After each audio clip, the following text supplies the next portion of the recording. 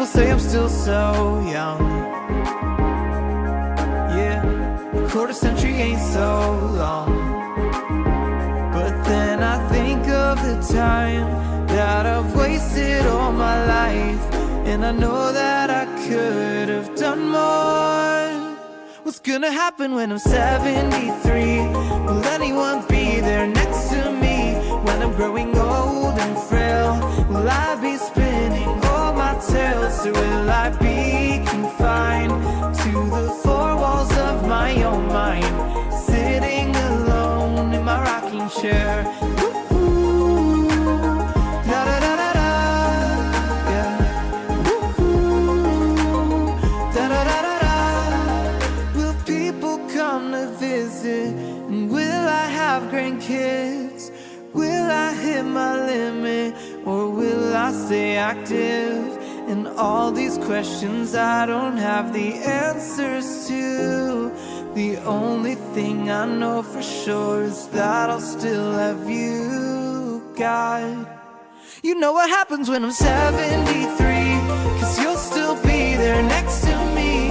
When I'm growing old and frail, you'll be my strength and never fail. And I will be just fine, knowing you're the king of my mind. When I'm sitting alone in my rocking chair. You know what happens when I'm 73, 'cause you'll still be there next to me. When I'm growing old and frail, you'll be my strength and never fail. And I'll be just fine, knowing you're the king of my mind. When I'm sitting alone in my rocking chair.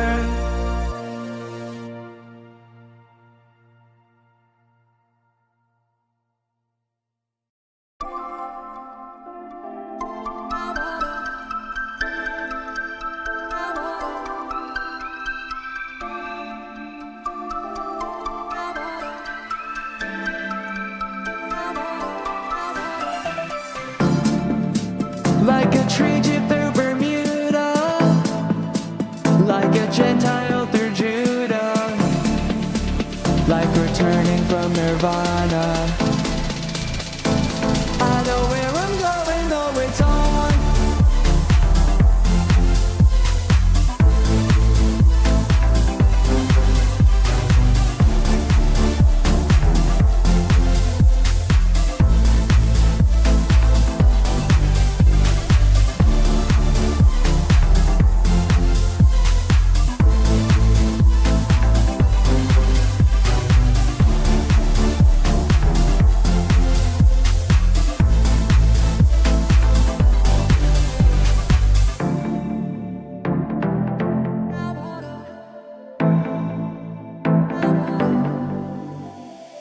When I was younger I would dress myself and go wherever I wanted so I could bless myself. But now I'm getting comfy in some godly armor, jumping out of hell with a sword and a belt.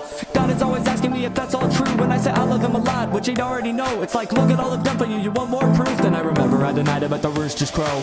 Call me a toad cause I'm a crow. Before I take another load, turning off the road, turn off the busy street lights. I ain't gonna think twice, I'ma go and speak like yo, it's gonna be like, so am I. Like a trade ship through Bermuda, like a Gentile through Judah, like returning from Nirvana. I know where I'm going, though it's hard.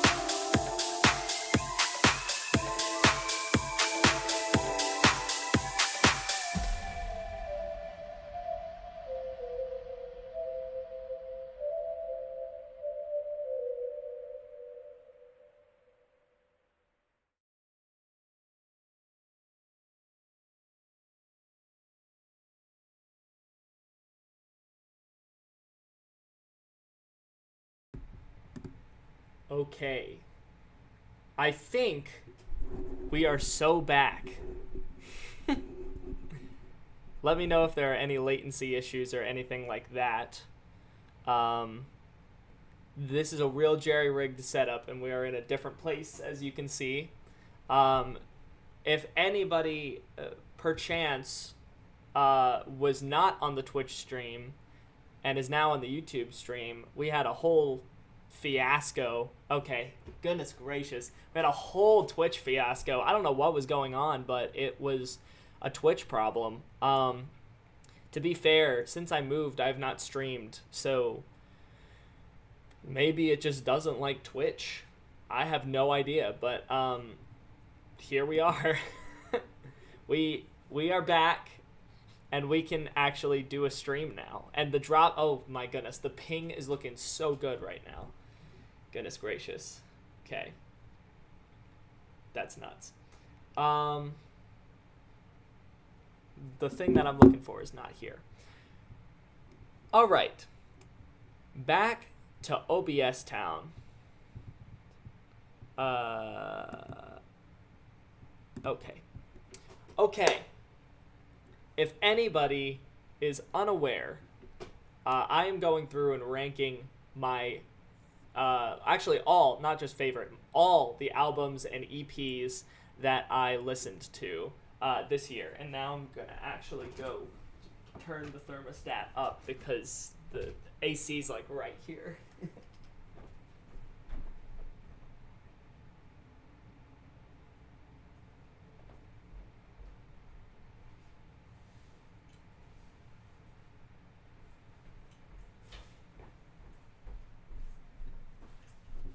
Okay.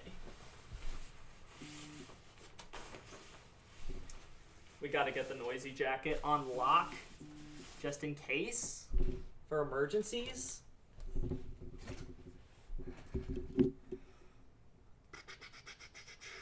Okay. Now that we got no latency issues, I'm gonna start the recording, and actually I'm going to go delete the other recording. Then I'm going to start a new recording, and we're going to pretend like this was the start of the stream all along. So sounds like a plan. I'm telling myself sounds like a plan. Okay, start recording. Hopefully this does not destroy the stream. It was looking a little bit like maybe it would destroy the stream. Okay, it's probably fine. All right, what's up, everybody? Today we're going to be going through all of the albums and EPs that came out this year that I listened to, and we're going to rank all of them according to my opinion. I, of course, go into some like objective measures and stuff like that for when I consider what albums and EPs are good. Did it actually start buffering super bad once I started the recording, or are you saying, oh man, imagine if it did? That would be awful. There's no way for them to see Twitch chat. I just realized if you're watching this on YouTube later, because I am planning on doing a full stream upload at the end for those who missed it. Where was I? There are some objective measures for how I... Okay, we're good. Some objective measures for how I think through albums and EPs, but ultimately it really just comes down to how much I like it, how much I enjoy it, how much staying power it has, how much of a big part of my year it was. So yeah, that's ultimately what it comes down to, but that's what we're looking at. So first of all, the albums that you're seeing up there are the 15 albums / EPs that I listened to this year that are disqualified from the ranking due to content concerns. If you've been following me on albumoftheyear.org, you'll notice that I'll do some content warnings through a red light, yellow light, green light system. Green light is like totally innocent, nothing wrong with it.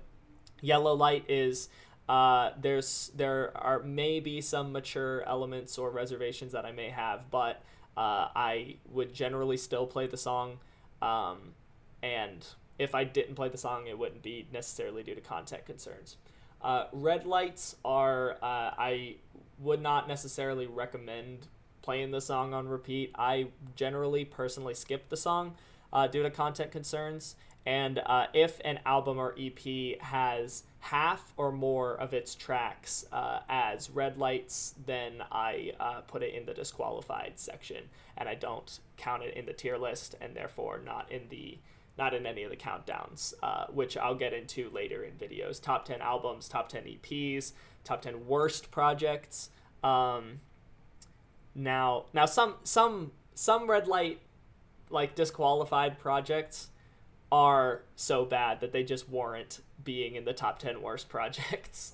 But yeah, that's all I'll get into now.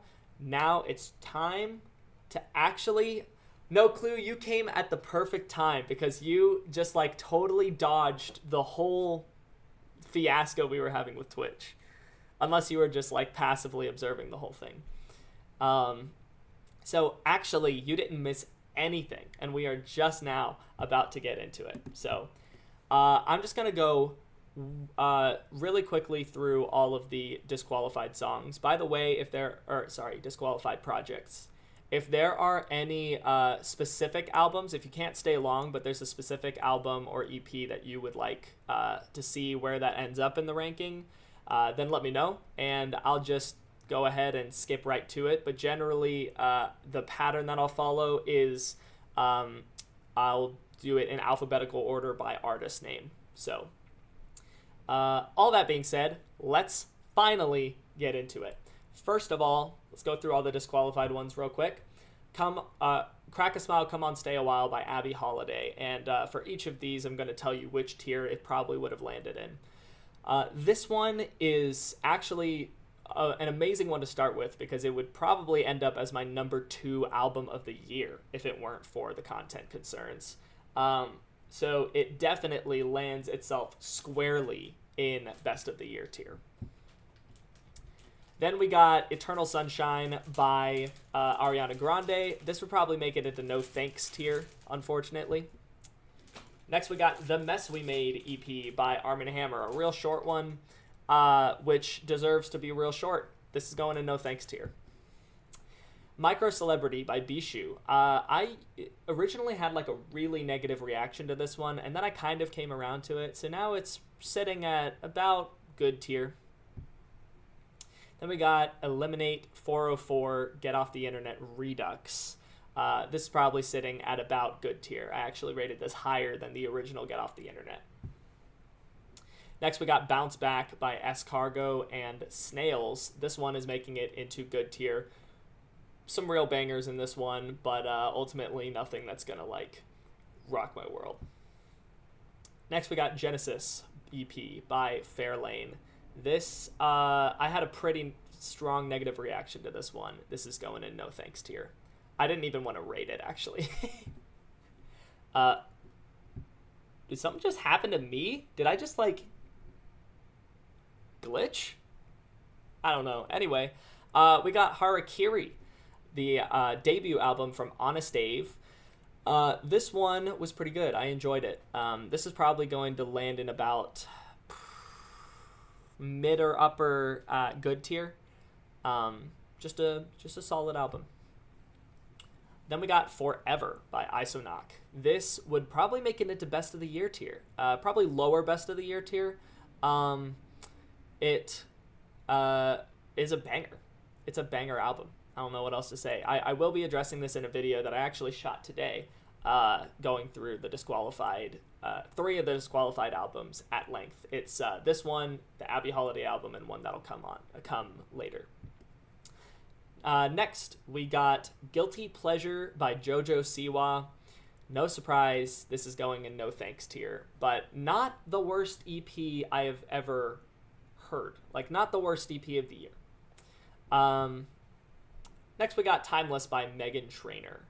I was thinking, like, surely it's not as bad as everybody was saying. Grant is on production. Ellis is on production. How bad could an album that has those 2 producers be? It's bad because they were both being good producers, and letting Meghan Trainor take the reins this is going squarely in no thanks tier. Next, we got Smile by Porter Robinson, which is the third album I'm going to be discussing in that Disqualified albums video. This one is probably going in best of the year tier. If I wasn't handling content concerns at all, then it would probably make it to like number 10 album of the year on its own. If this was just the exception to the rule, it'd probably be about album 8 or 9, but then Abby Holiday in the other case would move it down. So this would definitely make it into top 10 albums of the year if it wasn't for content concerns. I loved this album. Next, we got The Tortured Poets Department, the anthology. Yes, I braved the whole 2 hours.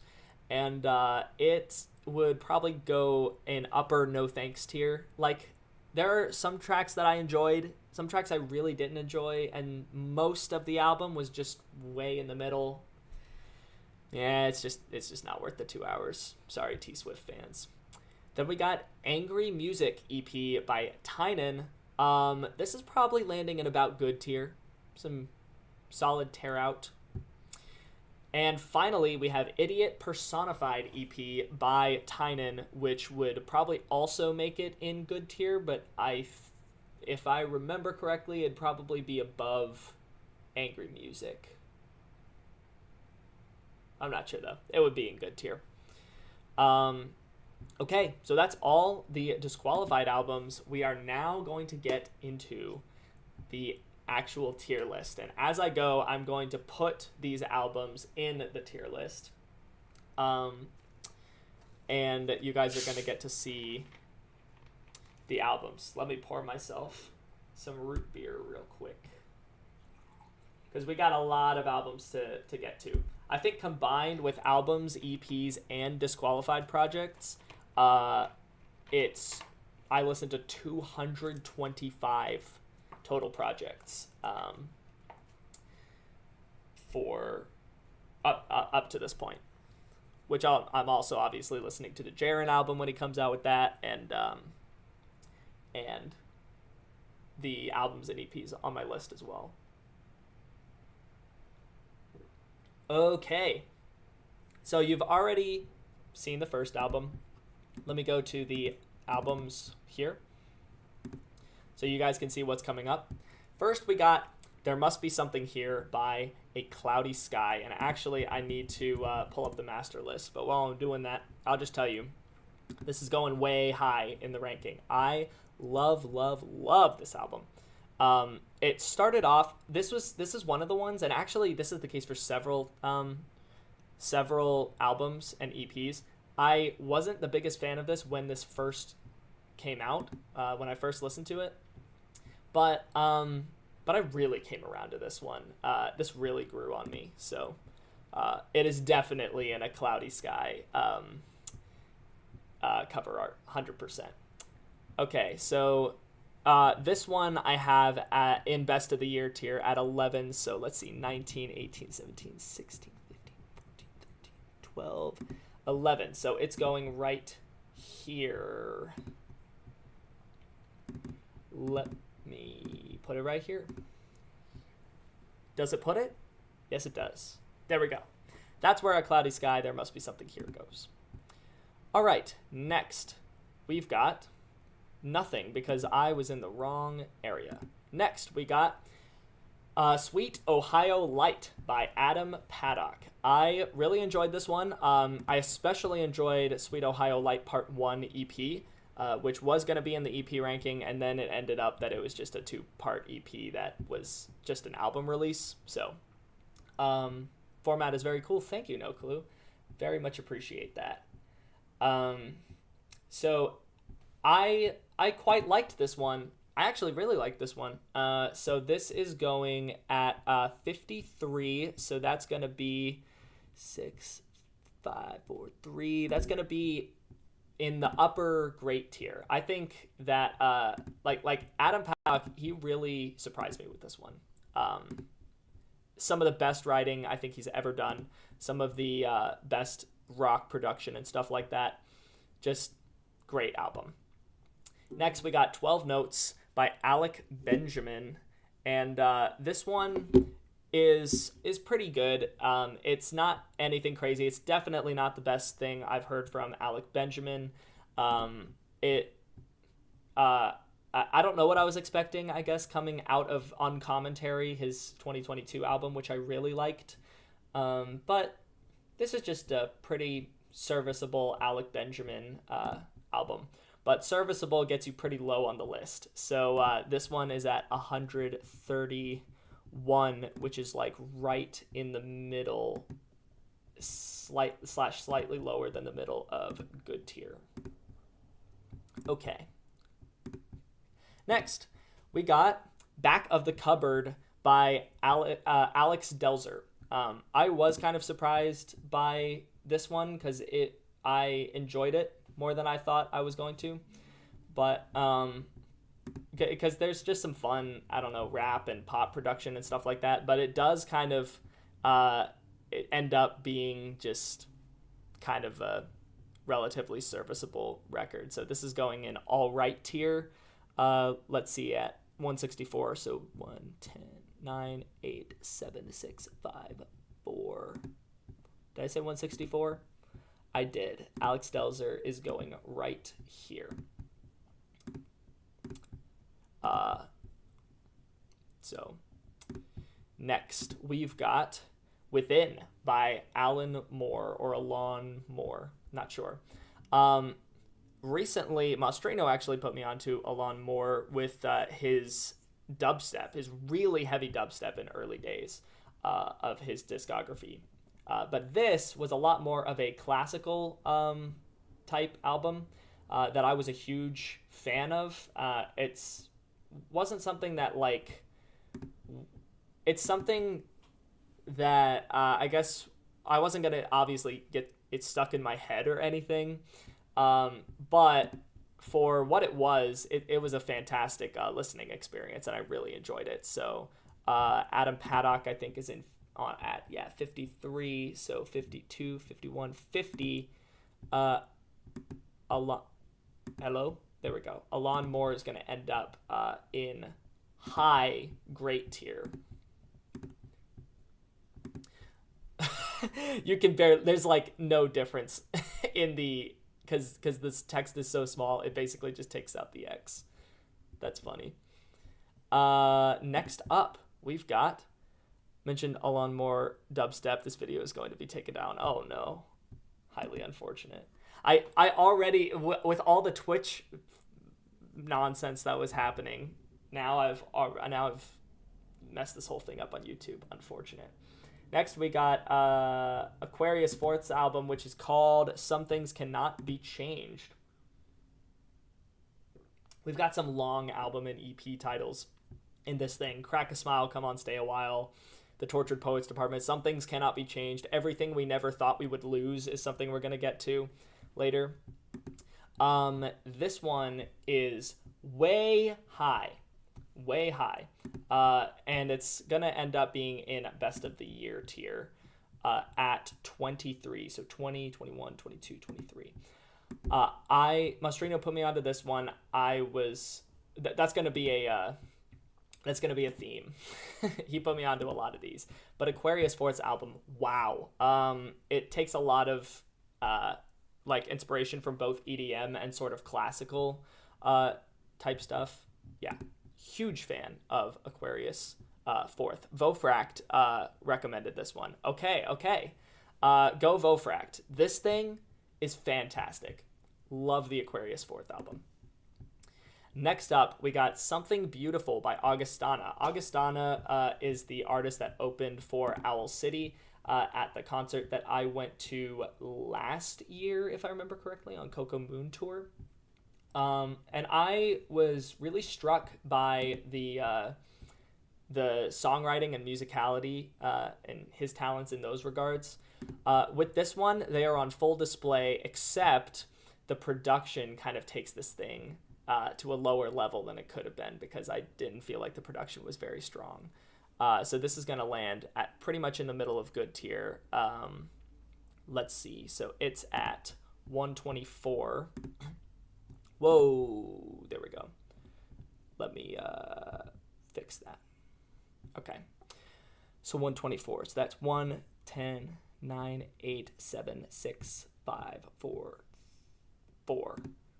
I did say 124.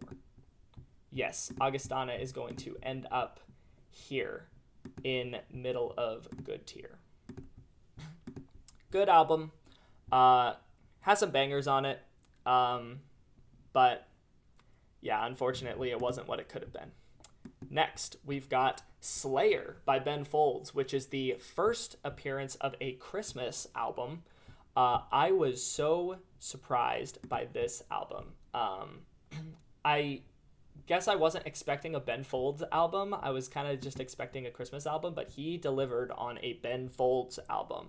So the songwriting is in full swing. This is ending up in Best of the Year tier.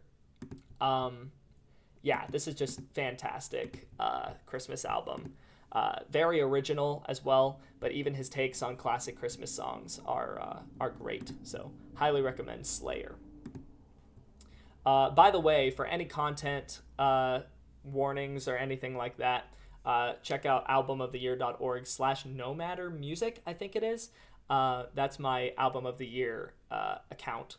And I post reviews on there, and I also do content sort of warnings before I get into the reviews through a red light, yellow light, green light system, which I think I actually mentioned earlier now that I think about it. But I'm not sure whether it's the Twitch version or the YouTube version, so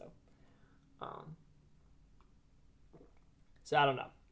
Next up, we got Benny by Ben Lawrence, personal friend of mine. I enjoyed this album. This was a good album, but I think, if I'm not mistaken, it's going to end up as just a good album in good tier. It was definitely, so it's just below 12 Notes by Alec Benjamin. I do think the songwriting is pretty solid, and the production is definitely pretty solid in places, most of the album. But yeah, it just kind of wanders a bit sometimes and doesn't really know where to land. So I think I might have only mentioned it for the Twitch. Okay, so this has a bit of trouble getting some direction, I think, but it's a pretty solid album. Next, we've got Fireworks and Rollerblades by Benson Boone. I was surprised by this one. I actually, I didn't think it was anything like remarkable at first, and I still don't think it's anything like amazing, but I still think it's quite good, and a lot better than I thought it was going to be, given that I'm kind of worn on the Benson Boone style with other artists, especially you'll see the John Michael Howell album later kind of takes a lot of what Benson Boone was trying to do with this, and it just like doesn't do it as well by a long shot. But I quite liked the Benson Boone album, so this is going in lower great tier, because there's a good bit of variety in there as well, and he really there's a lot of intentionality to it, especially in the parts that don't sound so samey. So go Benson Boone. Next, we got Hit Me Hard and Soft by Billie Eilish. This is one that's going to rank pretty highly. I really enjoyed this one.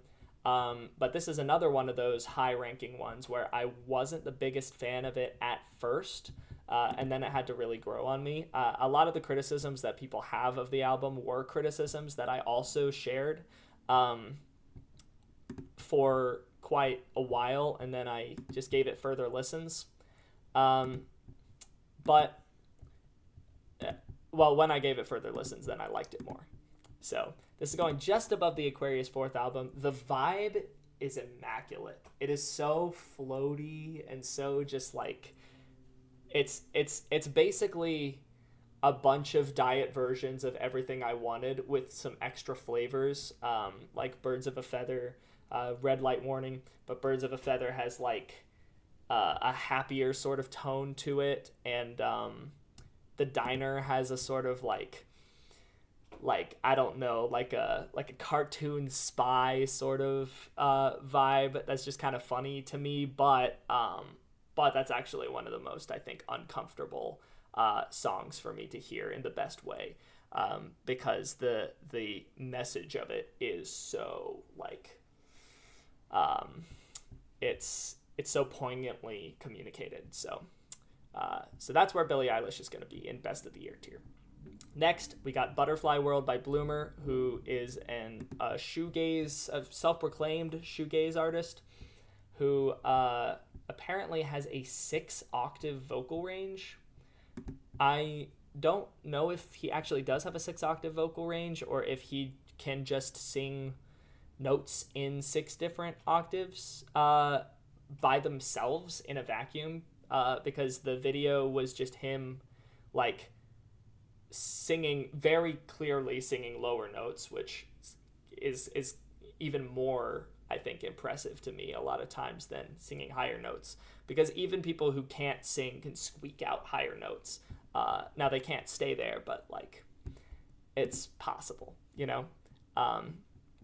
But and I don't think he makes use of a 6-octave vocal range in this one, but I really do enjoy what he did with this one. It does have quite a bit of a punch. The songwriting could use some work, but man, is this punch in the gut a lot of times. So that's going in great tier. Next up, we've got Forever by Bon Jovi. This was like, somebody introduced this to me in a passing comment. They were like, oh yeah, Bon Jovi released an album. And I was like, Bon Jovi? Like, Living on a Prayer Bon Jovi? And then I realized that Bon Jovi has actually been consistently releasing music ever since those days. So, very impressive. But this one was just kind of like, it was all right. I enjoyed it. But I enjoyed most of these. So yeah, it's definitely not something that would blow me away. Has some fun sort of pop rock vibes. But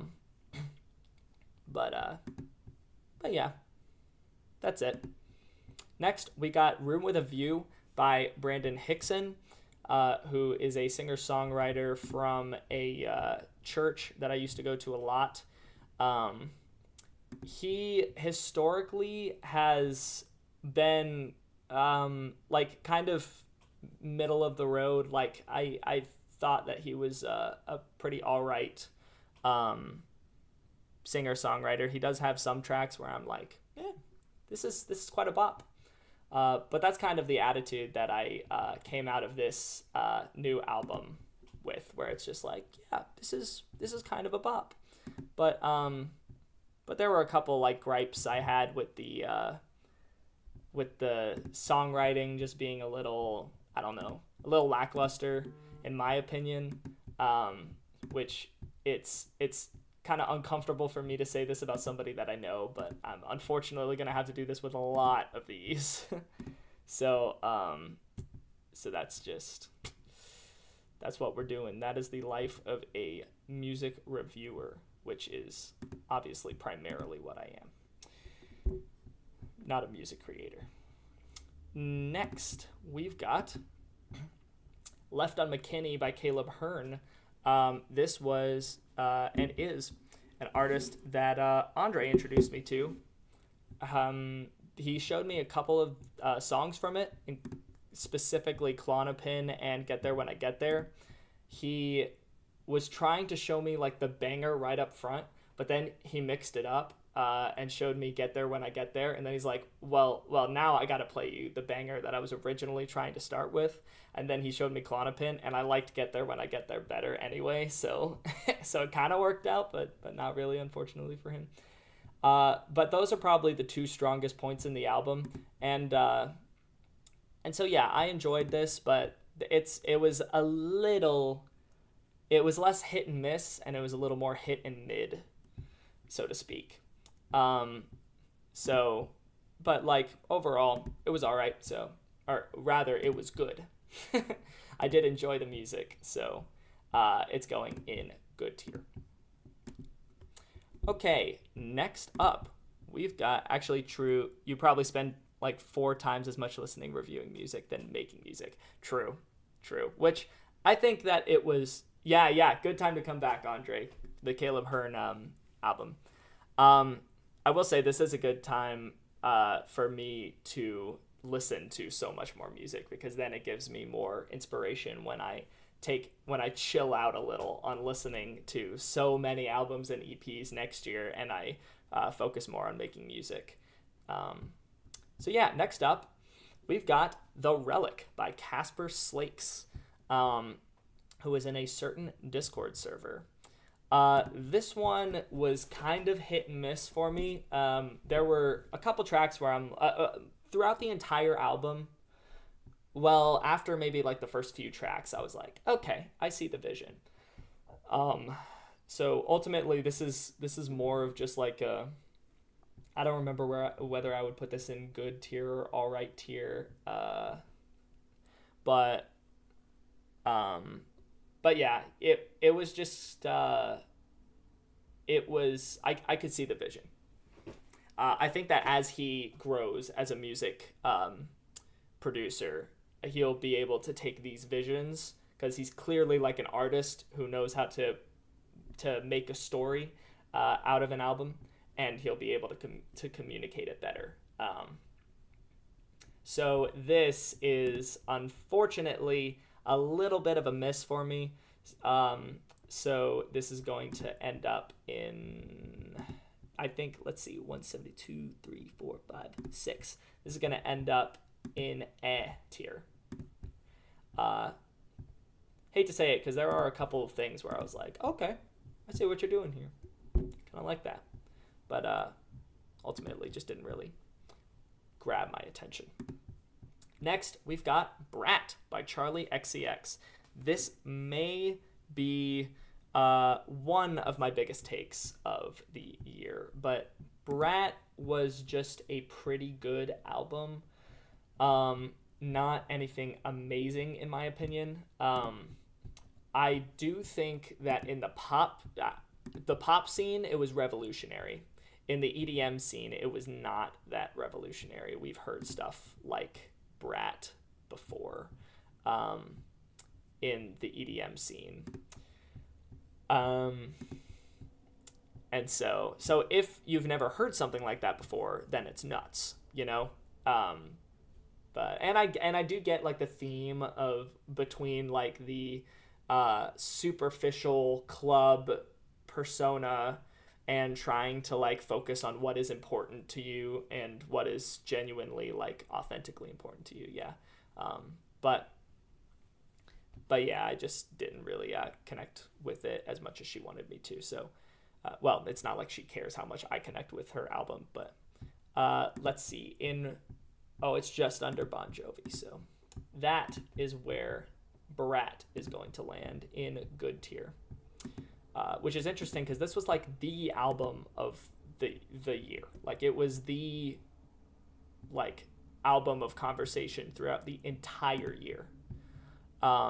Casper to Charlie is crazy. Yeah, we're going to start getting some real tonal shifts. All right. Who do we get after Charlie? We have Chompo, which is another tonal shift. Chompo was the most intense hit and miss compilation of them all. I do think there were, like, ultimately, most of the time it was a hit. But, like, sometimes there were just some real misses, and that wasn't the case with Chompo 1. Sometimes tracks were just, like, okay, but not great, and then other times they were like, whoa! And then sometimes they were just in the middle where we were really vibing. Chompo 2, for me, I was, like, disgusted by some tracks. Air Force One's a great example. I didn't really like Stardust Galaxy that much. And then there were some other tracks, like the Mama You Do food track that I forgot. And Deity. Yeah, some tracks like that are just like, whoa. So, in my opinion. So where does Chompo land? So it's at 120. So below Caleb Hearn, it's 4 spots below Caleb Hearn. So 1, 2, 3, 4. Here is where Chompo is going to land. Middle of good tier. All right, how many albums do we have in the preview over there? Okay, it goes till the Delta Heavy album. All right, so let's move on to the next one then. We've got Cyberworld by See Me, a real late addition from the kind of young pop renegades, Matthew Parker adjacent crowd, but more of a hyper pop, even a bit of a heavier flair to him as an artist. See Me's album was pretty good, but it wasn't anything that blew my mind. There were just a couple of tracks that were like, okay, this is fun. Two Roads is a great example. But I'm having trouble finding it. Okay, so ultimately, I don't know. It just felt a little flat to me, so it's all right. I mean, it's all right. So that's where Cyberworld is going to land. Very sorry, Chris. Next up, we've got it's called I'm Not Afraid to Make Music Anymore, or no, I'm Not Afraid of Music Anymore by Coin. This was an album that kind of snuck into a 70 rating on Album of the Year. Yeah, I mean, it's all right. But yeah, I enjoyed this one. It's just like, I'm probably not going to remember it much. So where did I put this thing? At 108. Which is in a completely new tier. So 14, 13, 12, 11, 10, 9, 8. So upper good tier is where Coin's album is going to go. Just some fun, like, pop rock / indie type vibes. I don't really know how else to describe it. Next up, we've got Moon Music by Coldplay. By how much people were hating on this album, I thought that it was... I don't know what I didn't know what I was going to think of this album. And I was very impressed. I thought that Coldplay really delivered on the sorts of things that they do very well. So this is going to be in upper great tier. I do really like the atmospheres that they have in a lot of the tracks.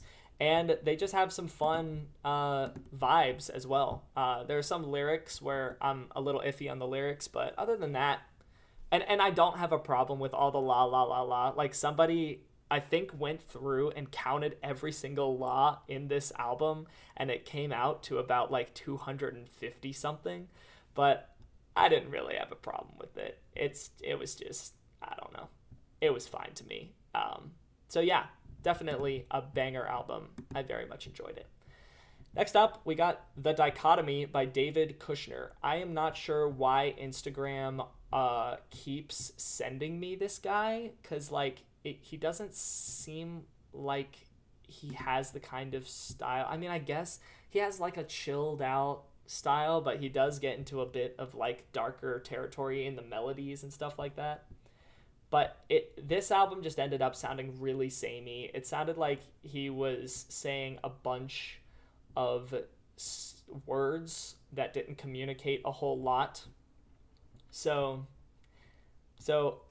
like, the vibes were all right. The vibes were like kind of floaty and everything. But I don't know. I probably wouldn't return to this one. So this is lower tier, unfortunately, for our boy, David Kushner, our sad boy. He also released a Christmas song recently-ish called Empty Bench. That was just kind of like, the verses were kind of nice, but then the bro was yapping. This is 16 tracks when it could have been, it might be like 17 tracks actually, and it very well could have been like, honestly, like a 6-track EP. Like, I get what he's getting at. There's sort of like a Roman 7 type, he wants to do the good that he wants to do, but obviously he ends up doing the bad things that and he doesn't want to do the bad things, but he ends up doing them anyway. That sort of Romans 7, the law of sin, is what the Apostle Paul calls it. So that's directly inspired by that passage, I can tell. But he could have said it in less than 17 songs. Like, bro, come on. All right, next up, we got Dayglow by Dayglow. Kind of interesting that this guy waited so long to have a self-titled album. But either way, this is the first Dayglow album I have ever listened to, and I'm definitely going to check out more of his discography after this. This is going in great tier. Immaculate vibes, road trip type vibes. It's such a fun track. I really enjoy it with every listen. He does some interesting things musically and vocally as well, like on Nothing Ever Does. He simulates a panic attack, which is like nuts. And the way that he does it, I think, is so cool. But ultimately, I feel like you're gonna love it or hate it with that sort of deal. But yeah, just fantastic track. I'm trying to think of the one track. Oh, Every Little Thing I Say I Do, absolute banger. I do really like Nothing Ever Does as well. I like This Feeling. Especially This Feeling just has such punchy drums, especially in the bridge. Wow, yeah, I enjoy this one a lot. Next up, we've got Midnight Forever by Delta Heavy, which there's some whiplash for you, because this one I was not that keen on. Like, it was all right, and it's probably going to end up in all right tier. But yeah, it's just like pretty standard drum and bass a lot of times, although sometimes, like, the first time you hear that, like, those vocals and then the drum and bass beat, it kind of goes off. But then after that, he does that over and over and over again, or they do that over and over and over again, and it's just like, okay, we've heard this same song so many times. But it does get into some territory, like a sort of stuttery house type territory sometimes. So there are some tracks that are like all right, but I don't know. Ultimately, this ends up in tier, 2 spots below Casper. So that's where Delta Heavy's going to land. And I was kind of disappointed because I've been a big fan of what Delta Heavy has released on Monster Cat. But maybe I'm just a Monster Cat boy. All right, here is the next batch of albums. So let's get into them. Starting off the next batch with Everything We Never Thought We Would Lose by Depth Oblivious.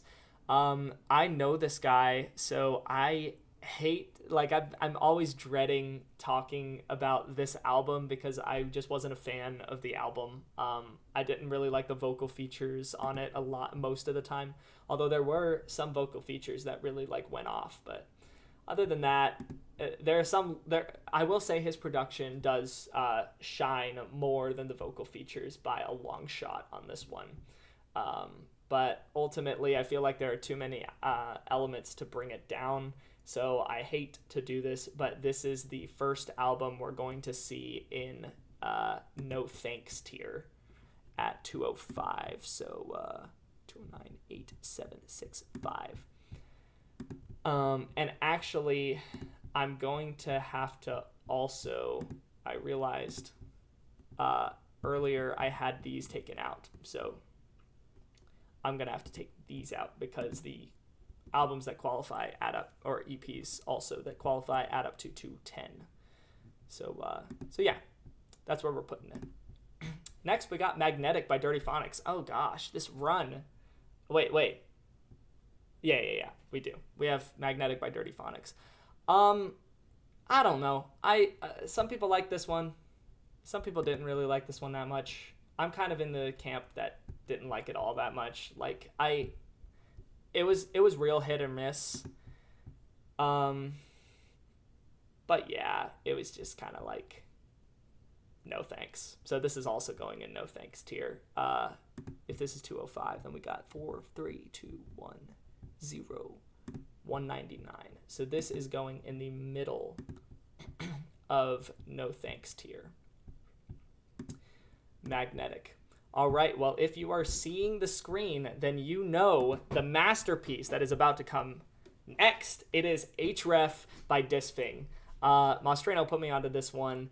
Wow. I was expecting like I had heard a Disfing song before it that I wasn't the biggest fan of. On the the Exobolt compilation he was on. So I was kind of expecting that sort of thing, but he gave us something way different than I would have ever expected from someone who made a song sounding like the song I just heard, or made an album that sounds like the song I just heard. I don't know what I'm saying. I'm yapping, but all that's to say, wow, this is fantastic. And I would, the way I'm looking at it, I would actually rate this above the Porter Robinson album. I actually would rate this above the Porter Robinson album. It is such a fantastic album with so much variety, such a balance of bangers and bops, and that just have a lot of heart all the way through. And I just feel like I would not expect that from Disfing. So this is going right here in the upper echelons of best of the year. Next up, we've got Radical Optimism by Dua Lipa. Fun album.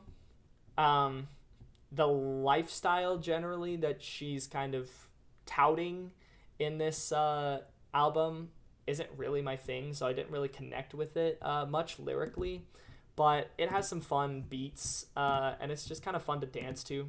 And she's pretty good at writing songs that fit the beat as well in a way that doesn't really make you cock an eyebrow or anything. So yeah, Dua Lipa made a good tier album. Has the qualities that people like about the Porter Robinson album, but also has really sick production on top of it. True, I do think that the Porter Robinson album has really sick production, but yeah, there are so many elements to that Href album that just it's just crazy. Like Index Error as well. Porter Robinson, I feel like would probably not throw a track like Index Error on Smile. But wow, yeah, it's crazy. All right, next up, we got The Third Kind by Dyadic. It is yet another take that I'm going to disappoint people with, because I did enjoy the album. I didn't really have any particular problems with this album. I do think that he was holding back a little bit, but I mean, I think that the whole theme of this album is cool. I think that the way he handled the theming was cool. So ultimately just a really cool album. So put in great tier, but it's not one of the best of the year in my opinion. So that's going there. Okay. Next up, we've got When Wind Meets Fire by Elevation Music. This one Elevation Worship, sorry. I was real surprised by this one.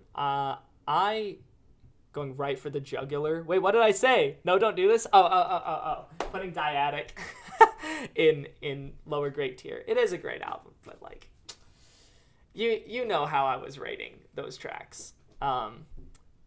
Yeah. So, yeah, true. Every time I listened to a track, I was like, bro is holding back. Even on the track that is entitled Don't Hold Back, he kind of holds back. So that was the ultimate test. But yeah, Elevation Worship, When Wind Meets Fire. It opens with some real bangers of worship music. You don't often hear banger and worship music in the same sentence.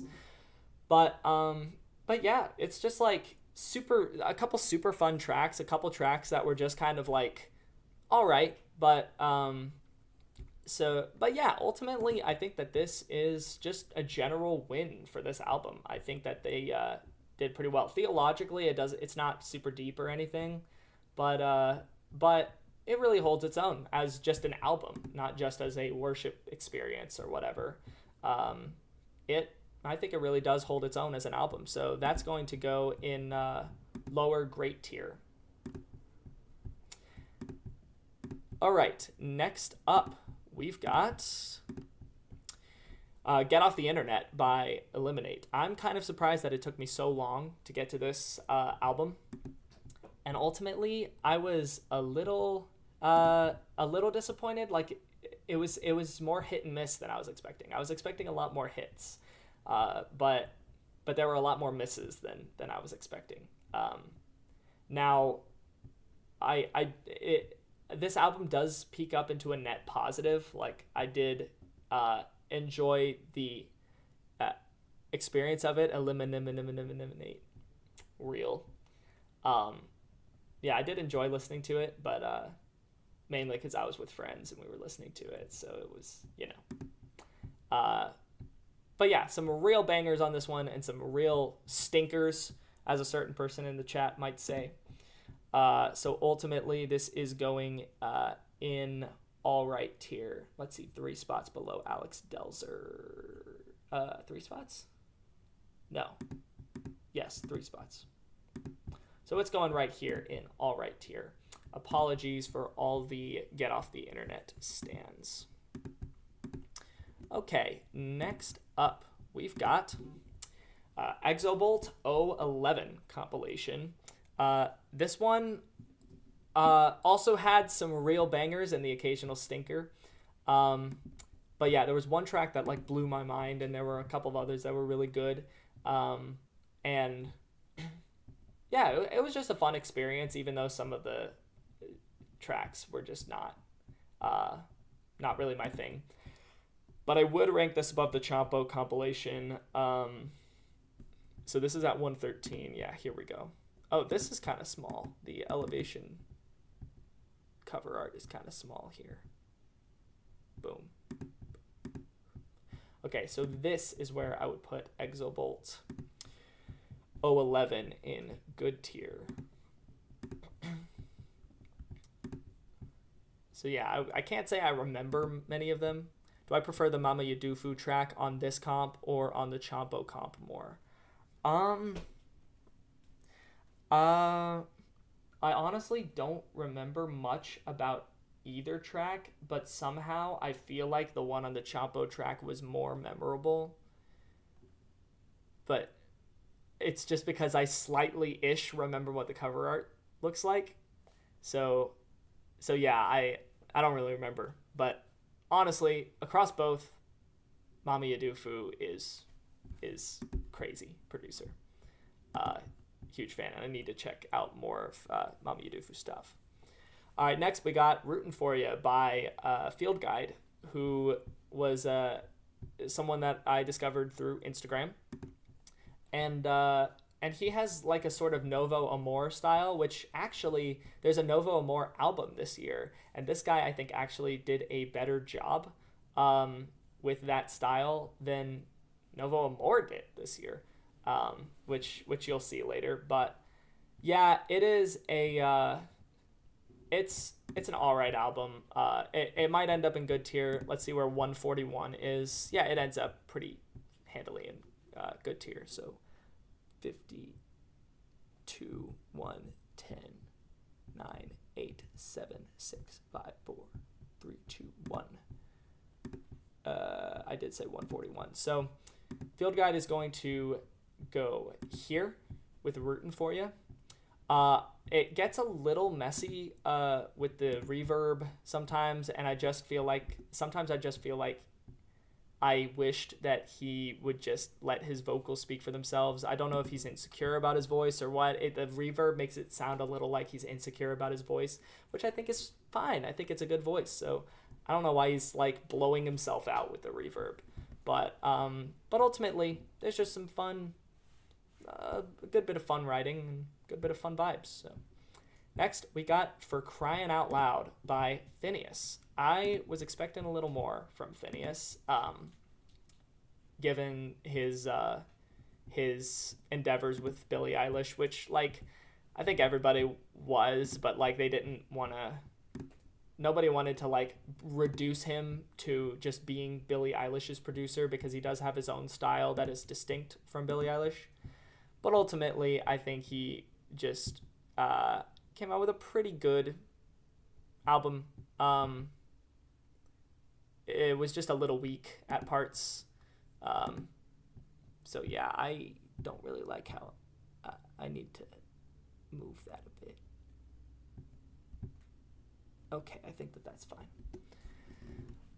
So yeah, probably won't return to it, but like, it's all right. I mean, it's good.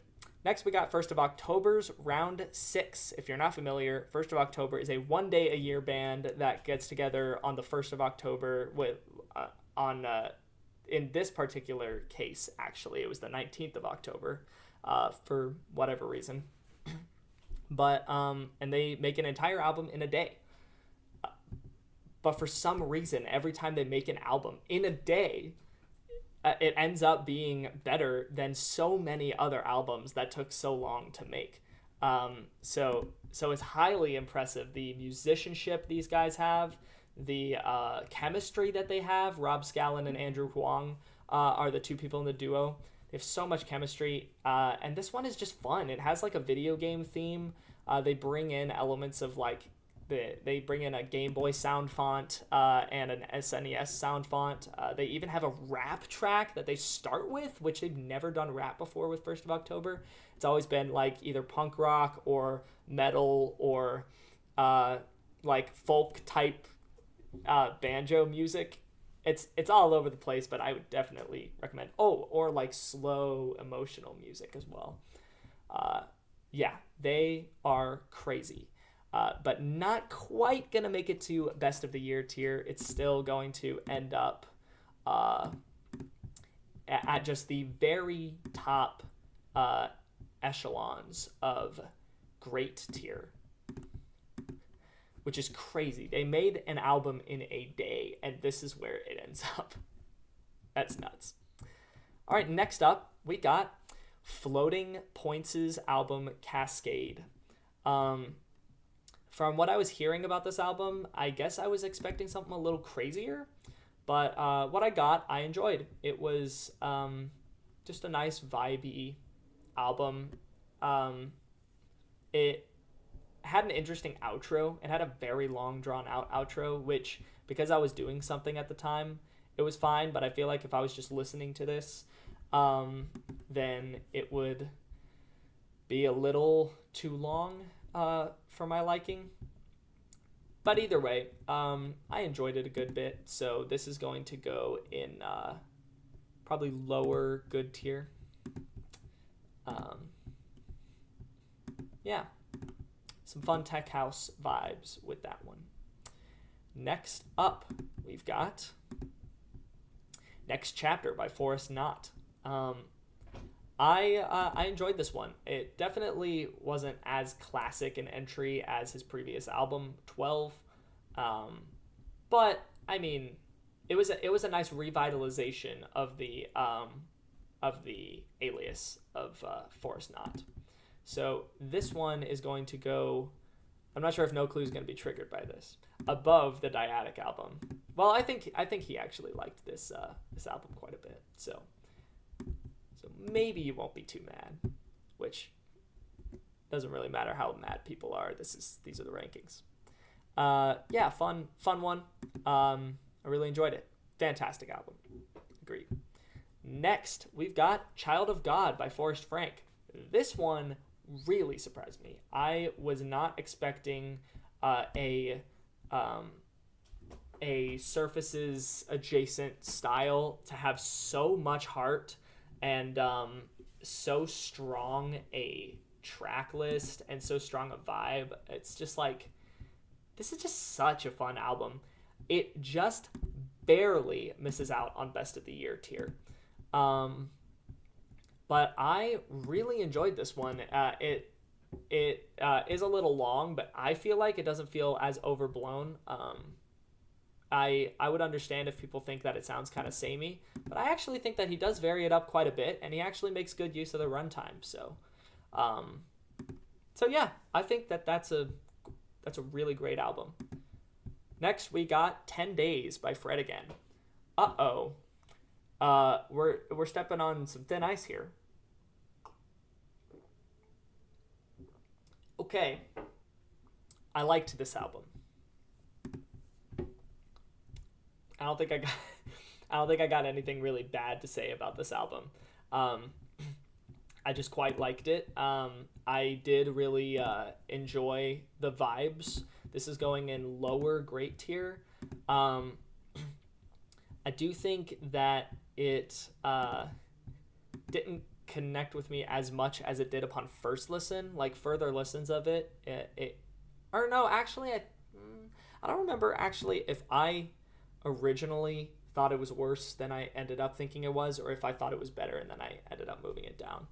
Either way, it went through a bit of a progression to where it is now, which is lower great tier. It is quite a great album. But yeah, not really anything that's gonna knock my socks off. There are a couple of tracks that I really bumped quite a bit. 10 is probably my favorite track off the album, and we also got Adore You is just a fun one, and I enjoyed Backspin, or Backseat, not Backspin. So yeah, next up we got RX by Galantis. Guys, this right here is my number 1 album of the year. What an absolutely fantastic album that has so much heart and so much like just soul, and the melodies on it are just so satisfying, and this is the best thing that they have made since Pharmacy, and this is going in best of the year tier because of how fantastic a comeback this album was. This is just what a great not cash grab. We love RX Galantis. Next up, we got The Legend of the Fall by Gardena. This one is going to probably end up being quite just unknown generally, I feel like, but this legitimately is a fantastic album. It has so much atmosphere. The story is so interesting. The sort of hype man. Oh yeah. For anyone who didn't catch it, I don't actually think those things about the Galantis album. And if you look at the bottom of the tier list, it is a no thanks tier. And anybody who thought I actually liked the album got bamboozled. But this one, fantastic. The idea of like a hype man serving as the narrator in between rap verses is just so sick. And the bars are so hot. Like, it's just, wow, this is such a great rap album. And I am not putting it in no thanks tier. I'm not bamboozling you guys this time. This is going in number 2 project of the year, number 2 album of the year, if I can find it. There we go. Legend of the Fall. Highly recommend. Highly recommend, even if you're not necessarily interested in rap. This is just a fantastic album. The production is nuts. Like, wow. Love this album to death. Best of the year tier. Next up, we got Here Not Really There by Glacier. Well, let's go back to answer this question. When did I discover Gardena's Legend of the Fall? I think that it was a pretty early album. So I probably I discovered it actually through Seijin Narial, who made my number 2 EP of the year last year with Morning Always Comes. And so Seijin Narial featured on 2 tracks and probably did some production on quite a few of them. And so he featured on a song called Head Up in the Clouds. And so I just heard it because of Seijin, but I was like, dang, this is crazy. And then I started seeing some and Head Up in the Clouds came in 2023, like late 2023. So that's when I discovered him. And then I started listening to the album when I saw it promoted from a bunch of people who helped work on it in 2024.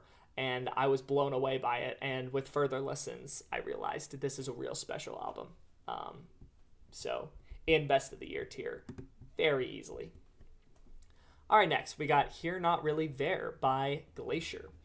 I think that this album is fantastic. I really enjoy this one. I think that Glacier, he delivered on a lot of I guess what I was expecting from a Glacier album, given the especially the Views series, Snow Screen, Sand Glider, and especially Wind Between the Waves, I think it's called, or Wind Beneath the Waves. I don't really know. But yeah, Glacier made it grew on you quite a bit. Awesome. Because this album, I think it hit for me right off the bat. Yeah, it was just, it's such a special album. I will say the songwriting is a little, like, he could work on his lyricism a little bit. I feel like there were a couple undercooked moments that served as the crux, the main concept of the song. And those undercooked moments weren't things that I necessarily saw in some of his other lyricism, like on Enough or Birch View, or things like that. But ultimately, I do think that this is technically an improvement from what he had written earlier, and the production is just fantastic as usual. So this is going to go in Best of the Year tier. I'm putting this right here. So if I can find it. Boom. Here, not really there, but it is there because I put it there. Glacier, not really lyrics. Not really.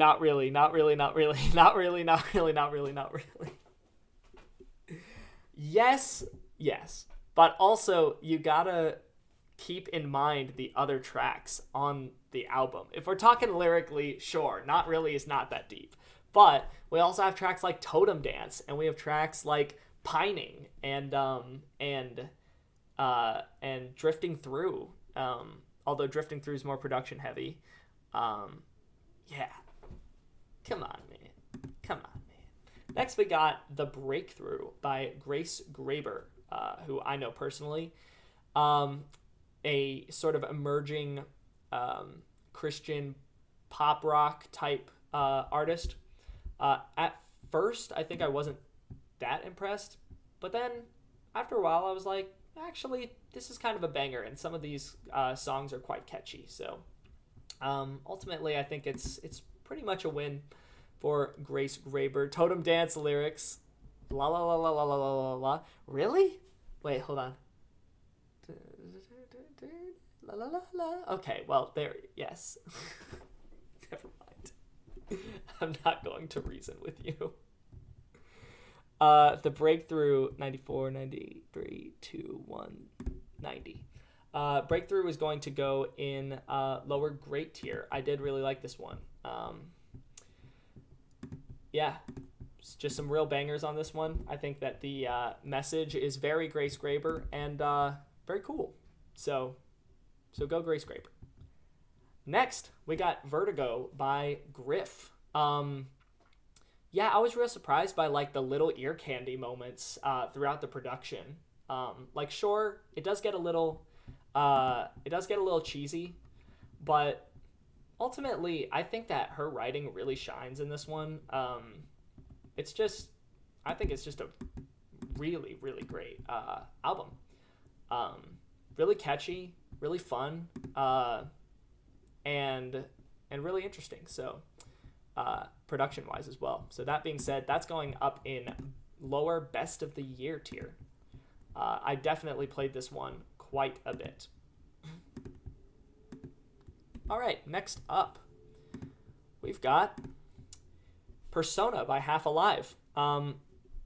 I don't know that I was expecting to enjoy this one quite as much as I did, or have my interest as piqued as it was.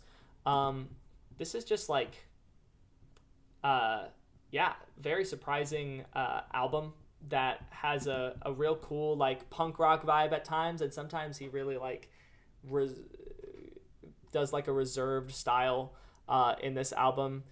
It's real different from what I had heard from Half Alive before, which actually the only thing I had heard from Half Alive was Nobody, which is their track on I've just joined. I do not know who you are, and I've never watched a video from this channel. However, a Cloudy Sky is on top. Awesome. Yes, we have a based a Cloudy Sky supporter. Man, I need to go back through all of a Cloudy Sky's albums, because the only ones I've listened to so far are the new one and What Do You Want, and I really enjoyed What Do You Want. But I know that he's kind of going a direction with There Must Be Something Here that's quite a bit different from what he normally did before. And now actually he's kind of leaning into that in a way that I really like through the new singles he's putting out. He put out a single called Spill recently that is a banger, and like just yesterday probably he put out a single called Myth, which is also a banger. Yeah, Cloudy Sky is goated. But yeah, Persona by Half Alive, really great album. His unique vocal style really like lends itself well to the vibes that he's going for with the instrumentals. Yeah, I really like this one. So that's going in upper great tier for Half Alive Persona. All right, where are we on the... we're actually... we have a few albums left until I scroll down. Okay, next up. Have to listen to his older stuff and the new singles as well. Dude, the new singles are so good. Oh my goodness. They're so good. And yeah, especially I think I may have heard one... I think I heard an all-nighter track from A Cloudy Sky and really enjoyed that one. So yeah, he's just like... He's crazy. Super good. Next, we got Light Dancer by Hudson Lee. This was one that, through an Instagram story that he posted, Glacier put me onto. This is a fantastic album. Really interesting sound design. And just really interesting atmosphere. It really feels like it's unique EDM, but also it feels like you're going through nature a lot of times in like an alternate reality that's like messing up around you, especially tracks like whatever that one was that's called like Twine something. Yeah, it's a nuts album. Highly recommend. Next up, we got Loom by Imagine Dragons.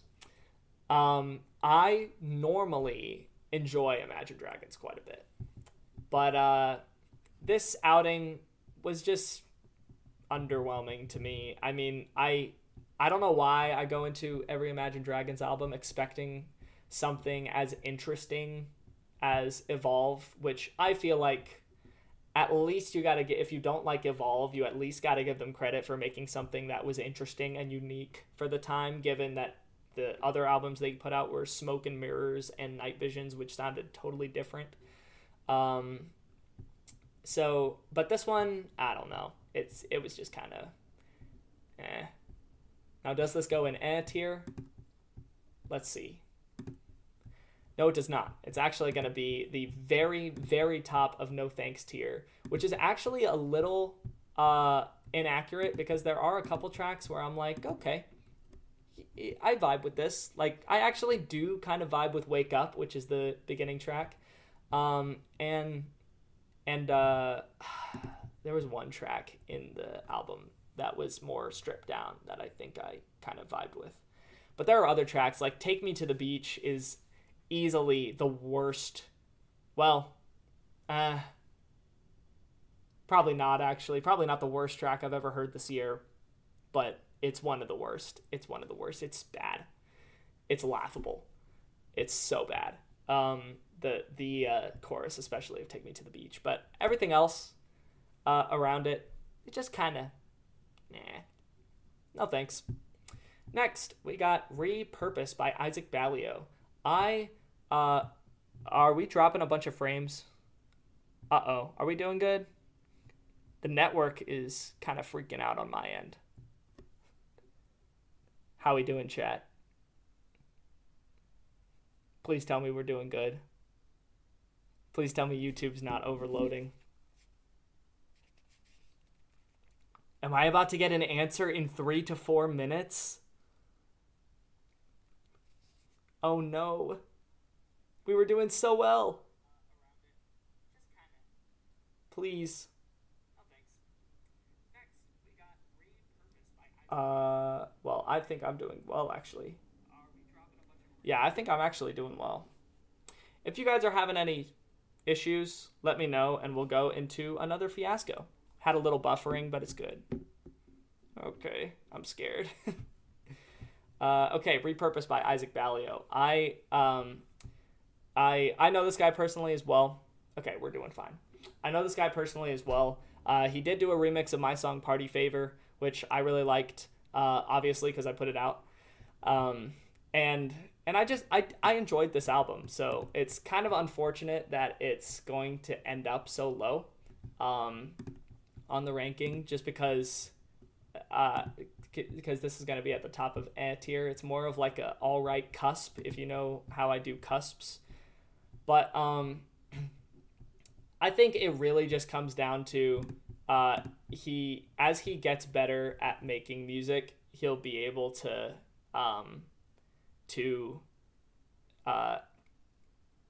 make stronger tracks, because that's just the nature of improving.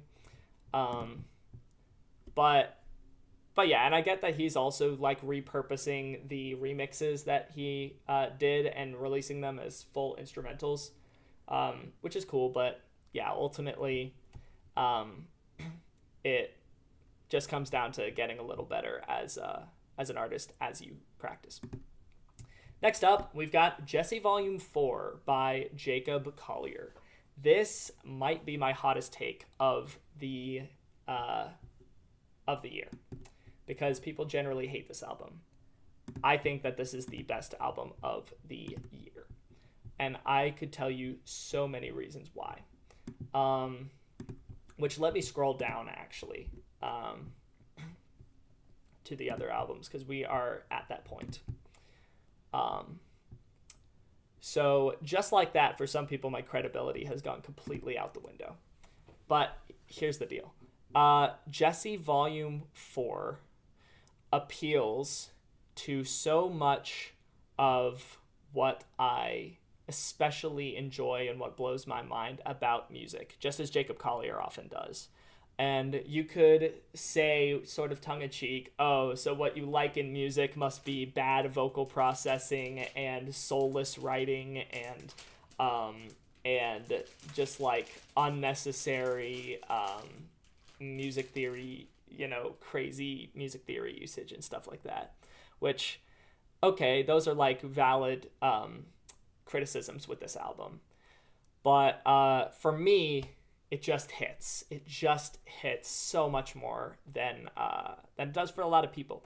And I get that. I originally, at the beginning of the year, I didn't get that at all. Like, I didn't get how anybody could think that this was a bad album. And then after a while, I was just kind of like, okay, like, I can see how people might not vibe with this as much. But I just love it. It's just so fun to me. I feel like that there's a bit of a fun factor to even the slower tracks, like Little Blue, even Summer Rain. I do like the verse melodies on that, and the kind of floating atmosphere of that, and Never Gonna Be Alone is a goated song as well. But there are also some just real fun tracks. I really liked Mi Corazon. I thought that was a fun sort of Latin vibe. I even liked Well, which was the rock song, which people just like absolutely dogged on. I do enjoy that quite a bit. And am I seeing life through Jacob Collier colored glasses? Maybe. One might say Colliered glasses. But I really enjoy this album.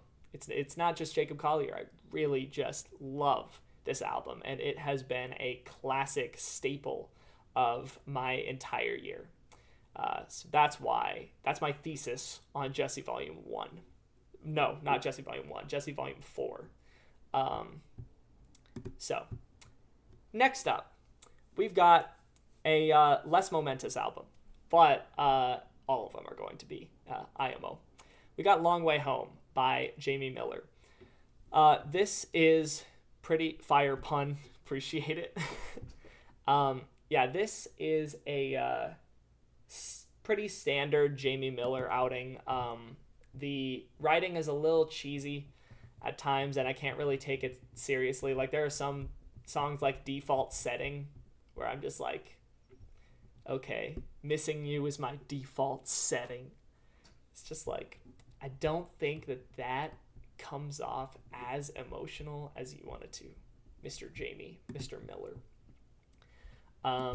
But ultimately, I enjoyed it all right. So I'm going to put this in lower good tier. Because I do think that he's a pretty good lyric writer generally and melody writer. So just a pretty good album. Let me make this a little bigger. Okay. Bro, click off of it. Thank you. Next up, we've got Deeper Waters by Jeremy Camp, the Christian pop extraordinaire. I wouldn't say the quintessential Christian pop guy. That would probably be Toby Mac. But he's the quintessential lots of Christian genres guy. This was an interesting project that, like, generally I enjoyed, but it was a project where he meant to write a more personal album that dealt with, like, important issues like mental health and things like that. But ultimately, he really just comes out with just another kind of commercial Christian pop album. So the references to the struggles are very vague and impersonal, and the references to God are very vague and impersonal. So ultimately, what I have to hold on to with this album is the music and the production, which does the job pretty well. I think that This Day is a banger. I really like that track. But yeah, ultimately, it doesn't really deliver on what it is trying to do very well. So the music kind of carries it. So that's where Deeper Waters is going to go. Very bottom of good tier. Next up, we got Brent 3 by Jeremy Zucker and Chelsea Cutler.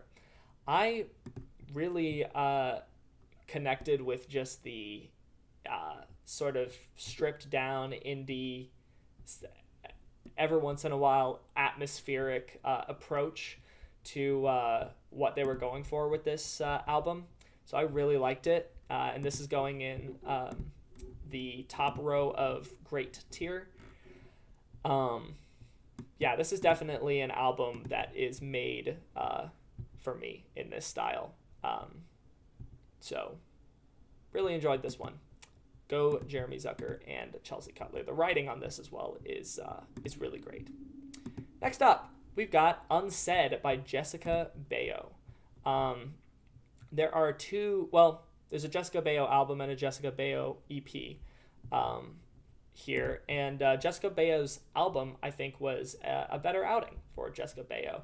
It is pretty standard, like heartbreak pop type stuff that has like one strong concept for each song, which can generally make for a disconnected album a lot of times. But for this one, I thought that it was pretty good.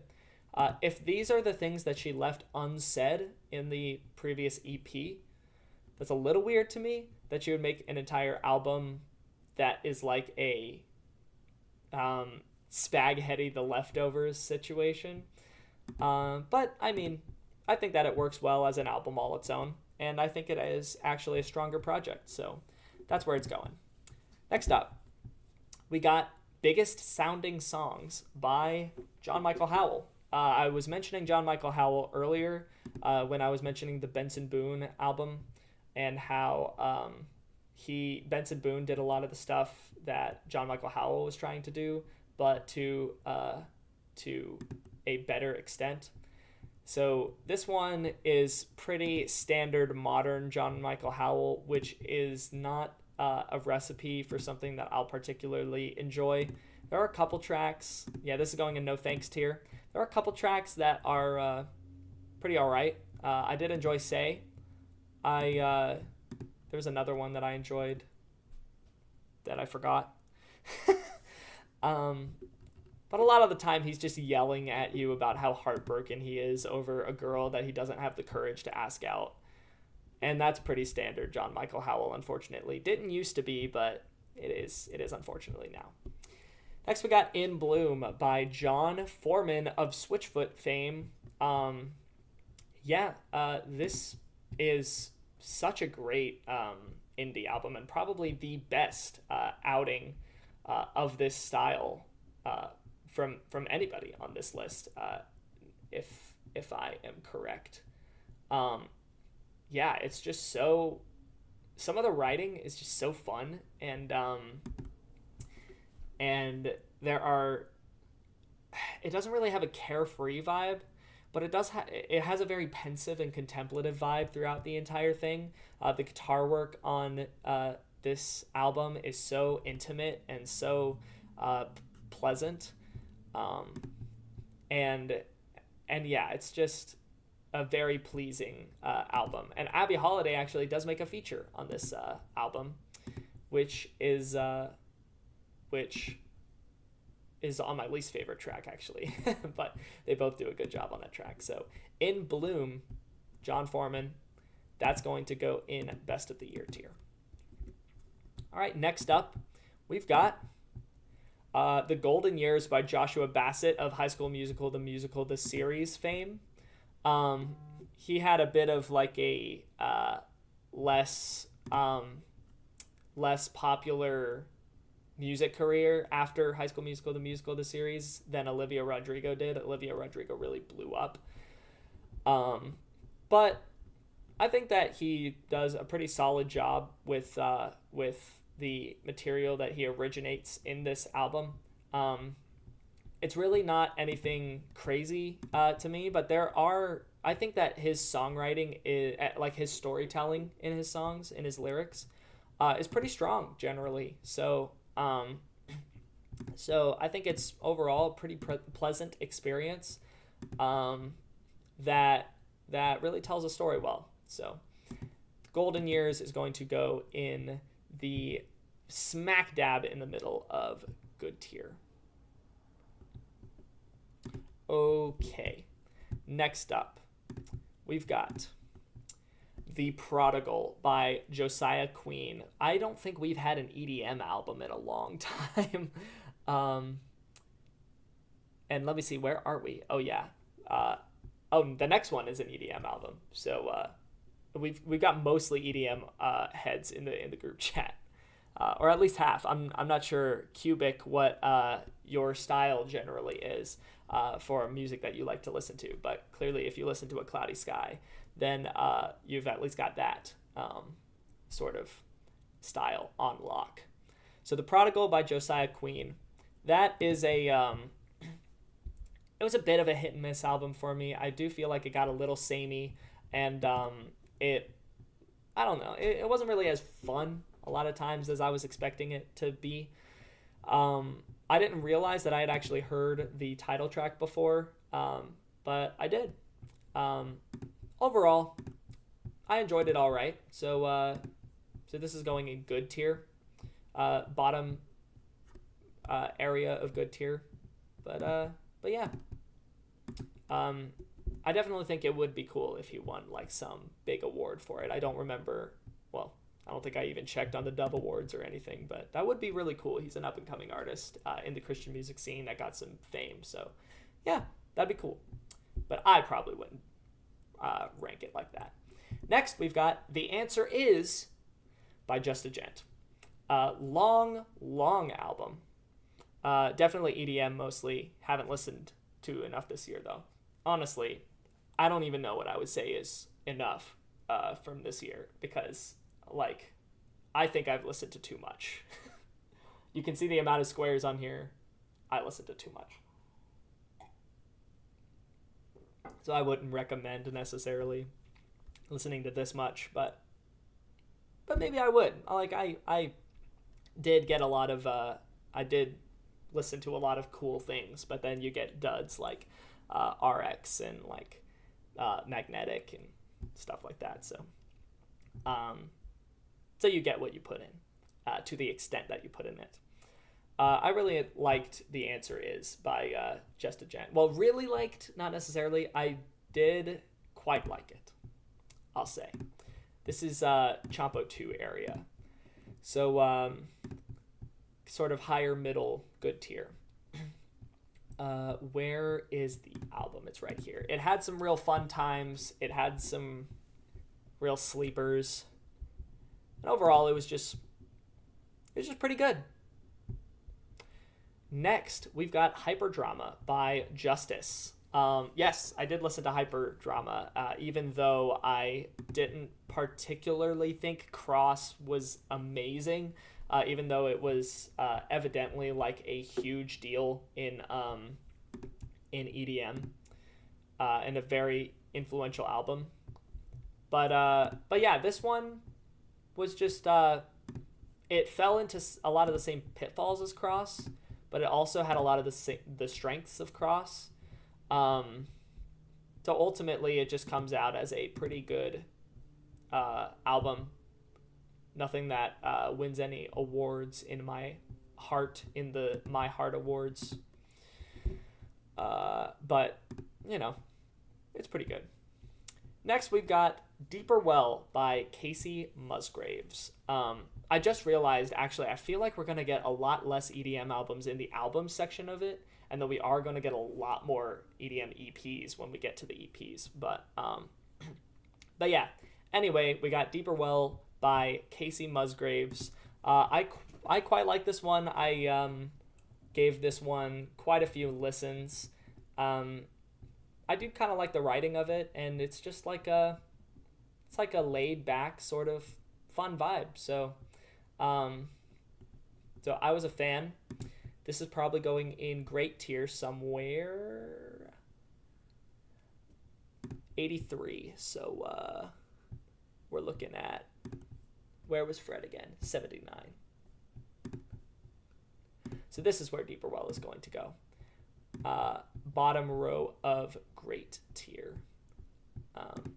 There are even some surprising, like I thought that the whole thing was just going to be a bunch of love songs, but there were a surprising amount of other things, like just living life, and also kind of wondering, is there a God, which I was really surprised to hear as a theme from Casey Musgraves. So yeah, solid album. I quite enjoyed it.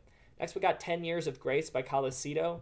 I really was surprised by how cinematic this thing ended up being, and how much I liked it as well, because I don't know, I guess I wasn't expecting this guy to blow me away, and he kind of blew me away at times. So this is going in top row of great tier.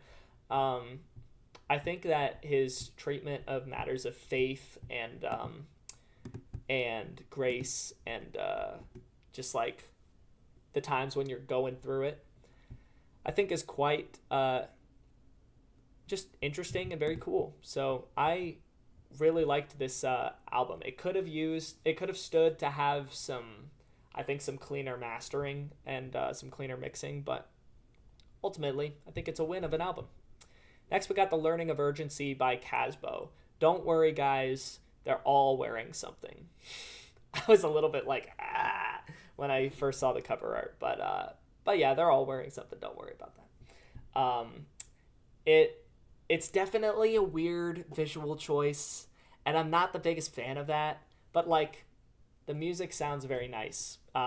So good thing I just listened to it on Spotify and not YouTube, although there is a full album stream with just some weird visuals on YouTube. But this one I came around to. Originally I didn't think it was anything like crazy, and I still don't think that it's anything crazy, but it's like, it is upper good tier. Just very nice sounding and very vibey, kind of Silk, Monster Cat Silk type music. So organic house, melodic house, that's your thing, then that's your thing. Banger album. Yeah, I don't remember much about what a lot of the tracks sound like, so I don't remember much about Atlantis or Carry Your Name, but let's see. There was one. I think Catharsis was one that, like, especially at first on my first listen, I really liked more, and then it was taken over by some other track that I forgot. But yeah, it has a really cool atmosphere, and it was just cool to hear Casbo. Oh no, you wrecked your car while listening to a Casbo track. Was it on the album? Oh man. Well, if so, then like kudos to you for still having a good opinion of this album after that traumatic experience. But yeah, I was really surprised to hear Casbo kind of go this direction, given some of the stuff that I had heard. And generally, I'd only really heard old Casbo, like Kaleidoscope and Again. So it was real interesting to hear him take this direction. It was Loon, I don't know. Some other project, I guess, or maybe a single. But yeah, I need to get into other Casbo tracks, because apparently this might have been like a natural progression from what he was releasing, but he wasn't necessarily releasing this kind of vibe all the time before he released this album. But I could be wrong. That's kind of the vibe I was getting from other reviewers. So did I put this on the rating? Yes, I did. On the ranking, I mean. Next up, we got Real Me by Kevin Quinn. I can't avoid giving this album a high rating, nor do I really want to. Like, sure, it gets a little cheesy, and sure, it does have a little bit of Deeper Waters syndrome, but like, it's such a fun EP. It's just so fun. I can't reverse that fact. The production as well is just so like bouncy and just poppy, and there's even a little bit of like, I don't know, just some electronic ear candy.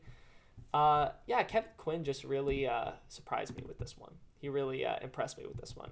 We're gonna have a real low resolution photo for this for this tier list, but that don't matter. It looks fine.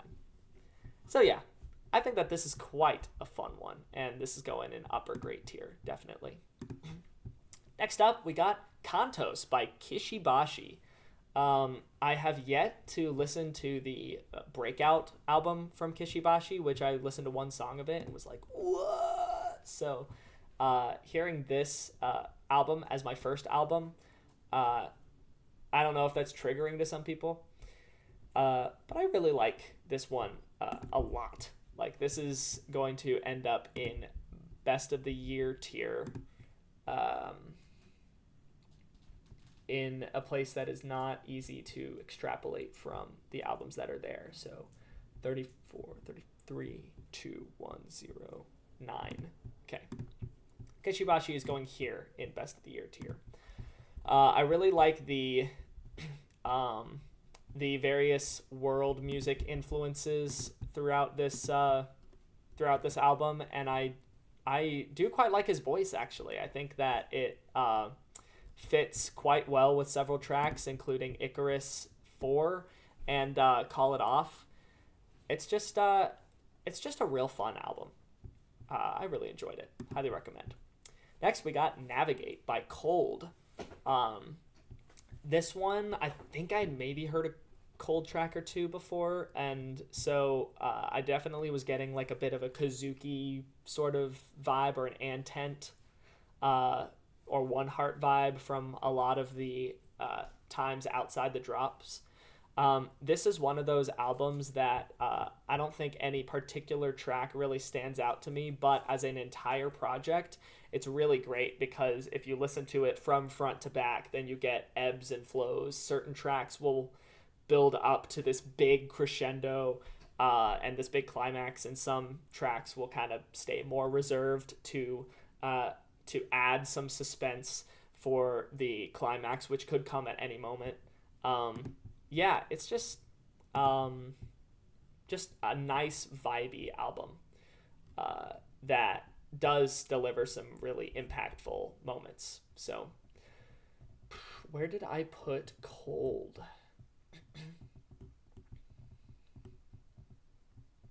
Did I put it? I'm gonna have to control Oh wait, but is it even gonna let me? Because I have the it has the special character on it. So I'm going to have to manually go find Cold in my list. Because he has the O with the strike in the middle of it. Oh, there it is. Okay. I have it at 95 right here, just below the Elevation Worship album. All right. There we go. Navigate. Next up, we've got Kygo by Kygo. Another self-titled album, which I don't remember if this is Kygo's debut album. But yeah, ultimately, I feel like I didn't have that many bad things to say about this album. It's just compared to all the other albums, it wasn't great in comparison to everything else. So this is going in bottom of all right tier. But like, it's basically what you'd expect from Kygo. It's vibey at times, but sometimes it just doesn't really have the atmosphere or the vibiness that he's really going for. So yeah, it's going there. Next, we got Family Business by Lawrence. I've heard people say that they're like Target ad type music, which, like, sure, I agree. They are kind of Target ad type music, but I can't escape how fun this music is to me, how fun this album is to me. And it even gets into some poignant territory as well, with tracks like Funeral, or maybe Guy I Used to Be is kind of poignant, but it's a bit more of a fun vibe. Yeah, I think I like the family business theme as well. I think that this is just a great album. So this is going in middle of best of the year tier. Should probably take a listen to the Casbo album too. Yeah, I think so. I think I'd recommend it, especially if you're just looking for a real chill vibe. You get plenty of that with that album. But yeah, Family Business, W album. Highly recommend, especially if you're looking for some dancey type, interaction type songs. Next up, yes, this album is here, From Zero by Linkin Park. I should listen to Places We Don't Know at some point because I've heard one or two tracks and really enjoyed. Okay. Yeah, I was just talking about how I gotta... Hold on, I gotta go tell Alexa to stop. She's talking to me. Alexa, stop. Stop. Alexa. Alexa, stop.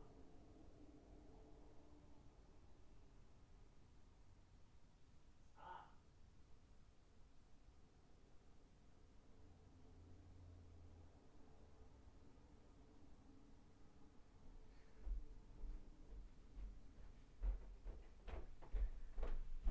Alexa was legitimately... Oh, man, I said her name. She was legitimately about to... No. Alexa, stop.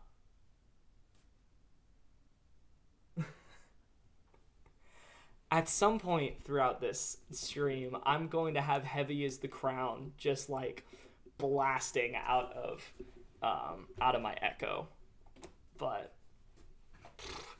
I will say... That is a great song for it to put on shuffle, because I did really enjoy that one out of all the tracks on this album. Yeah, I enjoyed this album all right. It wasn't anything that, like, blew my socks off. I don't have the... Like, this is my first Linkin Park album, which is definitely... Some people aren't going to like that fact. But, like... I don't have all the history with, like... Oh, you know, this new vocalist is just trying to copy the old vocalist, or copy Chester Bennington, all that. I don't really have that strong an opinion on all of that. Yeah, Kishibashi, so high. Very deserved. Very deserved. Yeah, I don't have all the history of Linkin Park, but I just thought that it was a pretty alright album. Let's see, are there any that... Where's Rootin' For You? by Field Guide. So it's just above Rootin' For You in bottom of good tier. I even enjoyed some of the tracks like that have like some crazy screaming in it and stuff like that. I do enjoy that when it's done right. And I feel like Linkin Park has it down to a science at this point. So it's like they'll probably do a good job with it. Next up, we got Older by Lizzie McAlpine. I was pretty disappointed with this at first, and then I listened to it more, and I was just a little less disappointed. It does have a pretty nice vibe. It's definitely more reserved than normal. But yeah, it's not really anything crazy. Let's see, where's Cascade? Okay, so this is just above the Cascade album. Oh, I did it again. There we go. Near bottom of good tier. It probably would make about all right tier or maybe tier if this were earlier in the year. But like, it's fine. There are some tracks that are pretty cool in it. Vortex is a pretty cool track. It definitely doesn't have the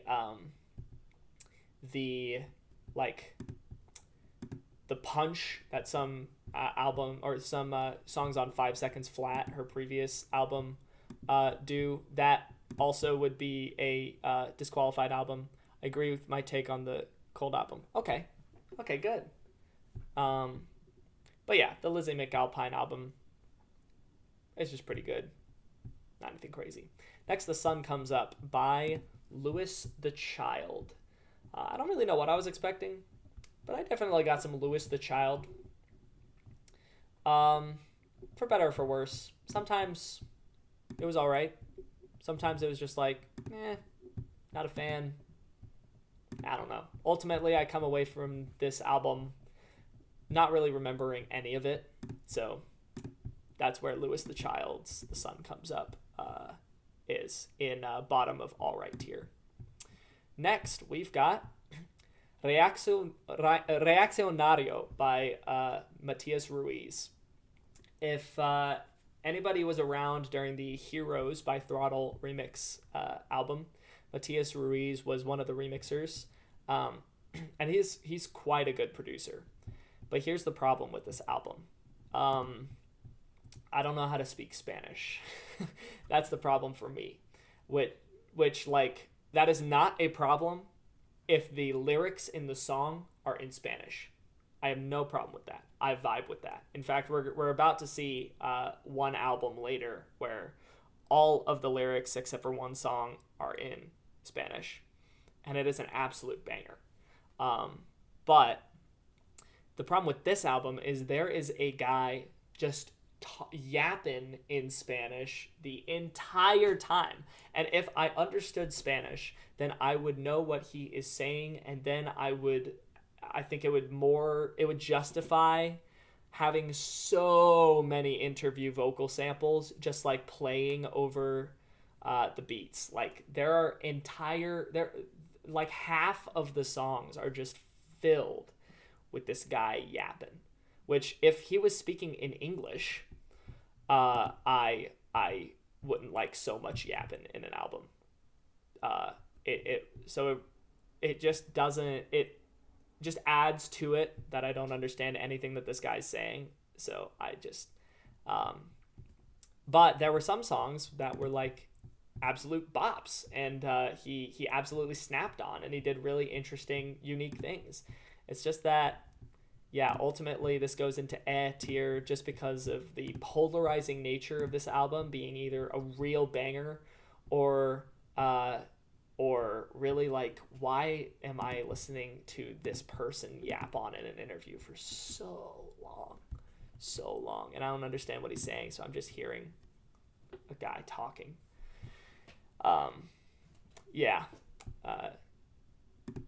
Next up, Fly Me to the Moon and Leave Me There, Matthew Parker. That's a step up, to say the least, from Reaccionario. This is a bop of an album. This is just super fun all the way through. And he does get into some territory on this album that I don't think you'd expect from Matthew Parker. For example, Lay Low is a bit of like a Latin sort of feel to it. And Cold is like it's like a really impactful, almost melodic dubstep type deal, but it's very like vocal driven, and he really like works his yelling muscles on that one. And then there are just some fun like par for the course / a little bit more spice than par for the course Matthew Parker tracks. It definitely doesn't have like I don't feel like it has a very strong theme. I feel like Dragonfly had a really strong theme. I feel like Adventure had quite a strong theme. But this one didn't really have a strong theme. But it is just a collection of super fun tracks. So this one is going to go in upper great tier, near the top. So yeah, would highly recommend this album. Great stuff from Matt. Next up, I'm going to scroll down a bit actually because we are at that point. We have about, let's see, we have 42 albums left. Let's see. Linkin Park album Over Each Other has been growing on me. I really like that track. Okay. I don't remember much about Over Each Other. I think mainly the ones that I remember from the Linkin Park track are Heavy as the Crown. And that's it. But yeah, I enjoyed that quite a bit. So next up, we've got Y Esta Vez Sueña by MGMA or MJMA. This is an artist that so I was turned on to this album because it featured a song that featured one of my most played artists of the year, which was a banger new discovery. This guy is Flambeau, but MJMA is not also Flambeau. MJMA just collabed with Flambeau on a track called Novo Verás that was on this album. And honestly, that track is probably the best track on this album. And the other songs, like except for maybe one near the end, I don't know. I'm not a fan of what he does with his vocals. I don't think that the overly auto-tuned, like the hard tuning on it sounds that good. So unfortunately, the production doesn't really carry it. So this is going to rank pretty low, I hate to say. Because I was really excited for an album that featured Flambeau, but unfortunately this is going to just barely squeak out of no thanks tier. But honestly, this kind of is a no thanks type album for me. So that's where that's going to be. Next up, we've got Monster Cat Best of 2024. That's right. I listened to all 50 tracks in one day. Do I regret it? Kind of. But did I enjoy almost every track? Yes. The vast majority of tracks, absolutely, I enjoyed. The only one I did not enjoy was Decimate by Boss Fight. But there are some real bangers on this one. And especially, I do think that we start with the best ones and then it generally gets a little worse and a little worse as you go along, which that is the nature of a best of compilation. So I do feel like this is a pretty good representation of the best of the year. I was a little like, what are some of these tracks doing here at first? But then I listened through it and I'm like, okay, I get it. I do think that this is a pretty good representation of the best of the year. Especially the Skybreak domination in the top 10 is so based. Oh, wait, I just realized you guys are seeing me do this. How does this best of compare to the best ofs from other years? I mean, I have such, like, I either have strong opinions about a best of compilation or have never heard it before. I think post 2018, I will have next to no opinion. Um, Best of 2014 is obvious. I mean, I do think that this is generally probably better than best of like 2011 and best of 2012, and probably best of 2013, although there are some real classics in the 2013 one. But like compared to 2014, 2015, and 2016, basically that sort of golden era, I might say. Um, and even kind of 2017, yeah, it's like I kind of feel like it's not going to touch those, but those just have the classic factor to them. Um, so I'm not entirely familiar with the best of compilations after about 2018. But yeah, I really liked listening to these. As an album, obviously, if I were to rank this as an album, it would be unfair to it because it's a compilation. But as an album, it would be extremely bloated. It is 50 tracks long, but like as a compilation, yeah, absolutely. It's a great compilation. So I really have no complaints about this one, other than Decimate being in there. Like, bro, what? So that's going there. Okay, next up, we've got Mechanomorphic by Mr. Bill. It is here, folks. You might love it, you might hate it, you might think it's kind of overhyped and it's in between. I love it. I was expecting to love it, and I've expected to love albums before and been let down. This was fantastic. I get some of the criticisms of it. Like, it is kind of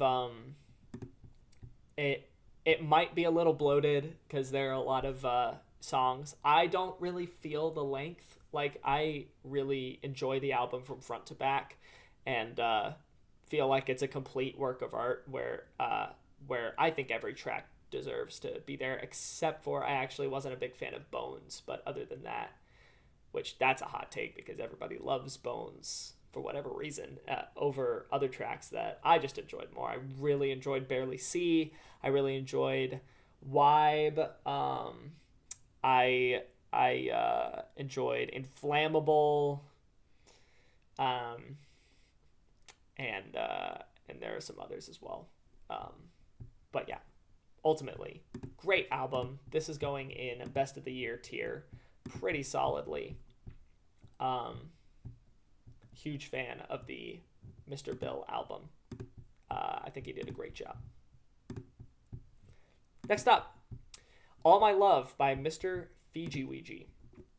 I don't know why, because I don't really feel like I felt this way about a lot of Fiji projects, but I think I was just expecting to like this one a little more. I did enjoy it, but like, I don't know, I didn't enjoy it as much as I wanted to, I guess.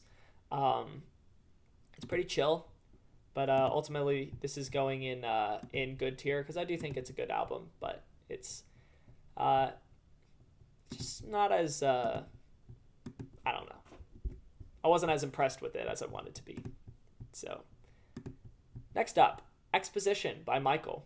This one's a little polarizing. On the one hand, you have tracks like Alone Together and Murphy's Law, and Smoke Signals is a banger. And there are some tracks that really grew on me. I think Don't Quit on Me is fun. There was one, Meaning to Madness is a really fun one. But then there are some tracks that are just kind of duds for me, like You're So Mean. I think is just like, why is it here? And I do think that the album says it's going to have a story, and then it doesn't really. Like, I get that you would probably understand the story better if you understood what he went through in his life and the progression of that. So it's a deeply personal album. But I'm just not feeling the story. I'm not really following it that well. But ultimately, I think it's a fun album experience. So this is going to go at 129. So let's see. 2 spots above 12 notes. Here we go. Middle of good tier, because it is pretty polarizing, but there are some real bops in this one. So, Exposition by Michael. Next up, we've got Nexus Sound Presents Horizon, the compilation from Nexus Sound, which has a lot of very like unique, sort of dark drum and bass. I was gonna say juggernauts, but they're actually mainly like smaller artists that are kind of more niche for this sound. But wow, I was really impressed by the crazy sound design in this album, especially on the front end, and it's a lot of drum and bass. So if you are ready for drum and bass, good, because this is a lot of it. If you're not, you're out of luck. This is going at the very bottom of Best of the Year. I do really think that this is a fantastic compilation. And there are some tracks where it's just like I don't know, I wasn't as big a fan of, but there are some tracks that I was as big a fan of. Great compilation. Love it. Next, we got Worldwide Revival Part 1 by the Newsboys. I thought they said that they were going to release Part 2 in like October or something, or November or something, and then they never did. So I don't know where Worldwide Revival Part 2 is happening. But then again, I don't really care that much because it wasn't that impressive an album to me. This is going in no thanks tier. I really just think it's kind of a cash grab, unfortunately, for Christian charts and stuff like that. It gets really vague, and it's I don't know. I've heard that like Newsboys used to be like a juggernaut of Christian songwriting, but that they've kind of fallen off, and I could see that. This album didn't really hit. The production didn't really. It just kind of did the job all right, but the lyricism was just like, I don't know. It wasn't as creative as I would have liked it to be. Next up, we've got A Little Something by Nigel Good.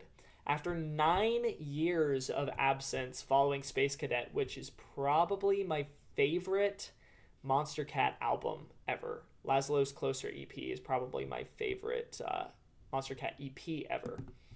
I will say that I was not expecting a Space Cadet 2. Like, I wasn't expecting something that like blew my socks off. I was just expecting some Nigel Good, and I was ready for it, and I was so excited to hear it. And honestly, he still exceeded my expectations. This is such a journey. This is such a vibe as well. I love floating through this album. So this is going to make it into Best of the Year tier. This is one of those albums as well. I mentioned one or two earlier that individually the tracks like kind of run together, and I'm not extremely familiar with what individual tracks sound like, but when you and if I were to take them in a vacuum, it'd probably be like great tier, but like it's way more than just the sum of its parts. Front to back, this thing is a journey, just like Space Cadet, and it does not disappoint in the slightest. So beautiful, such a great and satisfying return for Nigel Good. Okay, next, we've got No Mana's I Contain Flashing Images, which I meant to today revisit this album, and I guess I just didn't. So it's going to get the ranking that I originally had for it.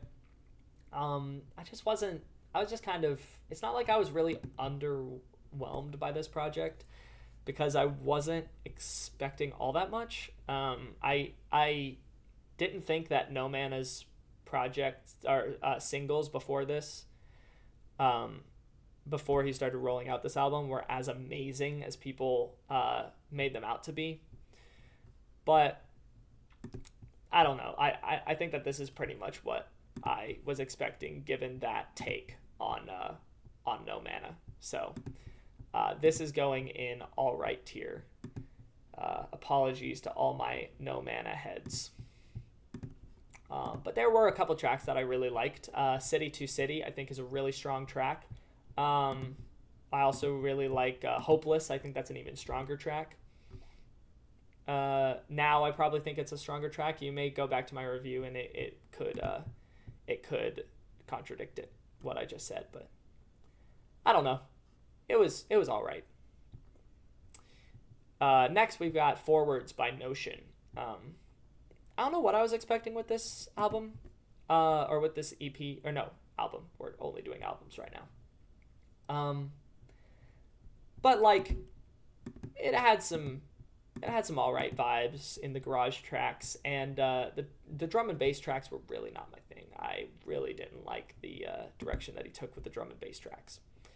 But other than that, I don't know. They just like, they didn't really stick out to me all that much. So this is going to go in the middle of tier. I'm going to do that quite a bit throughout the stream. Where are we at? We're at Notion Forwards. Okay, so that's where it's going to go. Okay, let me move this over. There we go. For my next trick, I will pull out of the hat Collapse List by Novo Amor. I was expecting more from this. Album. I don't know. I felt like he kind of held back with this one. And there were some like cool things he did in the production every once in a while, like on Me versus version 1, Me V1. But like, yeah, it was just kind of okay. So this is going at the bottom of all right tier.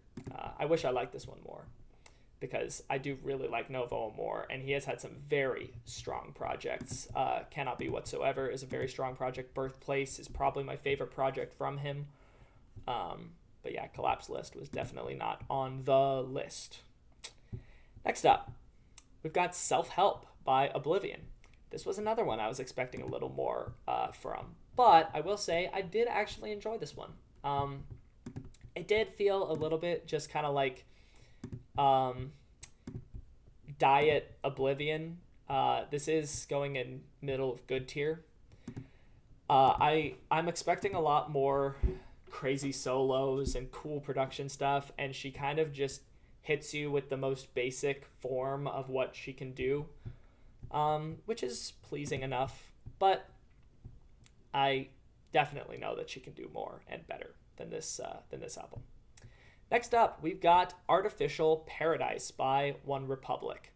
Oh, what's up, Sala? I'm not sure which take you're respecting me for, but I appreciate it. Maybe it was the take that I just gave, which I already don't remember. What was the other album? Oblivion, Self-Help. Okay. Yeah, so Artificial Paradise, I thought was a pretty fun album. I did quite enjoy it. I even enjoyed some of the tracks that I think kind of went unliked, I guess. Like my favorite track was Mirage, which, funnily enough, the one track that Grant had a hand in was Mirage, and that was my favorite track. So this guy's goated, but unfortunately can't make Timeless by Meghan Trainor good. The sheer amount you're doing here, it's a lot to digest. Yeah, I gotta say, yeah, I don't think I'm doing it to this extent again. But it's been fun to listen to all of these albums and all of these EPs. You get to a lot of good ones. You get to a lot of bad ones, obviously, but you get to see just how good and just how bad music can get. And just how subjective music is as well.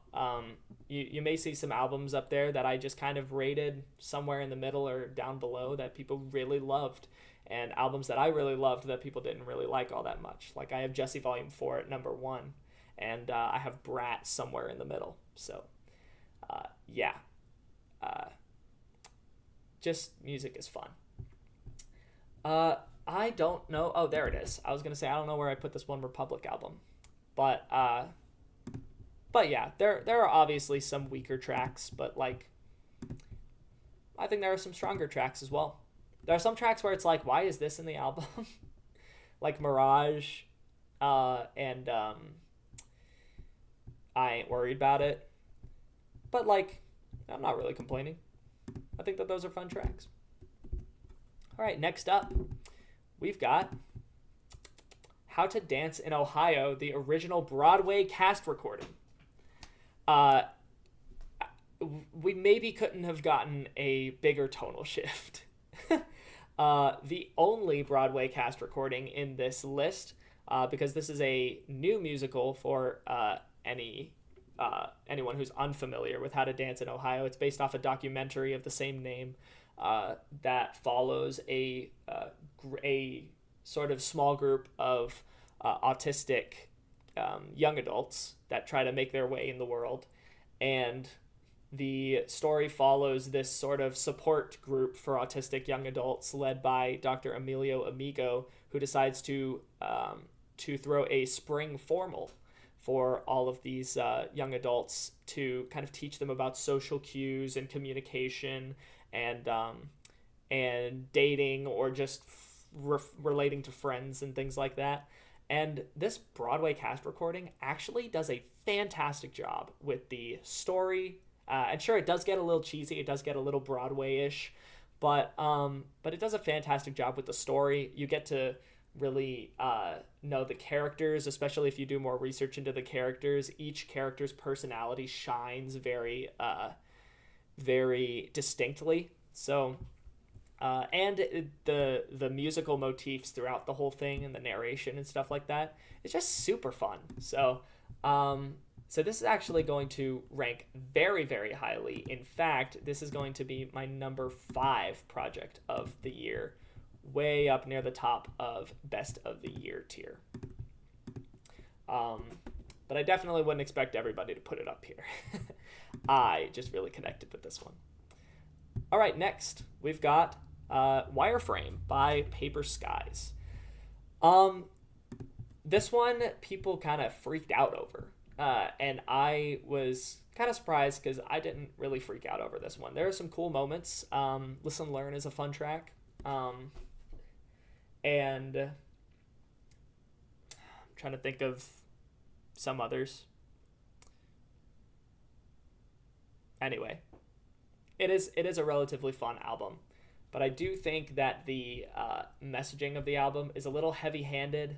I think any time you have a song in which somebody thanks their fans directly in the lyrics of the song, it's going to be a miss for me because it's like, okay, this is like way on the nose. But yeah, I kind of get what I think he's trying to go for thematically, the idea that, AI can't replace us because this is what human music sounds like. And human creativity, which is an admirable, I don't know, message, but I just don't feel like he communicated it quite to the level that he wanted to, at least to me. But it's an alright album, so it's going in alright tier. Man, this is a lot of talking. I did not keep this in mind when I decided I was going to do a stream where I was going over 200 plus albums and EPs. But we are coming to, this is album 88 of 114, so we're getting close to the end here. Next we got Discipline by Petit Biscuit. My very first Petit Biscuit album.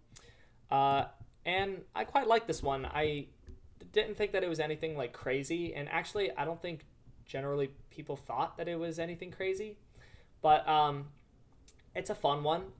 They're especially the track, what is that track called, that Cruel Heart, especially that last drop of Cruel Heart is super crazy to me, and I really enjoyed that one. But the lyrics can get a little cheesy at times, and even a little nonsensical, or whatever it's called, with like syllabic dissonance or something, where somebody puts emphasis on the wrong syllables, as I like to say, and it kind of throws off the vibe of the track, or at least of that line. So there's a bit of that, but like ultimately it sounds kind of like he's not a native speaker of English, so that's totally okay. But yeah, some solid production, solid album. I forget where I put it. Did I even put it anywhere? I think I just did that. My brain is turning off. Yeah, here it is. Lower good tier. I was gone for a bit. Rewinding, I was talking about the Mr. Bill album. Reminded you that you were surprised out of all the songs on that album, Rawthentic was the one that got on the best of comp. Yeah, I don't think I even voted Rawthentic. I think honestly I voted Barely See, but like probably nobody voted Barely See from the Mr. Bill album. But I feel like I would expect Bones. I feel like people freaked out about that one more than Rawthentic. And if not Bones, then at least like Inflammable, or whatever that one with Clockvice was. That might be Inflammable.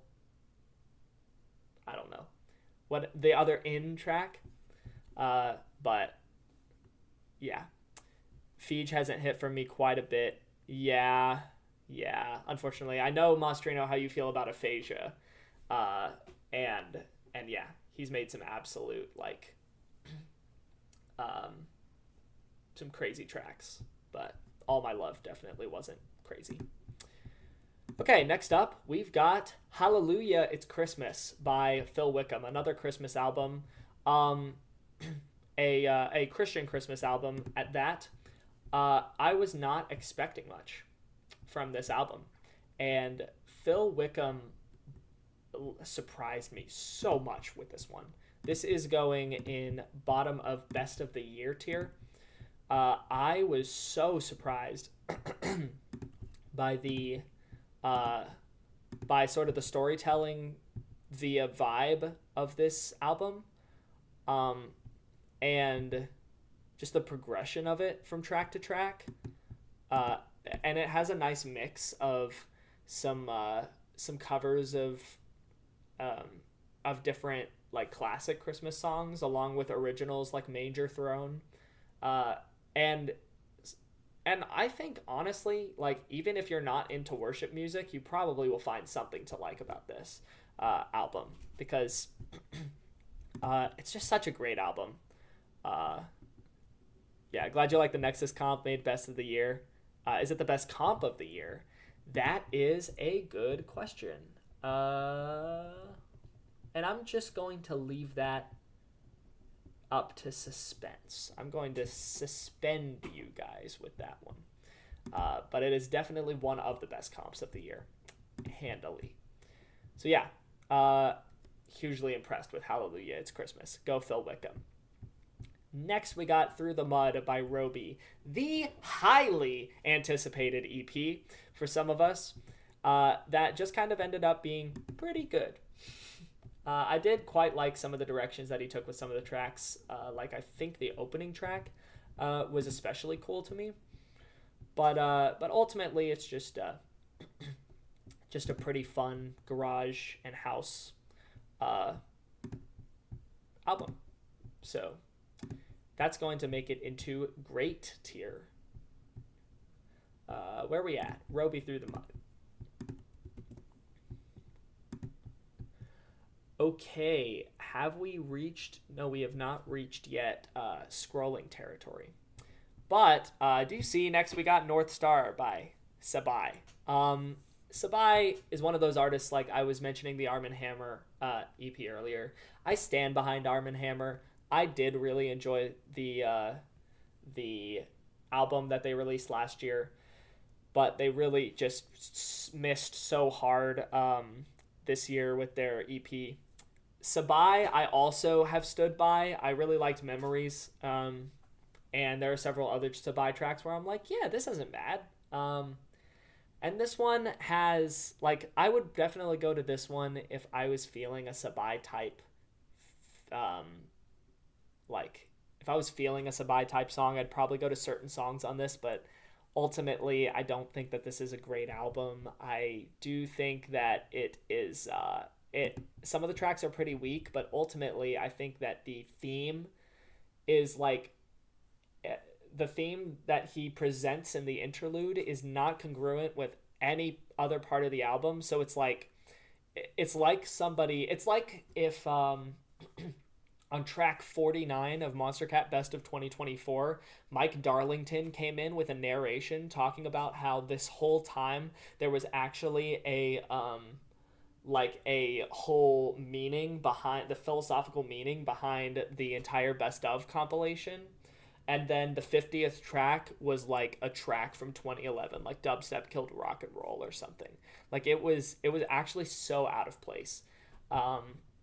So and then because Sabai ends after that interlude, which is more of like an outro to the album, he ends with several tracks that are old demos, and they sound so dated. They don't sound like that good generally. So yeah, I really think that Sabai had a good idea here. He had something good, and he just really did not deliver with the idea that he had. So, unfortunately, this is going pretty solidly in no thanks tier. Hate to say it though, because I do actually like Sabai as a music producer. It's just this album was not my thing. Next up, we've got True Magic by Salute. This is an album that Mostrino put me on to once again. And this is just a really fun album. I really enjoyed this one. It's nice and bouncy. It's housey. It's dancey.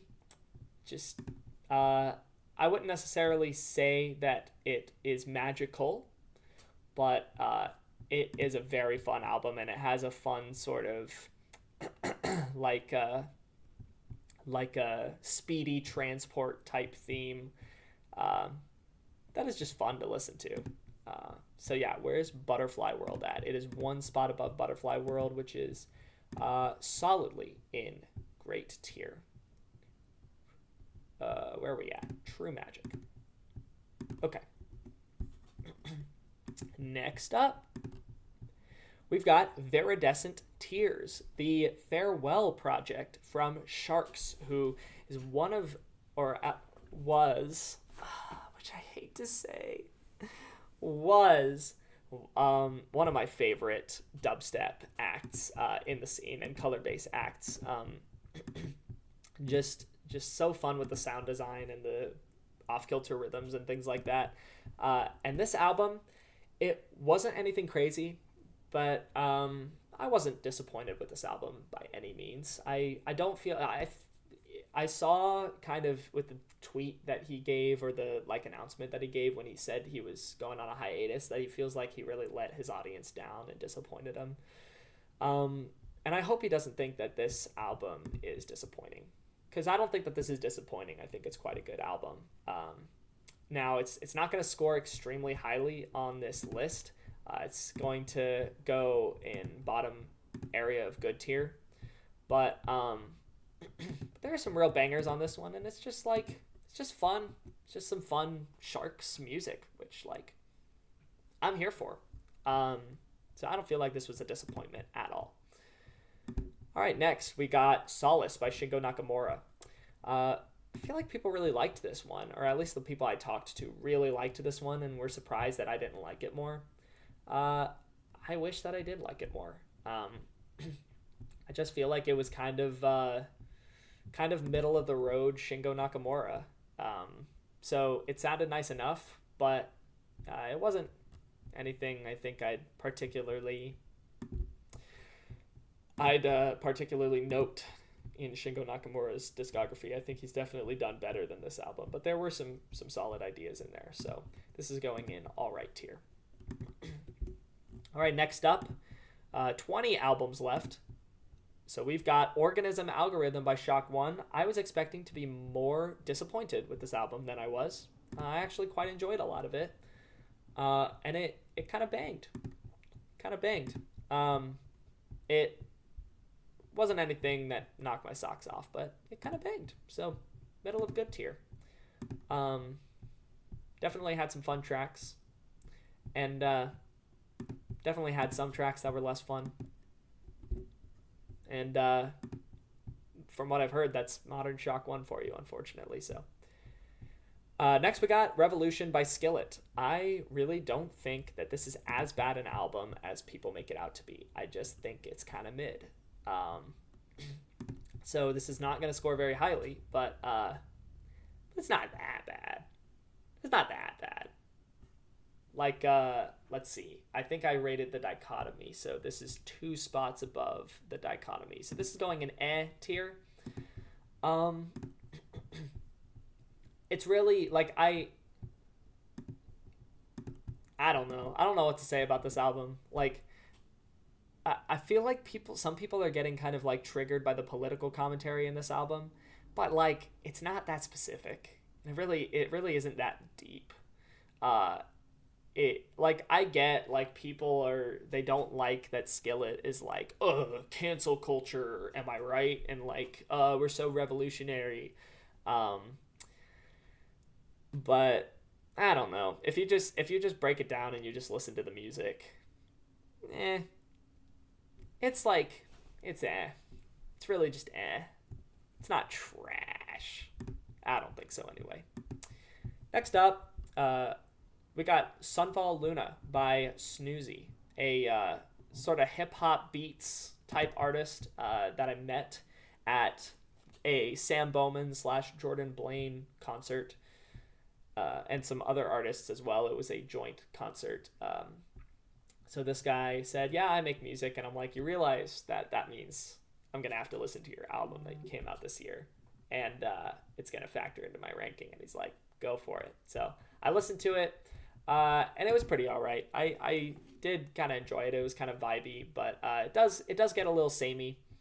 But there are some interesting ideas in there every once in a while. So I would put this, where's Midnight Forever? Because I would put this 1 spot above. Yeah, so this is going in top or middle top-ish of tier.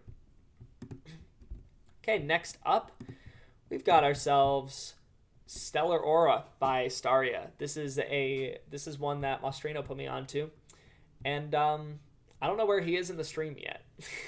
I'm sure that any album or EP that he doesn't recognize, he's probably skipped, so he'll eventually catch up to us. But this is one that he put me onto, and this is a fun one. I at first was a little bit turned off by how much of a struggle Staria seemed to have with making vocal chops that were catchy. It seemed a little monotone at times, and but this is going in bottom of great tier because I really did come to enjoy this album quite a bit. And there is actually more variety than I gave it credit for, because there's even a couple like color-based tracks in there, and it gets into some interesting territory, not just the anime vocal chop heavy electro that I'm sure that he's known for at this point. So yeah, solid one. Next, we've got Paragon by Steve Aoki. Speaking of solid album, this album is solidly in no thanks tier. But where exactly in no thanks tier? Roby and Great, yep, absolutely. Great album, album. We're doing albums. Paragon, I didn't like this one. This one was one I did not like. We're putting this near the bottom of no thanks tier. When it wasn't mid, it was actively bad.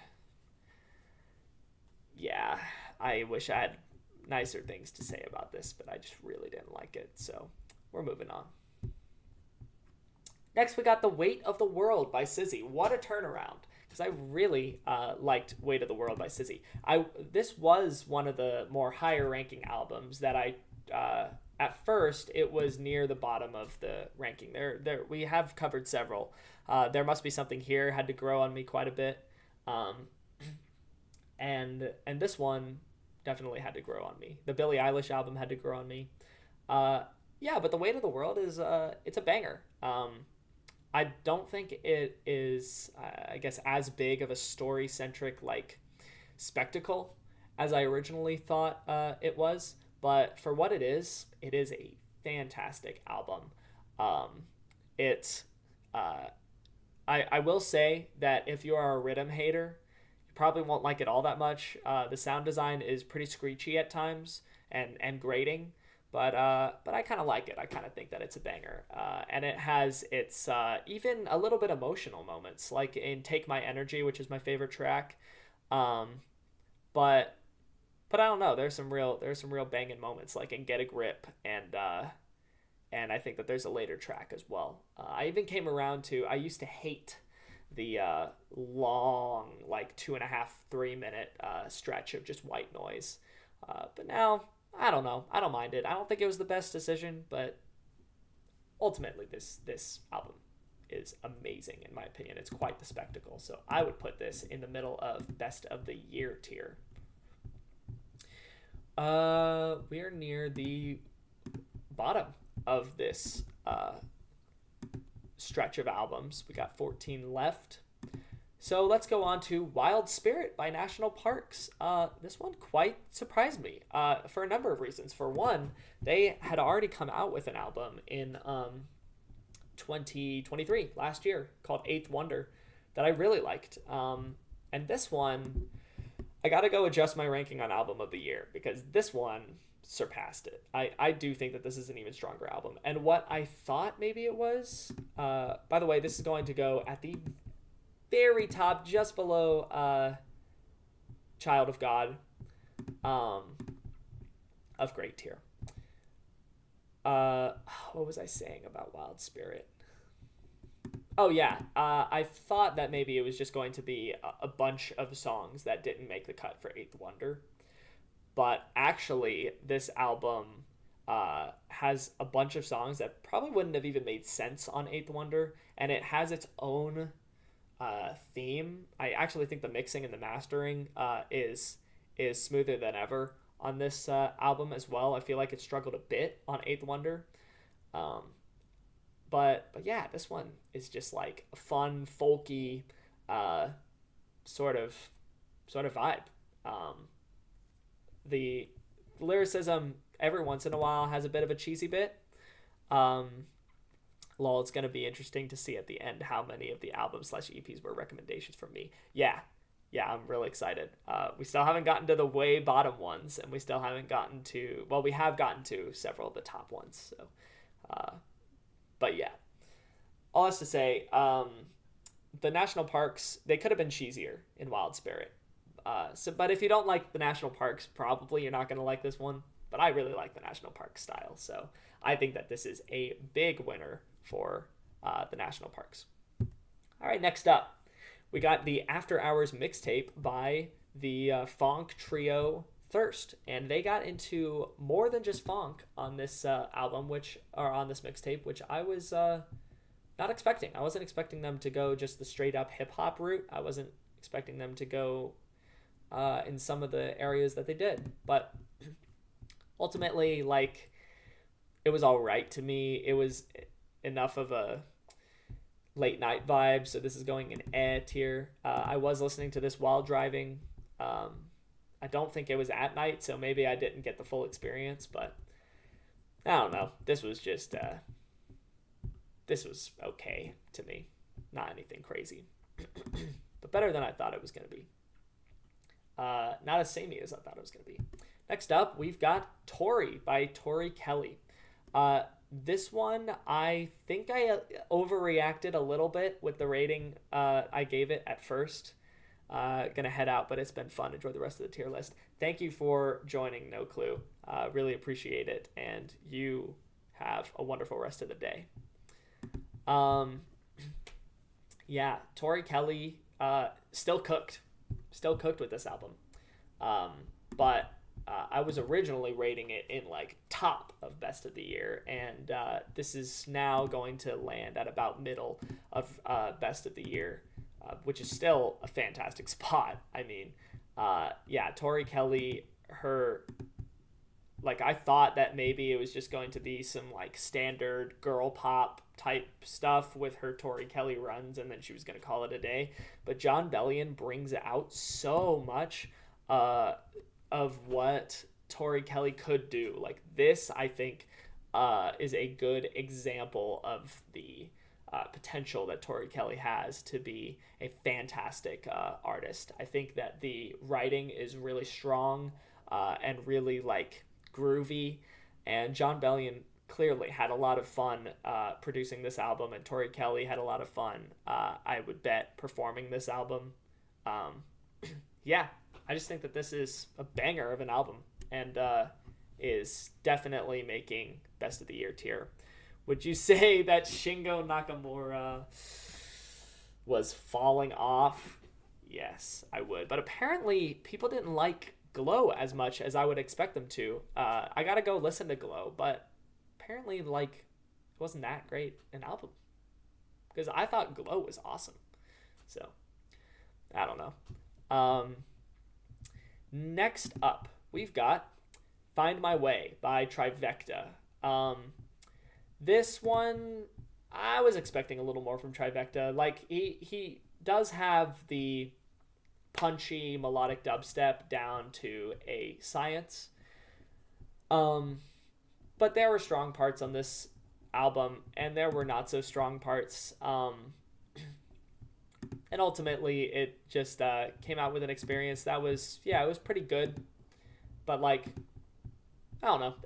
I know Trivecta's could make Trivecta could make something a lot stronger than Find My Way was.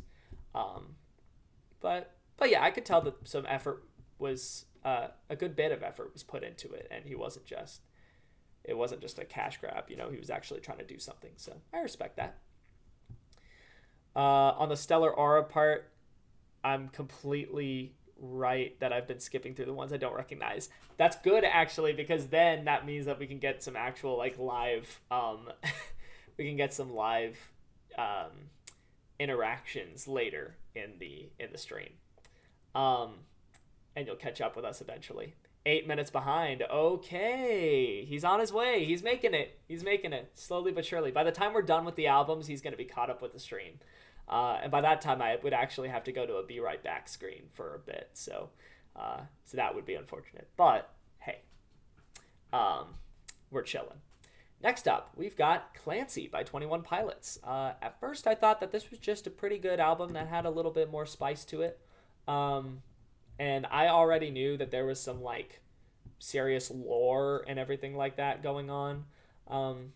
But I don't know. I thought that some of the melodies originally were a little weak. And like not really, like they were kind of afraid almost to repeat any melody, and so it wasn't that catchy. But then eventually I listened to this album more, and I just got into a habit of listening to this album more and more and more, because I really enjoy this one. I think that their treatment of the lore in tracks like Vignette and Overcompensate and Paladin Straight are just very cool with the storytelling centric writing. But I do think also that the commentary on mental health and things in tracks like At the Risk of Feeling Dumb, Routines in the Night, tracks like that, I think that they do a great job. So, and they even comment in a little bit of a tongue-in-cheek way on just taking yourself too seriously sometimes in Lavish. I don't know. I just really enjoyed this one. I thought that it was definitely one of the best albums of the year. So this one is going just under the Aquarius fourth album. I think that the Aquarius fourth album just did a little more musically to appeal to me specifically than Clancy did. But Clancy, I think, is a fantastic album. I just realized that I did not scroll down after Skrillex's Revolution. So for so many albums, you guys were not familiar with what was coming up. Oopsie. Well, here's what we got left. So next after 21 Pilots is Clancy. We've got Valleys, Water the Flowers, Pray for a Garden. I was really surprised by how much I liked this one. I don't know why I was surprised. I've really liked what Valley has done generally. So this one is going to go just below Clancy. I've really liked the kind of... I could tell that the band has fun playing together and has a lot of chemistry. I think that this might be the first album after the departure of a member of Valley. But yeah, I thought that this was a really fun one, and I think it's a dub for Valley, and I would highly recommend this one. It even has a good bit of heart in several tracks. All right, next up we've got Did I Forget Something by Vengeant. And if he forgot something for the album, then it's good he forgot it, because this thing is 23 tracks long. This is compilation length. Still, though, I mean, we did have The Answer Is by Just a Gent, which was a big album. But this one, I think, was a banger. Pretty much all the way through. I don't think I had really that many problems with it. I think that it had some really interesting sound design as well. I do think also Vengeant can really make a punchy song. So so he definitely gets points there. So this is going 2 spots below 10 Days by Fred Again. Here we go. In lower good tier. This is filling up. This is looking like a maze. But also, I think this is an impossible maze, because this wall right here is blocking you from entry anywhere. So, unfortunate for whoever was plotting a maze through this. Or maybe this is just the most masterful game of Snake you've ever seen. Anyway, next up, we got Stealing Fire by Virtual Riot. I think pretty much everything I said about Vengeant applies to this album. It was also a pretty long album, but not like crazy long. It does kind of give the impression that it's going to give a story, and then it doesn't really deliver on a story. But that's I think kind of a minor criticism for this one. So this is landing in great tier, the bottom of the middle row of great tier. I do think that there are quite a few bangers on this thing, and it's definitely worth a listen. Just fun. If you're looking for some fun stuff, there you go. Next up, we've got Tempo by Wave Dash. I think, well, by how much Porter Robinson was plugging this on his story, I was expecting some appearance by Porter on this album and didn't get it. But either way, All Your Love was such a bop, so I was excited to see where they took it. And this was kind of polarizing. Like, there were some songs that I felt were kind of mid, and there were some songs where I felt like it was really a banger. So, and I feel like given the collaborators and stuff, it was pretty predictable which ones were going to be bangers in my eyes and which ones were not really going to be. So ultimately, this is going to go just above Viridescent Tears in good tier. Because ultimately, I did enjoy it. Okay. Next up, we have another Christmas album. We've got Christmas by Wendell Kimbrough. I don't think that there were any Christmas EPs, so I believe that this is the last that we are seeing of Christmas. Yeah. So... Wendell Kimbrough, that's surprising. I remember people I talked to really enjoying Glow. Oh, okay. Well, apparently, Glow is a great album. I don't know. I still got to go listen to it, even if people I have talked to didn't really like it all that much. I feel like I would like it. All right. But yeah, Christmas by Wendell Kimbrough. Oh, wait a second. Did I just... Oh, there we go. Whoa. What is happening to the screen up there? Hey, yo. Are we? What in the world? Wait, yeah, whoa, hold on. I gotta refresh this. That was weird. It was showing the stream frozen within File Explorer. Yikes. Anyway. Um, what album are we talking about? Christmas by Wendell Kimbrough. It's a bunch of Christmas covers, and he does a pretty good job treating each one. A lot of the time it kind of just does the job, but Angels We Have Heard on High cover at the very end, he cooked with that one. That one was really like fun and just like, I don't know, it's not what I would expect from Angels We Have Heard on High. It almost has like a minor key sort of feel at the very beginning that later, and later he goes back to the Angels We Have Heard on High major feel. So this is going 2 spots above The Breakthrough by Grace Graber. 2 spots? Or does it have 2 spots between it? It has 2 spots between it, so 3 spots. All right, so yeah. Wendell Kimbrough, Christmas. There it is. All right, we have 4 albums left before we get into the EPs. Next, we got Empathogen by Willow. Out of all the people who were going to make like really interesting, crazy music that appealed to me quite a bit, I would not expect it to be I Whip My Hair Back and Forth girl. But, and I'm sure that she's just like so tired of hearing that.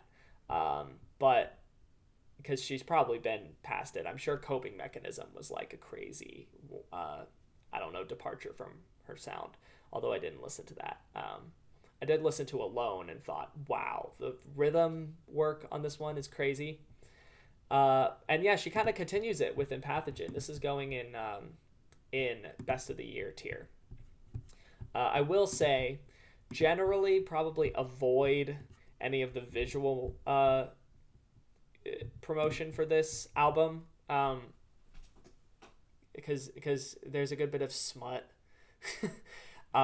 which I would not recommend, especially the deluxe cover art, the Spotify canvas for any of the Empathogen tracks, the music video for Home, and I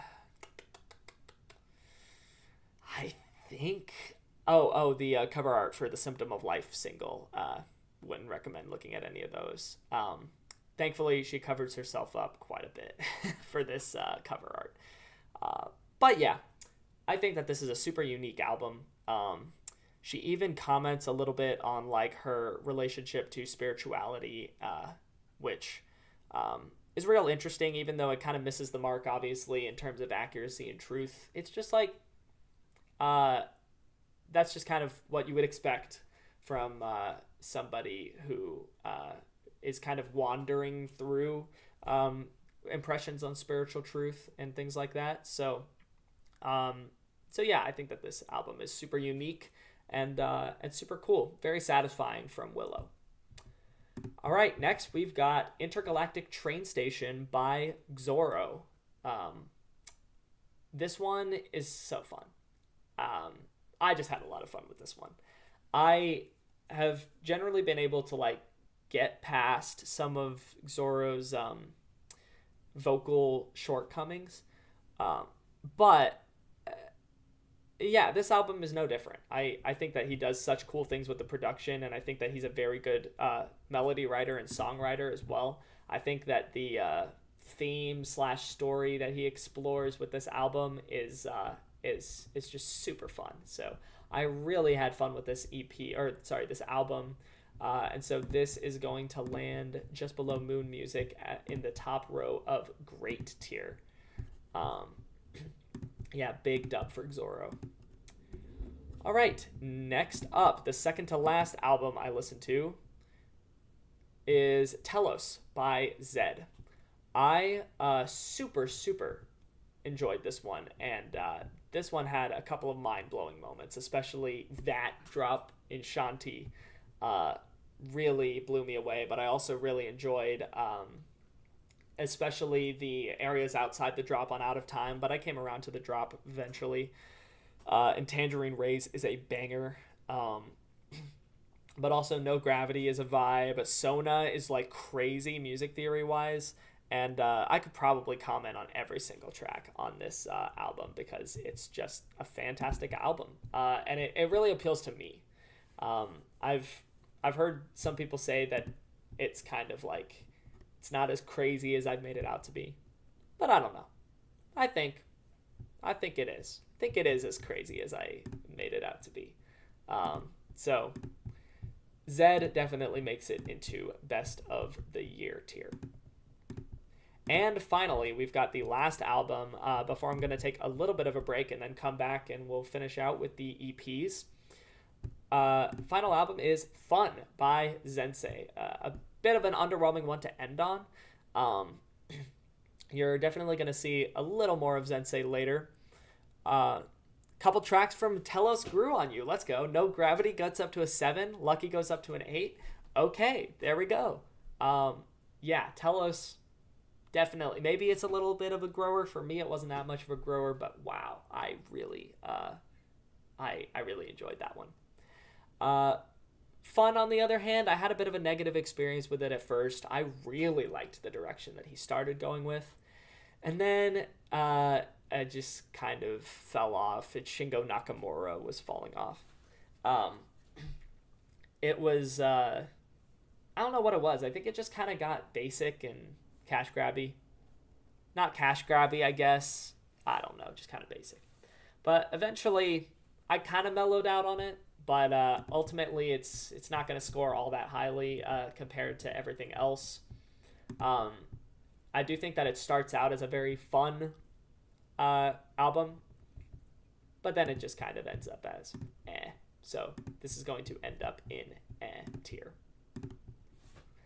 That is all the albums. We still have, I want to say 95 or 96 spots left. So I'm going to pull up the EPs here. We have 96 spots left. So yeah, I was not expecting this to be as long a night, but here we are. So, so that being said, I'm going to BRB, and then when we come back, we're going to go through all of the EPs that I listened to this year. So I'll be right back.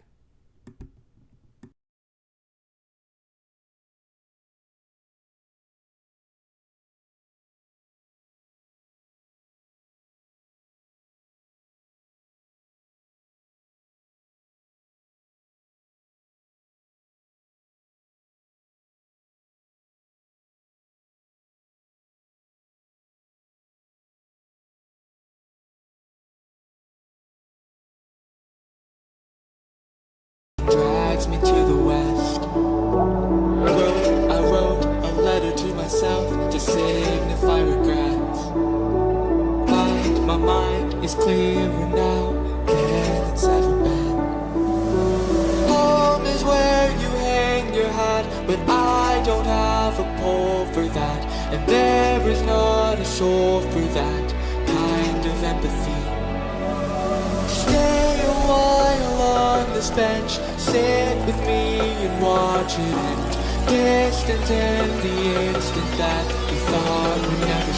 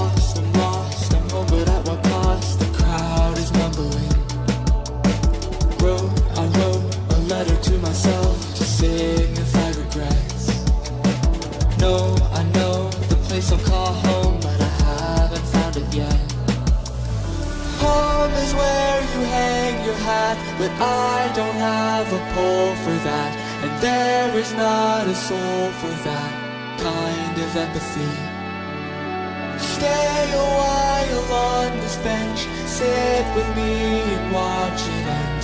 This is just a glimpse of that which will never cease. Home is where you hang your hat, but I don't have the proof of that. There is none to show you that kind of empathy. Stay a while on this bench, sit with me and watch it end. This is just a glimpse of that which will never cease.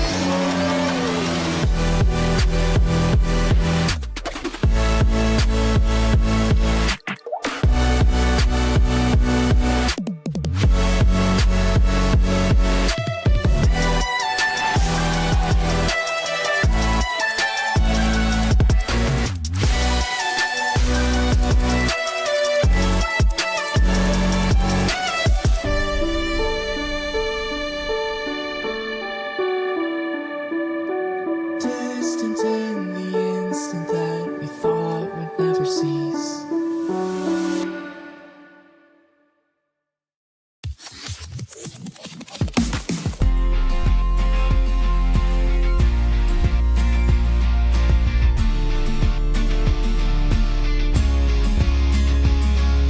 You set the room on fire, but just when you retired to the darkest corner, I doff the couch attire, suit fresh from the dryer, makes me miss the formula. 2 tables back the punch, I rushed in the lunch, I didn't need enough all there. An unfamiliar bunch, but you're here, I think we're gonna spend a lot of time scared of today. We'll turn the gates, we'll find this way, I'm gonna be great. The reservations out the way, we're still reserved, but that's okay. We'll keep each other today, and we'll make something of today. No one else can say that they were a part of a solitary friendly claim. I'm glad you came on this Friday night to my dim light. It was a lovely gesture. I put up and amplified. My heart was saying bye, but my mouth was like, now that you're here inside, I might be inclined to start a conversation. Bloom is what's left on my mind. No kid this time, fly from this acceleration that we chose to stay and play away. And we felt the same. I'm glad we came. The reservations out the way, we're still reserved, but that's okay. We'll keep each other today, and we'll make something of today. It's just a way to cope. Stick to the wall like the plastic bags and the sweet, obsolete party favorite boxes. So give me something to do. Give me something to do. Are you glad you came? The reservations out the way, we're still reserved, but that's okay. We'll keep each other today, and we'll make something of today. No one else can say that they were a part of a solitary friendly play. I'm glad you came.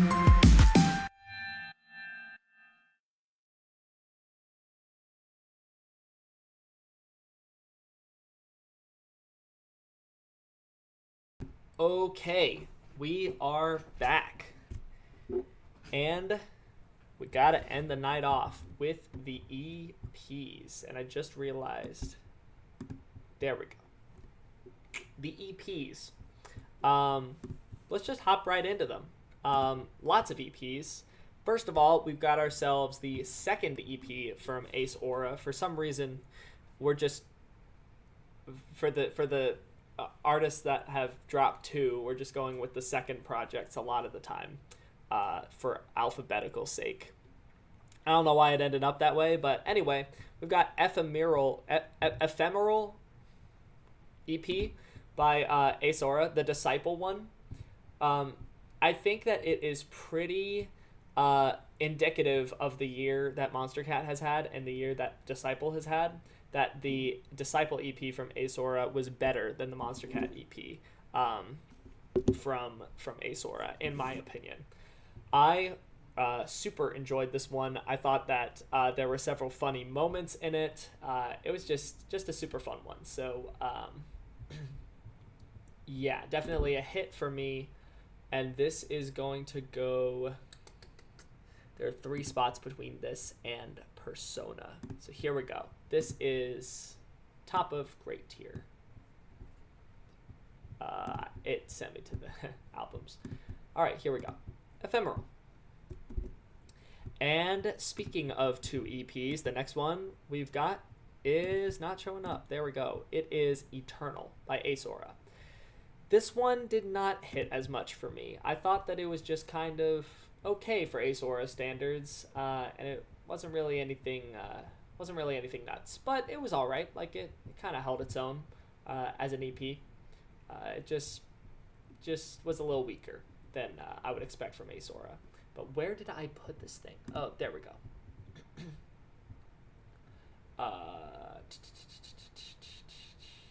2 spots between this and Solace, which means that it's going in all right tier.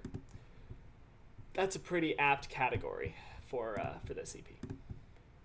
Okay, next up, we've got ourselves Lunar 1 by Affinity. Not sure why this was called an EP, because it's like 35 minutes long and 9 tracks, but I don't know. He called it an EP, so it's an EP.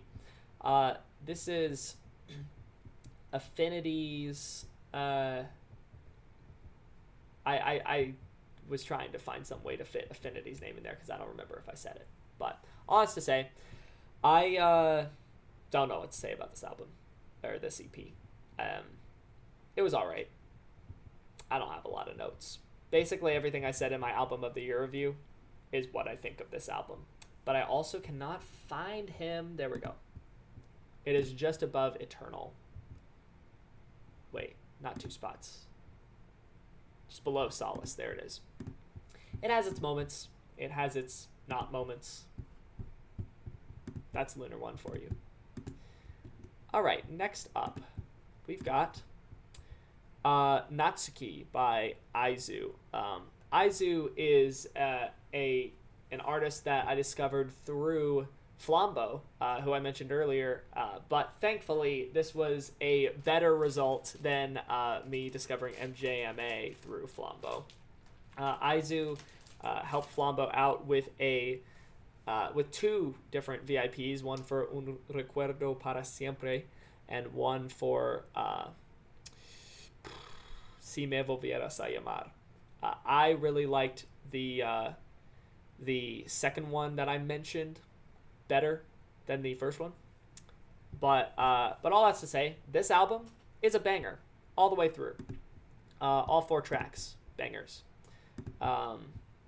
It kind of goes like a more color-based type route, and I think that it really does a great job. So where did I put this thing? There it is, with a bunch of other EPs. So this has 4 spots between it and Dayglow. So where's Dayglow? I'm gonna get lost in this tier list pretty easily. But then I think as we get to the bottom, it's gonna be easier to place these albums because there will be a lot less spots. But yeah, I would highly recommend, especially if by any chance you listen to the Flambeau VIPs and really enjoyed them, then this is a more straightforward, more generic-ish color-based style, but with Aizu's unique style as well, which I think is a big strength of the EP. All right, next up, we've got the Alan Walker one. Oh yeah, Neon Nights EP by Alan Walker. This one was pretty much what I'd expect from Alan Walker. It's pretty all right. It's got its moments. It's got its not moments. It's pretty middle of the road. I was kind of surprised by how much I vibed with Wake Up. There are 4 spots between It and Phineas. 1, 2, 3, 4. Okay. So this is where Alan Walker is going to end up in good. Beautiful Nightmare. I don't entirely agree with the lyrics, but the production kind of goes hard on that track. And Wake Up, I think, is pretty solid. Club Leclerc, I quite enjoyed. I don't remember much about the third one. I don't think it's probably not that notable. But yeah, that's the Alan Walker one. Next is Pivotal Avenue by Alvin Cedric and Simi, two people that I know personally. Simi Cyberworld goes in all right tier, at top of all right tier in the albums arena. This one I just wasn't the biggest fan of right off the bat, and it didn't really grow that much on me. But it did kind of grow a little on me. This is another one where it has its highs and it has its lows, but its highs aren't that high and its lows aren't that low. So ultimately, I just feel like this is kind of middle of the road, especially for what I know these two are capable of, because both of them came out with stuff that was a lot better than anything in this album. Calm Down is a banger though. The only person I've seen not praise Brat as album of the year, honestly, I totally agree. Yeah, honestly, if you weren't here for when I ranked it, or when I actually put it in there, I think that Brat is a good album, but I don't think it is anything crazy. I think people were thinking this is like a revolutionary album and they've never heard anything like this before. But if you listen to EDM, you've heard this sort of thing before. You have. But if you only listen to pop, then maybe it's crazy. Just wasn't crazy to me. So I don't know where Pivotal Avenue is, so I'm just gonna throw a little Control F its way. So Pivotal Avenue's at 187, just below the Skillet album. So that is going to place this near the bottom of tier. Very sorry, Alvin and Simi. Hate to do this because you guys have put out some great stuff. Simi actually was in A tier on my last tier list stream last year. So yeah, they can definitely make great stuff. Through the Tears by Amethyst Michelle. This was an act that went to my university, so I got to kind of see her progression as a songwriter, and even perform alongside her in several arenas. Alongside is a bit of a stretch, I guess. We were performing at the same event, different acts, but yeah, I definitely wasn't as impressed with this at the beginning as I ended up being with near the end of the year. I do think that this is quite a banger of a rock album, and it's quite a good debut. So I'm going to continue to be confused as to where I put this thing. 86, so just above Christmas by Wendell Kimbrough, which is here, right there in bottom of great tier. It is a great album. Has some bangers on it. The lyricism is edgier than I would like, but I get what she's going for with it, and it's hype. Saw HMHAS on the best tier list, and that was an instant subscribe. HMHAS, which stands for I'm looking through these. Hit Me Hard and Soft. Okay. Yes, it is a banger of an album. I wasn't sure because there was like a How to Dance in Ohio. There was like Here Not Really There. Anyway, Hit Me Hard and Soft is such a bop of an album. Yes. Yeah, I think I placed Through the Tears already. Yes, I did. I justified it. Some semblance of satisfyingly. So next we got Power Lines EP by Axel Boy. If you are wanting some drum and bass, then this is an EP that has drum and bass beats on it. And sometimes there are even melodies, and sometimes there is even a little bit of bass design. But if you are looking for good drum and bass, then I guess this is what you get. I don't know. I wasn't the biggest fan of this one. It was just kind of okay. It was like just standard drum and bass, so this is going in A tier. Sunken Valley by Butte Noise.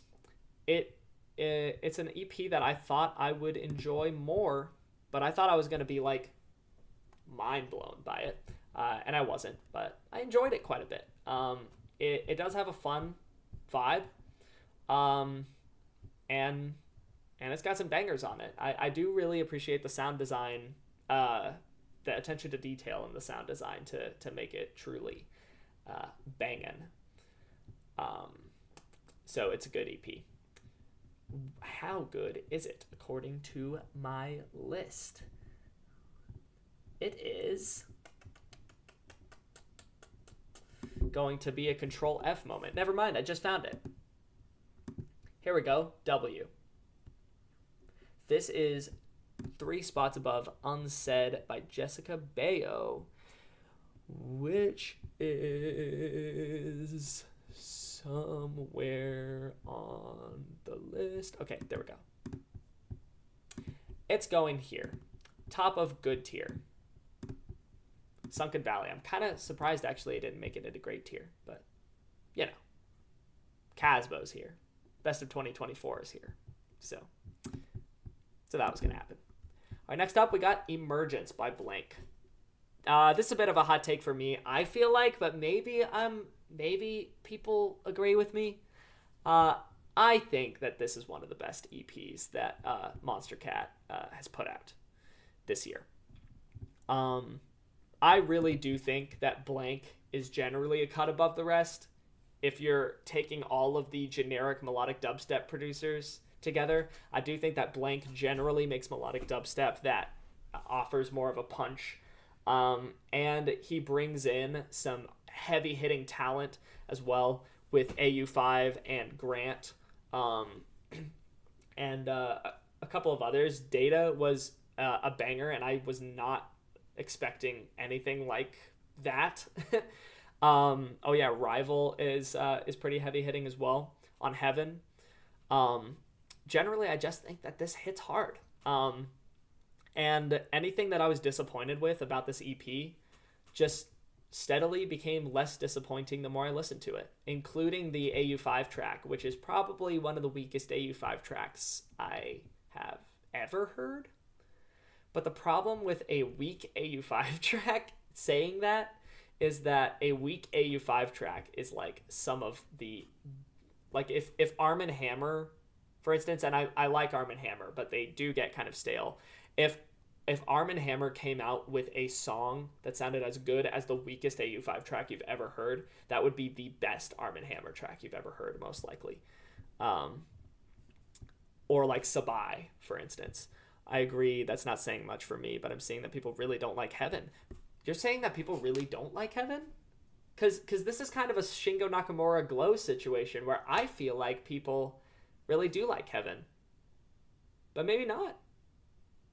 I don't know. I feel like generally people do kind of agree that Data is a banger.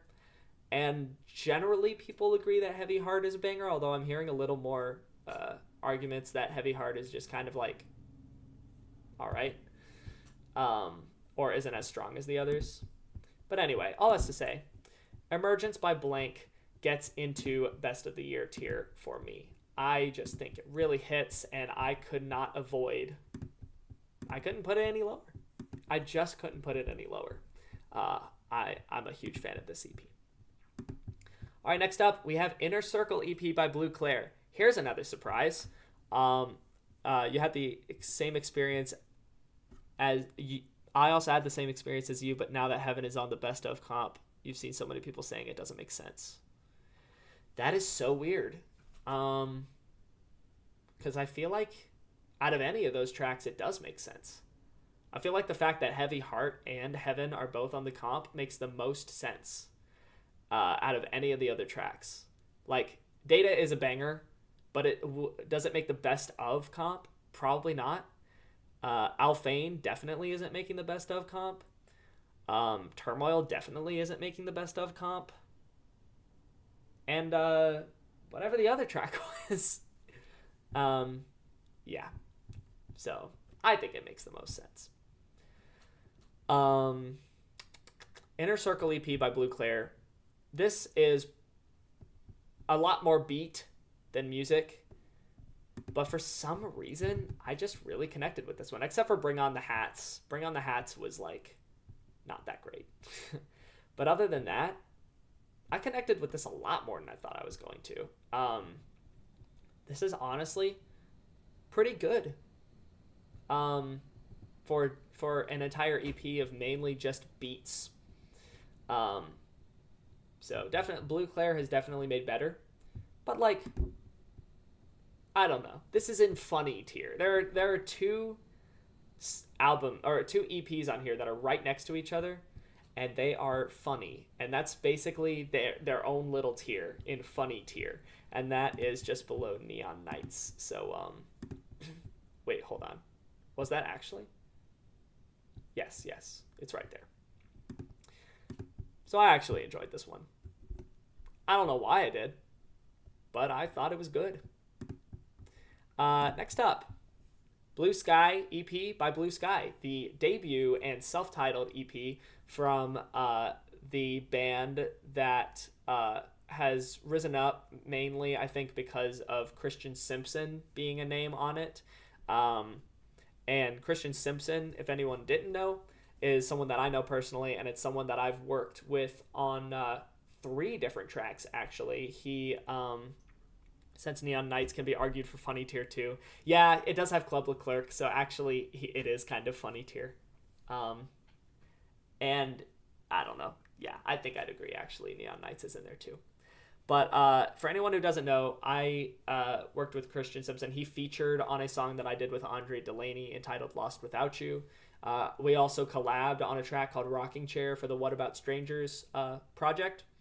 And he also helped me out with some guitar work and some chord progression shenanigans on Party Favor, which was a track of mine. So we've worked quite a bit together, and this EP, I enjoyed it quite a bit. It wasn't anything nuts, but it definitely was something that I enjoyed. So this is just below Cascade right here in bottom of good tier. Not much to say about this one. Has a solid message, and yeah, it's pretty standard Blue Sky. Next up, we've got Behind the Scenes by Believers, the collaborative project between Jordan Blaine and Nitro X, or rather J-Steph and Nitro X. This one has some of the best production I have ever heard from Nitro X, and it has some pretty standard J-Steph writing generally, with a little bit of campiness, just a little bit. But these two, honestly, not many criticisms. These two absolutely cooked with this one. Especially Forever and Ever, I think, is some of the best stuff that I have especially heard from Nitro X. And maybe some of the best stuff I've heard from Jordan, although he does set a pretty high bar. So, yeah, Behind the Scenes is going to go right above Natsuki in great tier. So, where are Believers? There we go. All right. Next up, we have the EP entitled Sorcerer's Symphony by Caster. I originally didn't think this was anything that great, and then I kind of came around to it. I'm like, okay, this is better than I thought it was. This is quite a banger all the way through. I do really like the sort of the orchestral dubstep sort of direction that Castor went. I'm sure that that's pretty par for the course for him, but I will say it gets a little samey, but ultimately I just think it's a pretty fun EP. So this is in good tier. Not that EP. There we go. Sorcerer's Symphony. Okay, next up we've got ourselves Not Alone. That is a track on this EP. It is entitled, what's this called? Little Vice. There we go. Little Vice by Cave Town. I was not expecting to like this album as much as I did. I thought that I was just going to like this album and just kind of vibe with it. But most of the songs didn't hit for me, unfortunately, but I love Infortuni. That's a crazy banger. Yes, Infortuni is crazy. I do not blame you for not really, for the tracks not really hitting with you. Yeah, definitely get that. But Little Vice by Cave Town, he actually does like such weird things and cool things with the ear candy in between the sort of reserved, sometimes really groovy like pop production. Yeah, this is just like a really weird, fun EP that is kind of, I don't know, it's kind of like reserved and just kind of pensive. And I really like that. So Cave Town, did I? Yes, I did. I actually put this in best of the year tier. This is right here. Big dub for Cave Town. Huge fan. Okay, next up, we've got Sometimes by Christian Singleton, who has worked quite a bit with other artists that I also really enjoy. Sam Bowman, Ben Lawrence, she's done several things with. Calisito is right here in the albums, and she worked quite a bit with Calisito as well. Sometimes was a pretty straightforward 3-track EP that gets into some interesting like territory, and generally is just a really nice sounding EP. So this is going to go in top of good tier because I do think that the writing is quite strong on this one as well. So that's Sometimes by Christian Singleton. Let's move this thing. Never mind. We're not going to move this thing anywhere. How dare you make me try to do that. Next, we've got Whose House by Civilized Creature, who has worked quite a bit with Christian Singleton, actually. This is a really like groovy, super fun EP that gets into it has like a drum and bass track, which I would not have expected from Civilized Creature, who normally gets into a bit of like a groovy house type thing. It's like a track that's in a minor key but is fun kind of vibe is what Civilized Creature generally does. So I think that this is a very strong EP from Civilized Creature. So I would put this, let's see, 3 spots above True Magic. Because it does get into some more unique territory than True Magic does, in my opinion.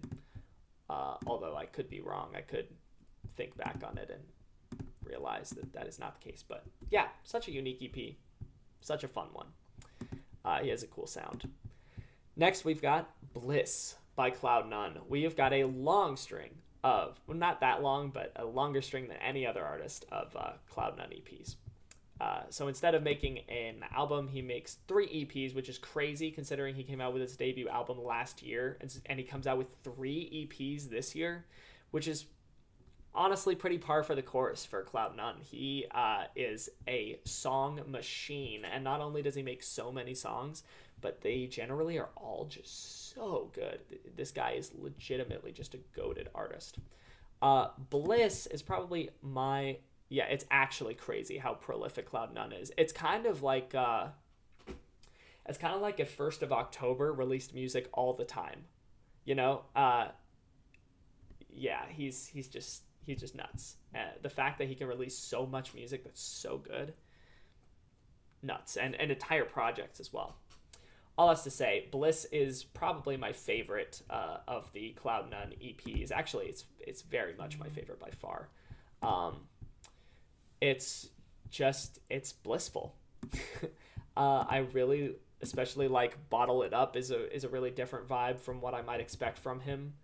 But also there are some real vibey tracks, like Sanctuary is pretty vibey. Quiet of My Mind is a bouncy little track. Just a fun EP all the way through. Next we got Baby by Cloud None and Direct.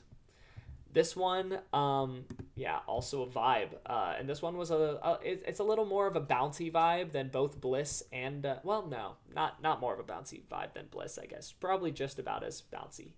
But it's a bouncier vibe, definitely, than the EP that's coming after this one. But yeah, ultimately, I think that it's just a pretty great entry in Cloud None's discography as well as Direct's discography. Pretty much what I would expect from them. And next up is going to be pretty easy. It's Fading EP by Cloud None and Direct, and this is actually going just above Baby. I think that these two are pretty equal in quality and probably could be a little interchangeable, but I do think that Fading is just the tiniest bit more affective for me. And I do feel it just a little bit more. It's a more reserved approach and even gets into a little bit of a darker sound sometimes. And I just think that it's really vibey and really nice. This is the first year ever since he started releasing the Cloud None didn't have a track on Monster Cat. That is true, actually. Baby and Fading were not EPs on Monster Cat. Oh, man. Oh, that's so crazy because he released a lot of stuff this year, but no Monster Cat. Same thing for Pegboard Nerds and Stone Bank. So prolific, but they're able to make such... No. The fact that this is the first year ever that Pegboard Nerds and Stone Bank didn't have a track on Monster Cat since their debut. Really? For some reason, I thought that Pegboard Nerds and Stone Bank both took longer breaks and that this has happened before, but I guess not. Maybe they just released a single at the very beginning of one year and the very end of the next year or something like that. But yeah, that's kind of crazy. I do like to see Cloud None branching out though into other labels like Lost in Dreams and Seeking Blue last year. So that's Fading EP. Next, the Cloud None streak has ended. We've got ourselves Reel Me In by Codeco. Pretty fun EP. Some fun house music. Not really anything specifically to write home about. It's just some quite fun, boppy house music. And I wish I had more to say about this because then it would give me time to look for where this is in my list. There it is. This is in good tier. I don't have much to say about Codeco's EP. Okay, next up, we've got Our New Beginning by Cody Towell, who's an up-and-coming artist from Nashville, Tennessee, Christian artist that I had the privilege of meeting, and we've exchanged demos before and things like that, and so I got to hear early versions of each of these songs. This guy just makes such fun music. I think lyrically he definitely had... The Codeco EP was a pleasant surprise. Honestly, go for it. Yeah. Nothing crazy, but consistently solid. I do think it's pretty consistent. I don't think that there are any stinkers. I obviously don't think that there's any that like blew my mind, but I quite liked Reel Me In. And I think that the drop to Alibi was fun, if I remember correctly. Yeah, it's just like pretty solid EP. But yeah, Cody Towell, his mission is to teach the Bible through music. So by doing so, he kind of gets a little wordy in some tracks, like You Chose to Stay, and what's the other one? Found on the Road. but he does have some really cool vibes, and he has a really anthemic style. So I actually quite like this one. Our New Beginning, I think, is a banger of an EP. So this is going to make it into... Where's the Civilized Creature EP? It's going to make it into the middle of great tier. And I do really like seeing Cody succeed in the music industry in small ways. Like, he's gotten on the radio, which is definitely not a small way to succeed. It's definitely a big way. So super cool to see him making waves. Next, we've got Colby with Dead Giveaway. This one was one that my friend Andre introduced to me, and this is going just above Our New Beginning by Cody Towell. I think that there are some real bangers of like pop on this EP, and she just has a great voice as well and a great style, so I'm a fan. Next up, we've got Violet Sky by Conroe.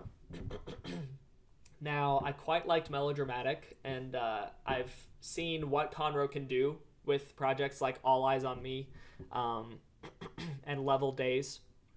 But this one just didn't really, I don't know, it didn't really hit as much.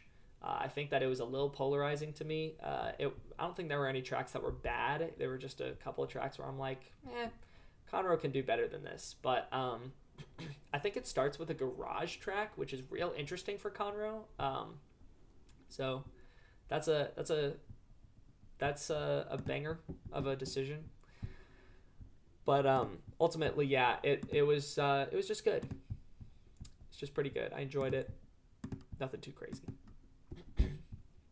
Next up, we've got Transmissions by Convexity.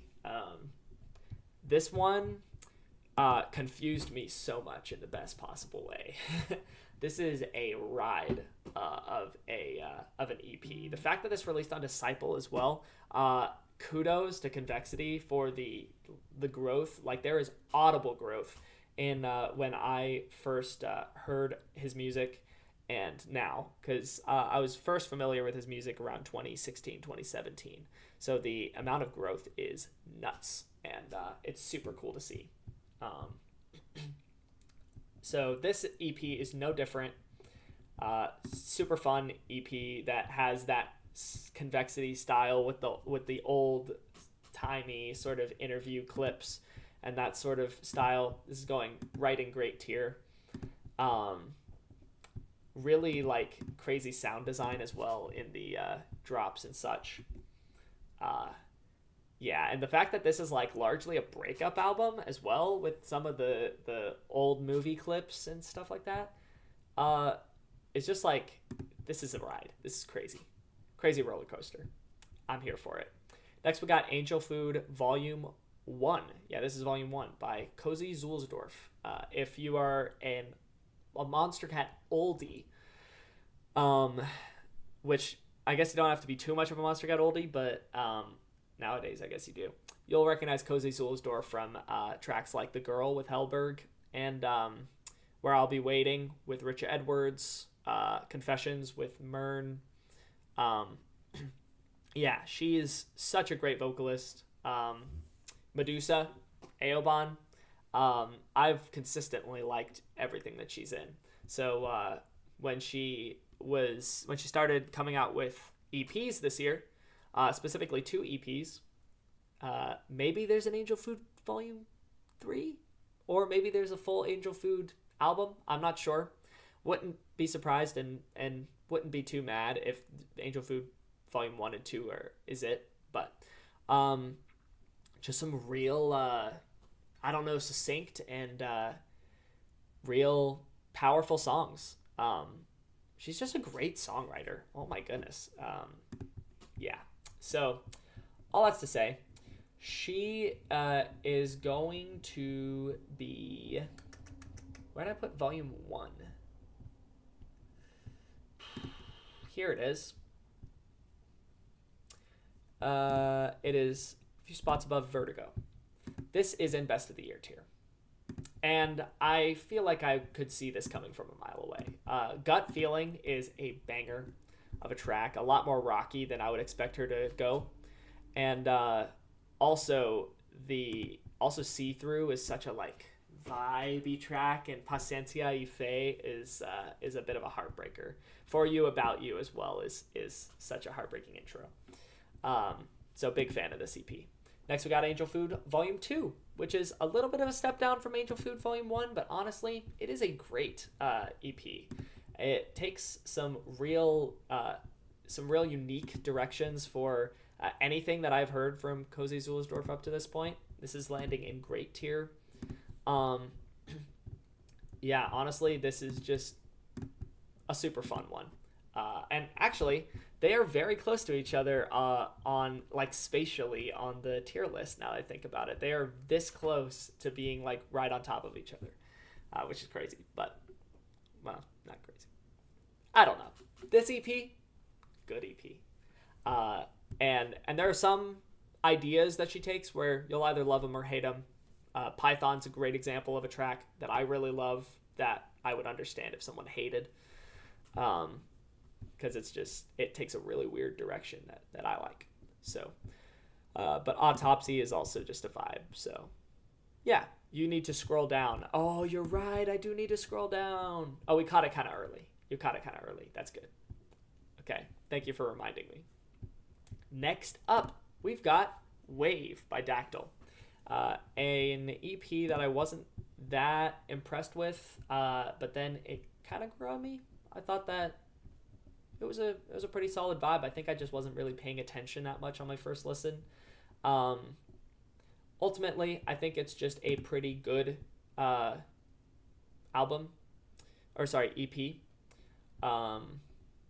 And this is going to go just below I'm Not Afraid of Music Anymore. So, yeah, pretty good. Not the craziest I've ever heard. I will say there's one track called Shakti that's like spiritually, I'm not as keen on the lyrics to that song, but other than that, production is solid. He takes into some interesting directions. Dactyl does a good job.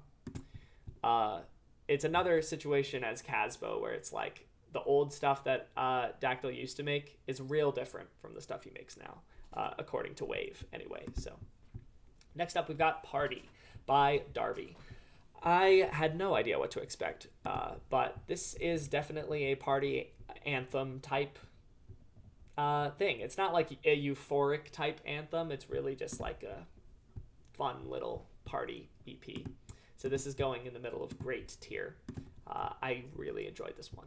I thought it was a very solid EP. So go Darby. And it has some interesting directions as well. It has like a nice like house style, but it also has a little bit of like an emotional garage style at times. So yeah, go Darby. Next up, we got Simpler by Demo Tapes. This is a fun little house EP that holds back a little at times, but sometimes it really delivers. Especially, I think Anywhere But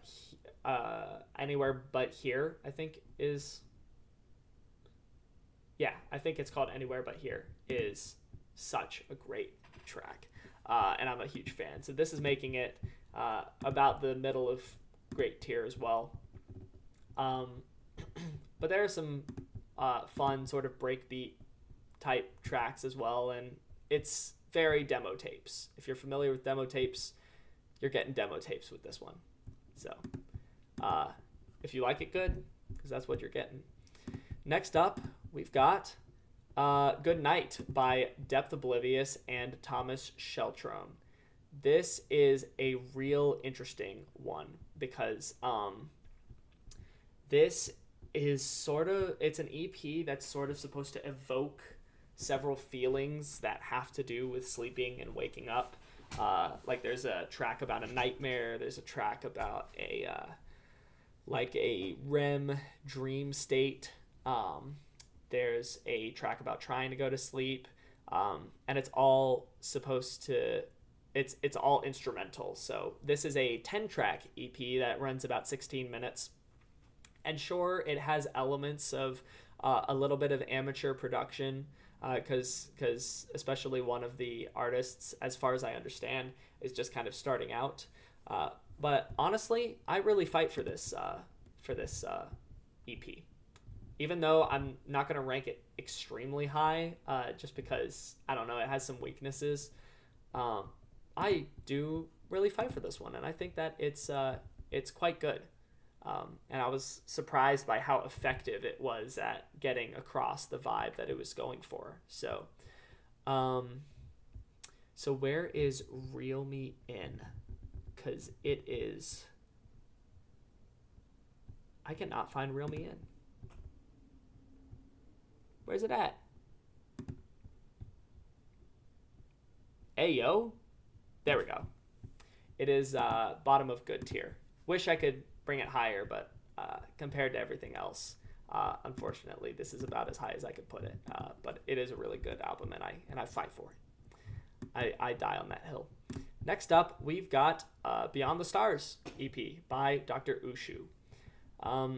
I think that my opinion of this was kind of to the chagrin of some other people, some other unnamed people. No clue. And I think the only thing I have to say about this one is because I'm running away.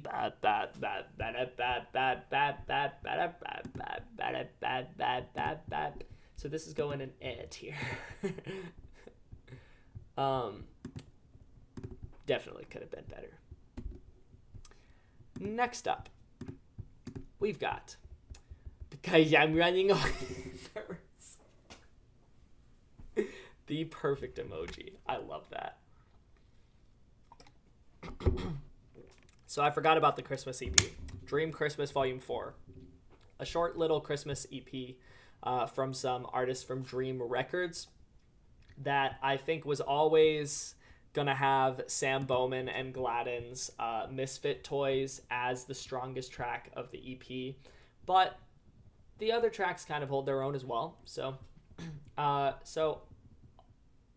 all things considered, I think I quite enjoyed this one. Where am I putting this, though? Where did I put Christmas? I put this just below Radical Optimism. So right here, in the middle of good tier. It is a little carried by Sam Bowman and Gladden's track. But the others are good in their own right, just as I already said, so I'm yapping. So we're moving on to the next one, Freedom EP by Drinks on Me. I was quite floored by the beauty in the music of this EP.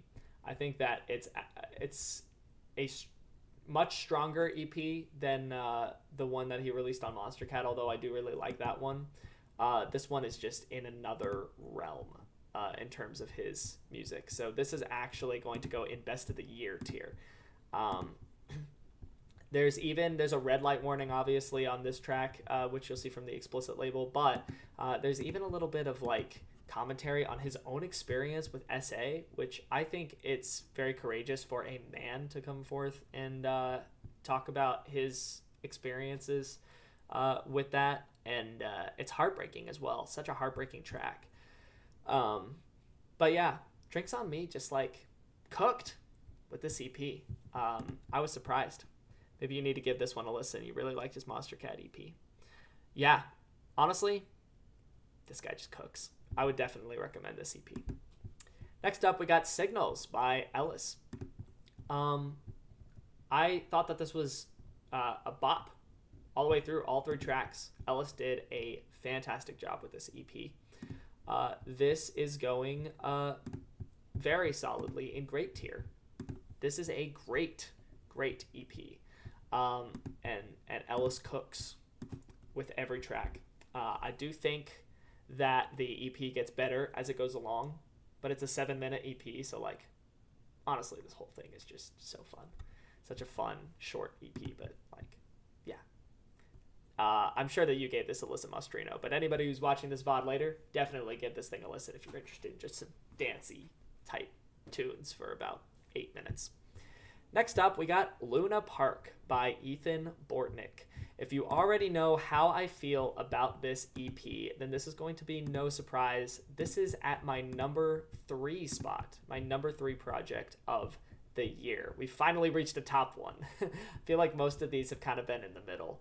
But, man, Ethan Bortnick cooks. This is my first time delving into an Ethan Bortnick project. I don't remember if he's done a project before this, but I feel like he probably did. It's just, this one is just built different. This one, it starts out with like a cool little Western theme that is not explored later, but it's honestly, to the people watching the VOD, if you like the Ellis EP, definitely check out the rest of his discography. Oh my goodness, yes. Ellis, do not be turned off by Timeless by Meghan Trainor. I promise you, Ellis is a fantastic producer. Please go listen to his stuff. Yeah, all that's to say. Luna Park, Ethan Bortnick. His melody writing, his going crazy in the first half and then going more reserved in the second half, which, if you know me, you know that I love to do that. Obscure Sorrows EP was crazy in the first half, reserved in the second half. A Letter to Myself broke the mold a little bit by putting, actually quite a bit, by putting Float first and then putting the fun pop tracks next, and then it gets a little more reserved, so actually not that much. But and then this EP that I'm about to come out with next year basically does the same thing. But yeah, this one, banger all the way through. Well worth the listen.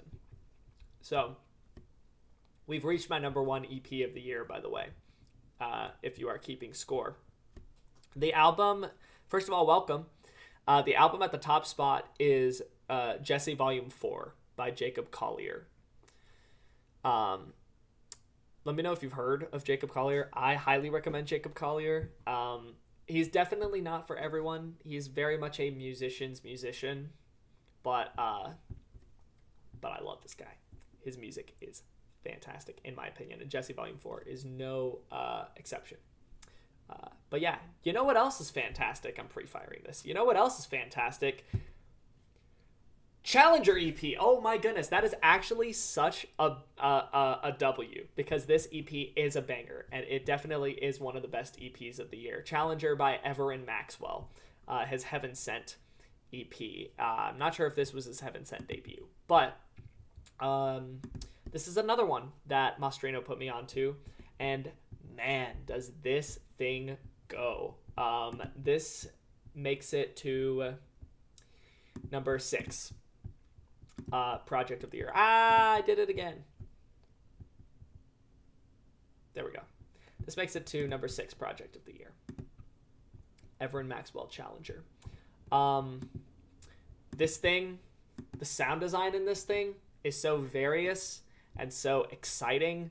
You've seen the stuff Jacob does with live crowds. It's really cool. Yes, I wish I could have seen it live. I could have seen it live, actually, now that I think about it. Twice I had the opportunity to, and for stupid reasons, I decided to not go either time. And it was during, like, the Jesse era, because like, Jesse Volume 4 is the end of the Jesse series, so I don't know what he's doing next, but definitely making music. Yeah, so big L on my part. But yeah, Challenger by Everin Maxwell. He takes several different directions with it, and every direction he takes is so good. He even takes songs that I feel like should just be work in progress reels and just sound design tutorials in a vacuum, and makes them full songs that make so much sense and are bangers as full songs, which that is so impressive. What an impressive EP. Just an absolute instant classic from Ever and Maxwell. Next up, we've got Exobolt Worlds Volume. This is 1, right? Yeah, this is Volume 1. This had a couple tracks where I was like, whoa, and a couple tracks where I was like, okay. And then, or maybe just like one track that was crazy and one track that was and then the other two were like just pretty good. But yeah, this is that kind of album that does get into, or EP that does get into a net positive, definitely. But yeah, it was definitely slightly improved upon in the later installment, which you are about to see. But yeah, we're going to put this in. This might actually be in great tier, and I think that the great tracks really carry this one. Yeah, this is great tier. Great tracks definitely carry this one. Just above it, well, hold on, let me go to the next one. Boom. Next one is Exobolt Worlds Volume 2, which a similar case to the Angel Food, or not Angel Food, the Cloud Nun EPs. This is going to go right above it. The second EP to come out is going to come right above it. Similar situation. It's just that this EP was just a little stronger. So, nothing more to say about that. Honestly, the bite-sized runtime was a pretty sweet aspect of the Worlds comps for me. Honestly, yeah. I would much rather listen to like a 15-minute comp than a 3-hour comp. Yeah, so next we have Apologetically Myself by Fish Kid, which is a very Fish Kid title, and this is a very Fish Kid EP. I was introduced to Fish Kid through a song entitled Green Frog in Big Blue Jammies, which is still probably one of Fish Kid's best songs. But it's funny. This EP, though, it has its high points. It doesn't really have many low points. It's just kind of like, it's pretty standard Fish Kid. Sad boy, pensive, reflective type music. So if you're into that, this is for you. I'm into that. So this is pretty good. This is going to go just above Exobolt 011, which is somewhere in the list right here. Good tier. Because it's a good album. Okay, next up, Mostrino, Listen Up. Oh, wait, hold on. I don't know if you've heard of Dark Times by Vince Staples, but the cover art is almost the same if you look it up. Between Apologetically Myself and Dark Times. Oh, actually, I think I am familiar with the Dark Times cover art. And yeah, you're right. Basically a black square.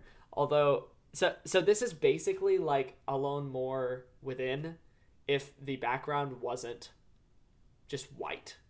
Because it's just a big box of color.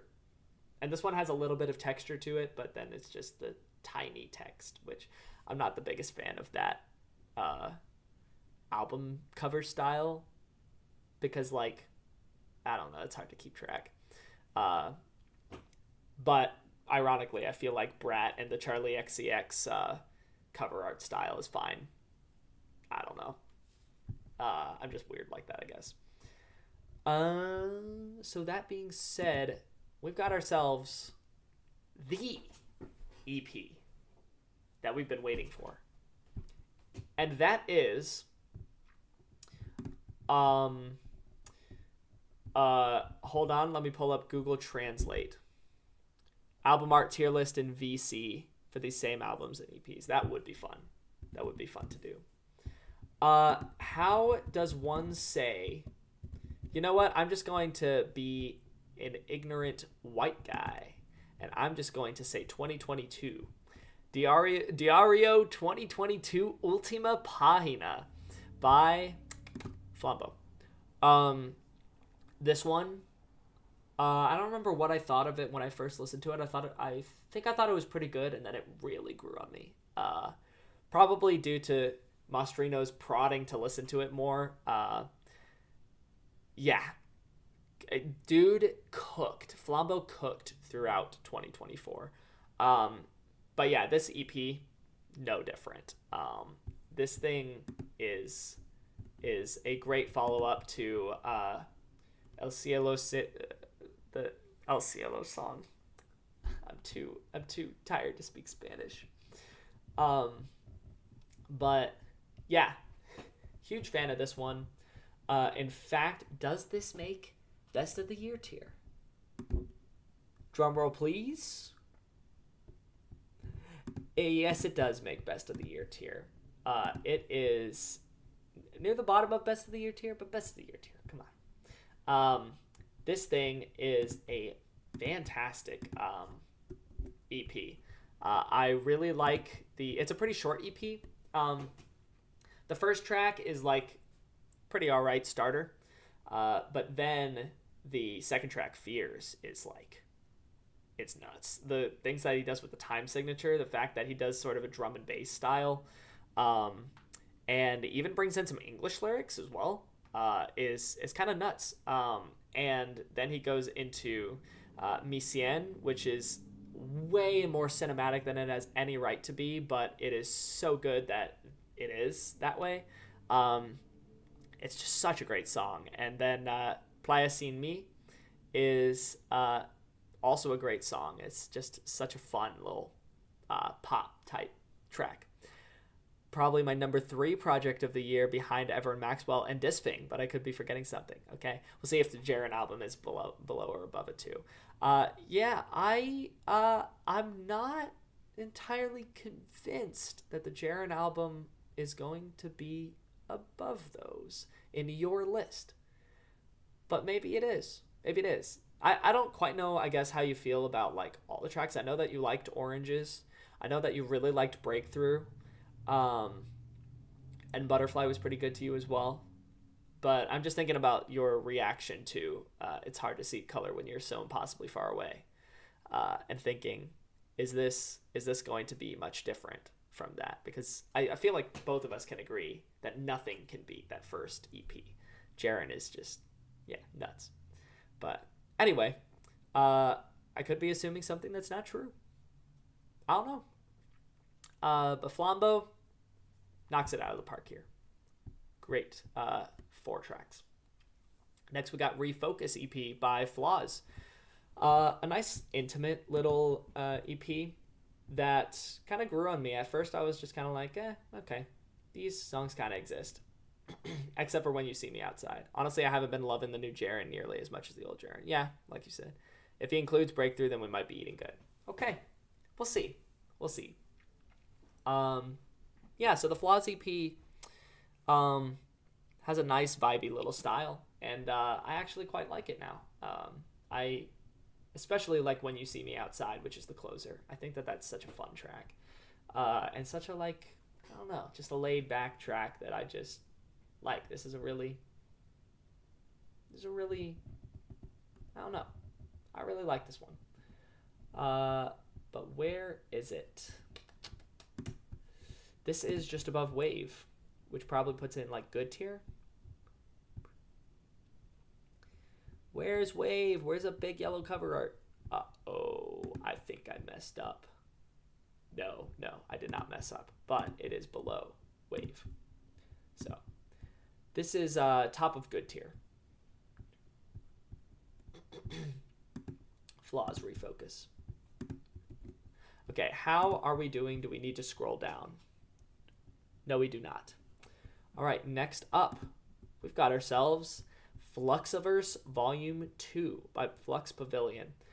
To be fair, I have not listened to Fluxiverse Volume 1, and I haven't really been familiar with Flux Pavilion stuff as of recent. Obviously, you re-listened to It's Hard to See Color this week. You're sleeping so hard on More Than 1,000 Miles. That song is beautiful. Yes, dude. So vibey. Such a great like interlude type track, but it's like floaty as well. Just tell me what it feels like. It's like, whoa. Oh my goodness. I love that album so much. I need to go back and review that album because I don't have an album of the year review. But as for Fluxiverse Volume 2, I don't know. He's pretty much just gotten the I Can't Stop style and nailed it down. And that's what this EP is, which is not bad at all. It's just like not really something too crazy for me. So this is going to go just below Lunar 1, right here, an all right tier. Flux Pavilion. All right, next up, we've got Anamoya by Geovoc. This is an artist who works a lot with an artist that I know personally. It's like a sort of a friend-of-friend situation. This one was just kind of vibey, pretty short. Not anything, I guess, that knocks my socks off, but I've said that about a lot of projects. But yeah, it's did I really put this in A tier? I guess I did put this in A tier. I feel like this kind of is a all right cusp area. So it's kind of unfair that it's here in A tier, but I don't know. That's just the nature of the ranking, unfortunately. Next up, we've got In the Dark by Grabbits. I had, my jaw was dropping throughout the, entirety of the first two tracks, and then I was just in another universe when Nightmare was, or not Nightmare, Daydream, I think is what it's called. I was just, in another world. This thing is a force of nature. It is also my number 4 project of the year. I will say what kind of holds this back a bit is that it feels like the first 2 tracks feel like the perfect start to an album, and the last track sounds like the perfect end to an album, but there's not much in between. There's actually nothing in between to give you that progression from beginning to end. And so it kind of feels like the beginning suddenly skipped to the end. Yeah, but other than that, that's a small criticism because the music itself is just... In the Dark is such a banger.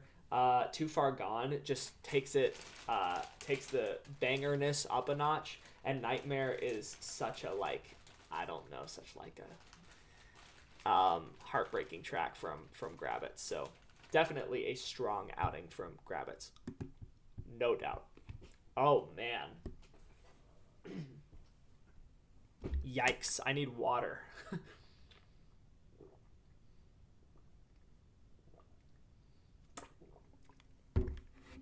Grim by Half Blind. Ay. Did that just cause a bunch of clipping on the mic? Oh yeah, it did. Sorry guys for blowing out your eardrums. This is such a great project. I love this project so much. This project is my number 9 project of the year.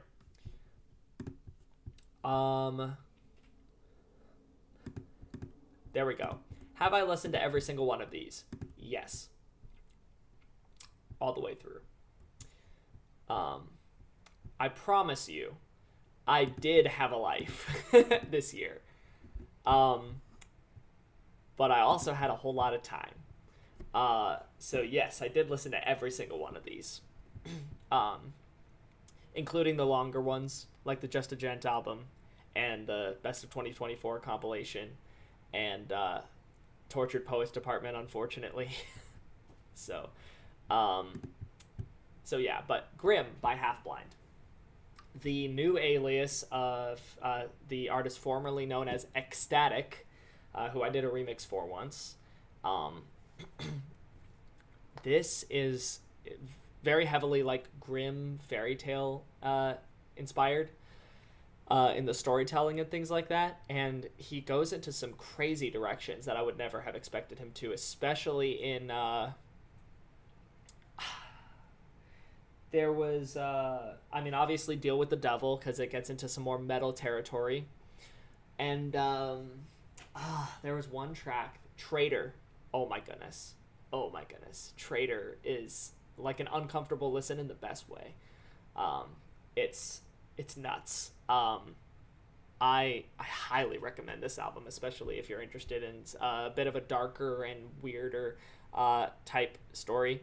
I will say that I do enjoy the vocal style, but if you don't enjoy the vocal style, you might get a little less out of this EP, especially on tracks like Porcelain Girl and Mirror Mirror.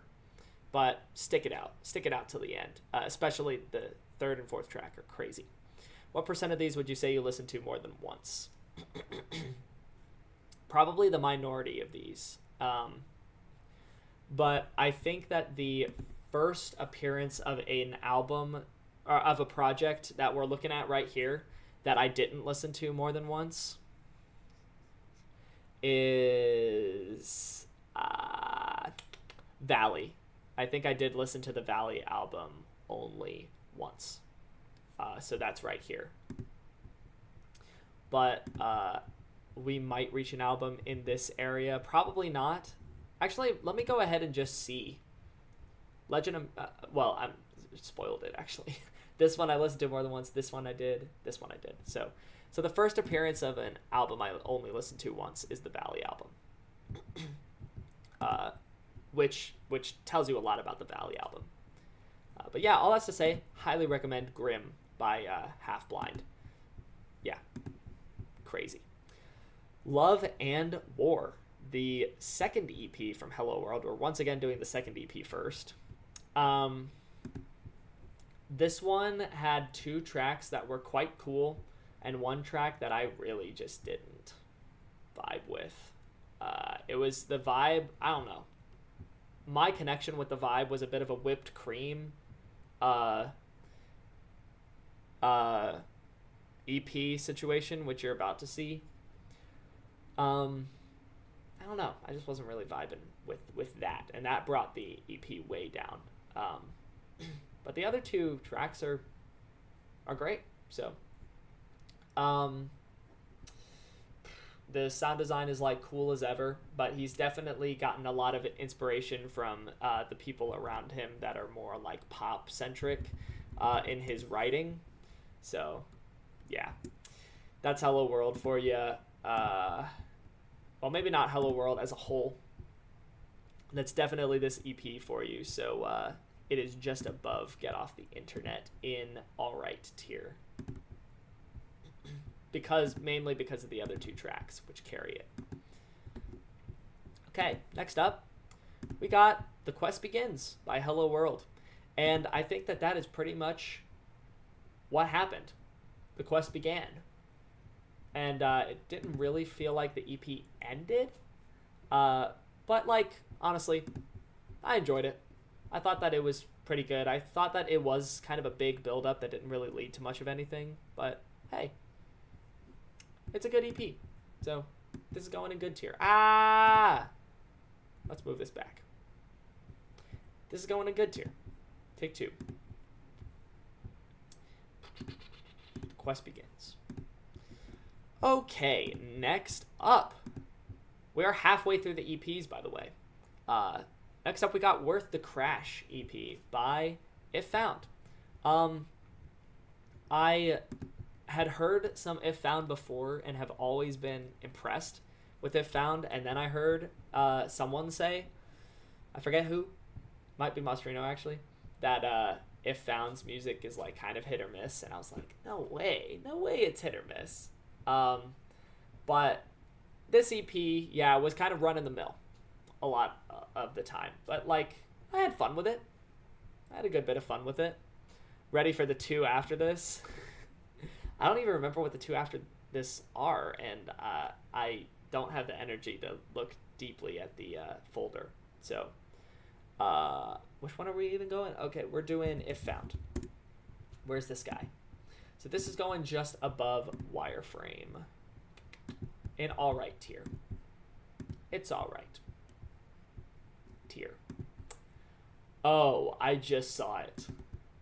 Alright, folks. Buckle up. We got back-to-back EP. The second EP from Infect, this time on Bass Rush Records, and we're once again doing the second EP first. Back-to-back EP. This is a very bad EP. This is the very thing I don't like about Infect. I'm sure he's a chill guy. He seems like the chillest guy in the rhythm scene. Like, this guy, and his sound design is crazy, but not on this EP. On this EP, the sound design is not crazy. Which I might as well, since I'm talking about this, just go ahead and go with Veggie Games. The sound design is crazy in this one. Sound design goes crazy, but also the rest of the song, every time, almost every time, does not go crazy. And therefore, back-to-back EP gets to the #1 worst EP / project of the year. And Veggie Games is, #3 worst project in my book. The problem is, I don't think Infect makes that many songs. He just puts like a drone sample into his DAW, puts some claps where they're supposed to go for about 8 bars, and then he shows you these new sounds he made. And that is the experience of an Infect EP, except for the sounds are very abrasive. If you had to give this EP any praise, though, Elite was a pleasant surprise. But yeah, it was a funny listen for sure. I will give this EP some praise. Elite was a pleasant surprise. It was pretty good on back-to-back EP. Everything else was... I felt like it was trash, unfortunately. And, but Veggie Games was a little less trash. And Veggie Games also, like, Beams had some cool sound design. Not a great song, but it had cool sound design. I also came around to Goop quite a bit. Also, when he shows you the new sounds he made, it's with the same quarter note flow almost always. Yes. And, like, every fake out is the same. I can't imagine listening to an entire album. But I feel like someone in this Discord server is going to make me. So eventually I may have to experience that. I don't know. But yeah, that's Infect for you. You love him or you hate him. Next, we got Practice by Jackie Hill Perry, the rapper / spoken word artist who's pretty well known in Christian circles for her commentary on sexuality and how Christians should engage with it. Honestly, how I felt listening to Thrones of Blood. I have not listened to Thrones of Blood, but maybe I should. Maybe I should just, for the experience, listen to Thrones of Blood. I feel like I might like it a little better than you, but also I would probably get tired of Thrones of Blood from the sounds of it. But yeah, this EP doesn't really touch much on the sexuality side of her, like, her spoken word and stuff. It's just kind of like a relatively fun rap album. It's like she's freestyling for 20 minutes, and there are a couple of, like, tracks that are just like, that are kind of like, okay, she's kind of like cooking in other parts besides when she's just rapping. Like Leave Me Alone, I think is quite a bop. But ultimately, it's just kind of all right. I do feel like it wanders a good bit, and it doesn't really find a place to land stylistically. So I don't know. It's all right. Feel like I would, yeah. Next, we've got Just Us by Jake and Shelby. This is maybe the only artist that my mom has put me onto. And I'm really glad she did. I really like this EP. I was a little concerned that they were not going to make it sound that full as songs when they started putting songs out on streaming platforms, because this duo is generally known for Jake plays guitar and sings harmony, whereas Shelby plays. I guess the voice is an instrument, but she sings the melody. And I wasn't sure quite like what their songwriting was going to be like. But honestly, I really think that this is suited for streaming platforms. I think that they do make it sound really full and have a lot of variety, even though it legitimately is just what you would see on a YouTube video. Jake is playing guitar and singing harmony, Shelby singing the melody. But they do make it feel like so full and like an actual song. So I am very impressed by this Jake and Shelby EP, and I think the writing is very strong as well on it. So this is actually making it into best of the year. Sometimes simplicity is king. Sometimes it just wins over complexity. Sometimes it wins over convexity, and it does in this case as well. Let's see, where are we at? We have a few albums till we need to scroll down. All right, next up, we've got Divergence by Jason Ross. Wasn't sure what to expect from this EP. I do feel like Jason Ross is generally kind of like Blank, a bit of a stronger melodic dubstep artist. And yeah, I do think that Jason Ross really delivers on this one. I wasn't sure what to expect because I do think that he's stronger, but I also realize that melodic dubstep can get a little tropey. Well, a lot tropey. It can get very tropey, especially in this day and age, where hardly anything is new under the sun in this genre. But yeah, I think Jason Ross absolutely delivers on this one. He doesn't just go into melodic dubstep as well. There are only really 2 songs that are melodic dubstep. The other 2 are house, and there's one that's hardstyle. So like, yeah, I really enjoyed this one just all the way through. Super fun, super, I don't know, impactful EP. This one is going in...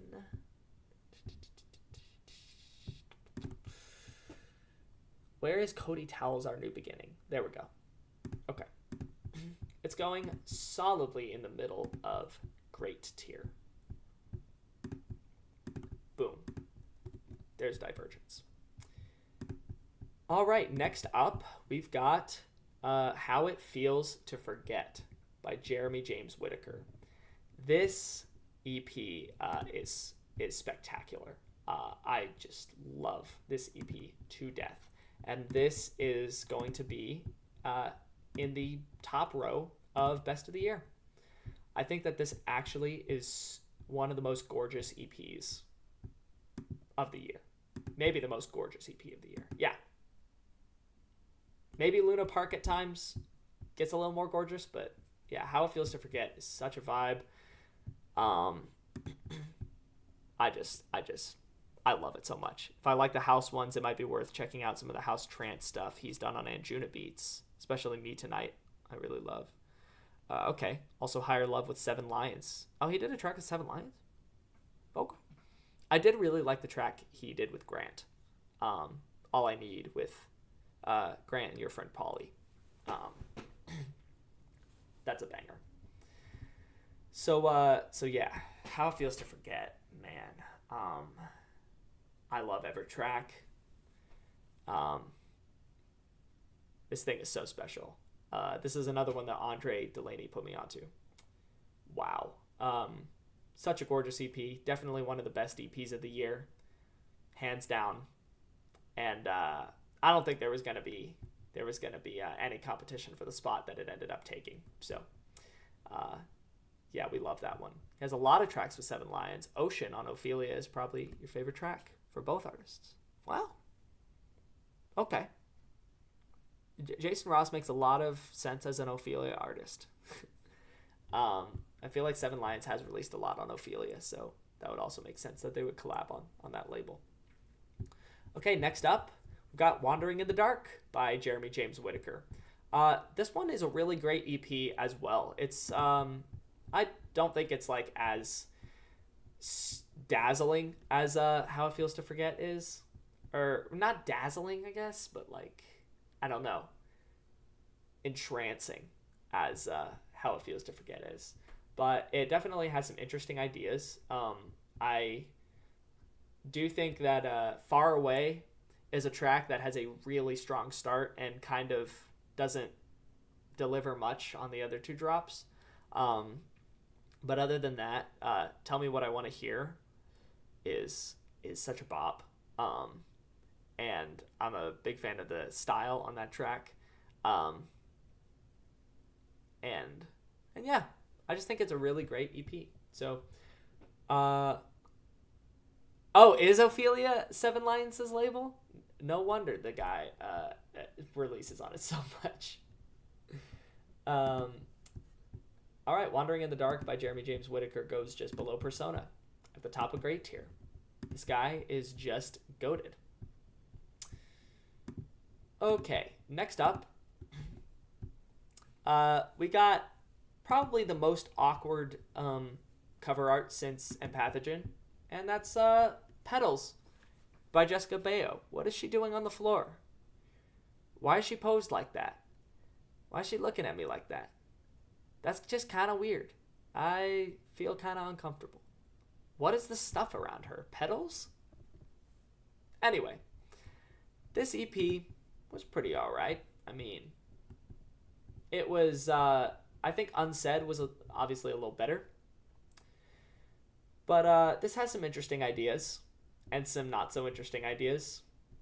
So, yeah, but where is this thing?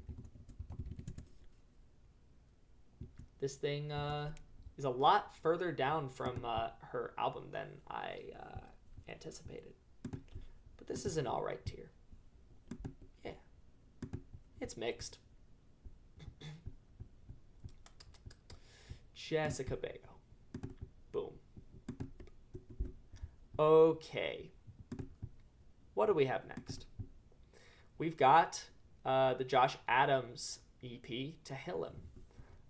This is a real... There are times when I feel like it's a little standard for what it's trying to do. But there are times when it's just like especially vibey and beautiful. So it kind of rides the line between the two. And I think it does it quite well. So ultimately, quite a good EP. And this thing is going to rank below Cold at the very top of good tier.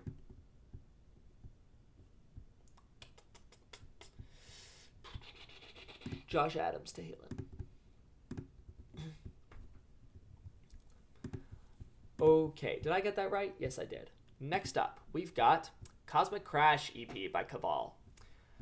I never knew what to think of Kaval because, like, I had heard Starlight, which is an absolute banger, except what happened to the vocals? Like, they're super blown out and compressed, and also the vocals are out of tune, but the rest of the song is one of the biggest bangers on Rushdown. Thank you also for reminding me to scroll. Yeah. This guy can cook, but also he can kind of neglect, I guess, some other elements of making a good song. In this EP, I think he neglected the elements of making a good song. A lot of times he kind of just he gives opportunities throughout each drop sometimes to like do some cool sort of sound design, like, and then he just doesn't do anything and he's just silent, and then it just goes back into the rest of the drop, and it's like it's almost like he forgot to put something there. And sometimes the sound design really makes me feel like I'm just banging my head against a wall, and I don't really like that feeling in my head. And I don't know what it is, because like I can take tear out albums and it doesn't feel like I'm banging my head against the wall, and then when someone does this kind of color base, sometimes it's just like fills my head a little too much. So I don't know. I just wasn't a fan of this one. But I guess it had some moments. It just wasn't really my thing. So this is going to go into no thanks tier, unfortunately.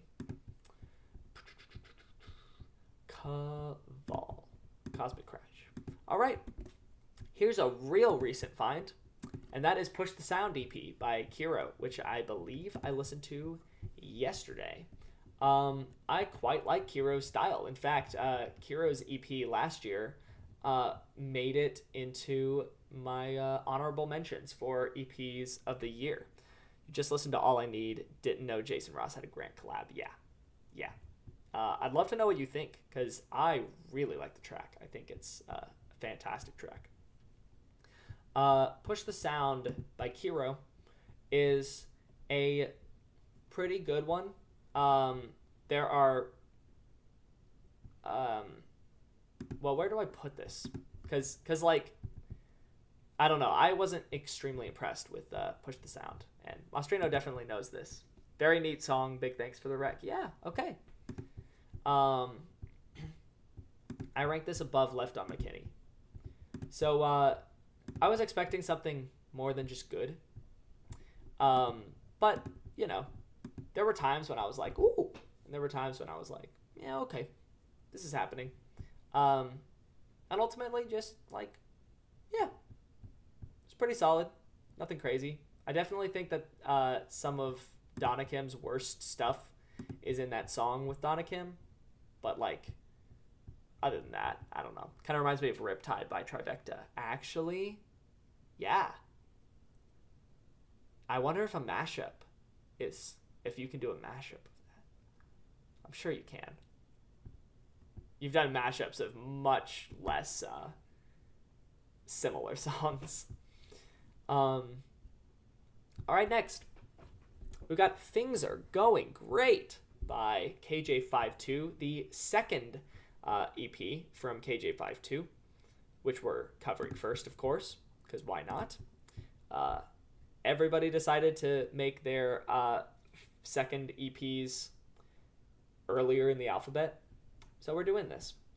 KJ52, well, this is not going to make much sense without talking about the second one, but this was a market improvement from his previous project. It still was all right. And there were just some bars that were kind of chuckle worthy, which it has a very similar cover art to Brat, I just realized. But yeah, there are some bars that are like, let's see. You already know a mashup is brewing, mentally brewing at least. I'll hop in FL later. Okay, yeah. We're about 35 EPs away from the end of this stream. Then this tier list is really filling up. This Blockus game we've got going on right here. Yeah, there are some bars that are pretty chuckle-worthy. But it's a KJ52 EP that's just got a little more spice than normal, and a little more catchiness, and a little more heart. So I kind of think this is a W, putting him in all right tier. All right, Whatever Happened to KJ52 by KJ52. This one was not as good, unfortunately. There were a couple tracks that were like really messy, and just like, I don't know, kind of like, what's happening? What is happening to KJ52? But so this is going in no thanks tier. But I don't know. There's like a line or two that's just kind of like, oh. But I definitely preferred Things Are Going Great, and I think that was a redemption of Whatever Happened to KJ52. But it was just kind of mid to me, unfortunately. Next up, we've got Mortal by Leotrix. Where is funny tier? Right here. This is where it's going. I don't even have to look at the list. This is in funny tier because it is funny. Is it good music? Not really. But like, it is funny. And I laughed. And I think that is about all that I have to say about this EP. Next, we got Losing My Accent by Lily Williams. Definitely not a funny EP. Definitely a more serious one. And one that I really enjoy. I think I covered this one actually a bit in I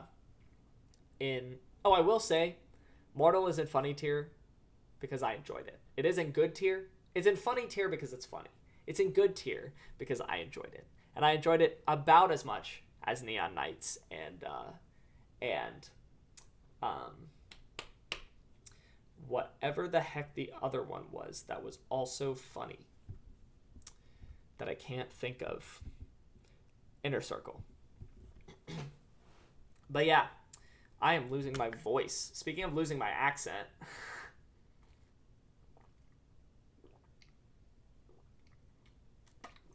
yikes.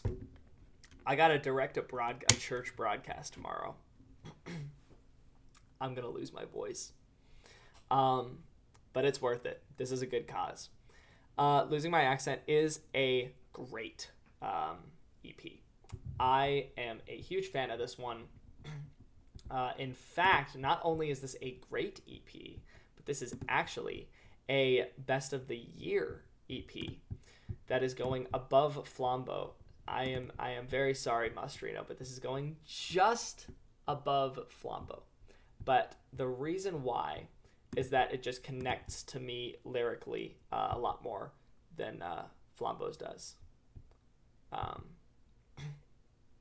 Because I don't know much of the lyrics. I kind of get the idea of Pliocene Me, because obviously it's, she's going to the beach without him.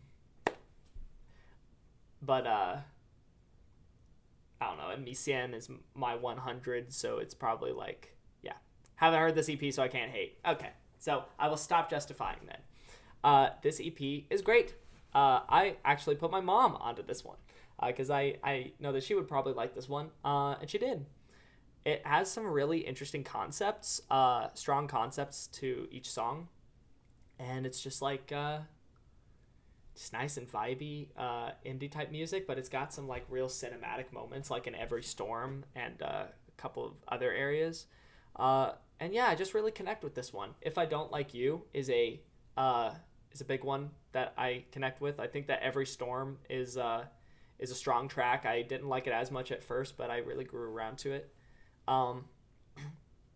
Yeah, just super great EP. Huge fan.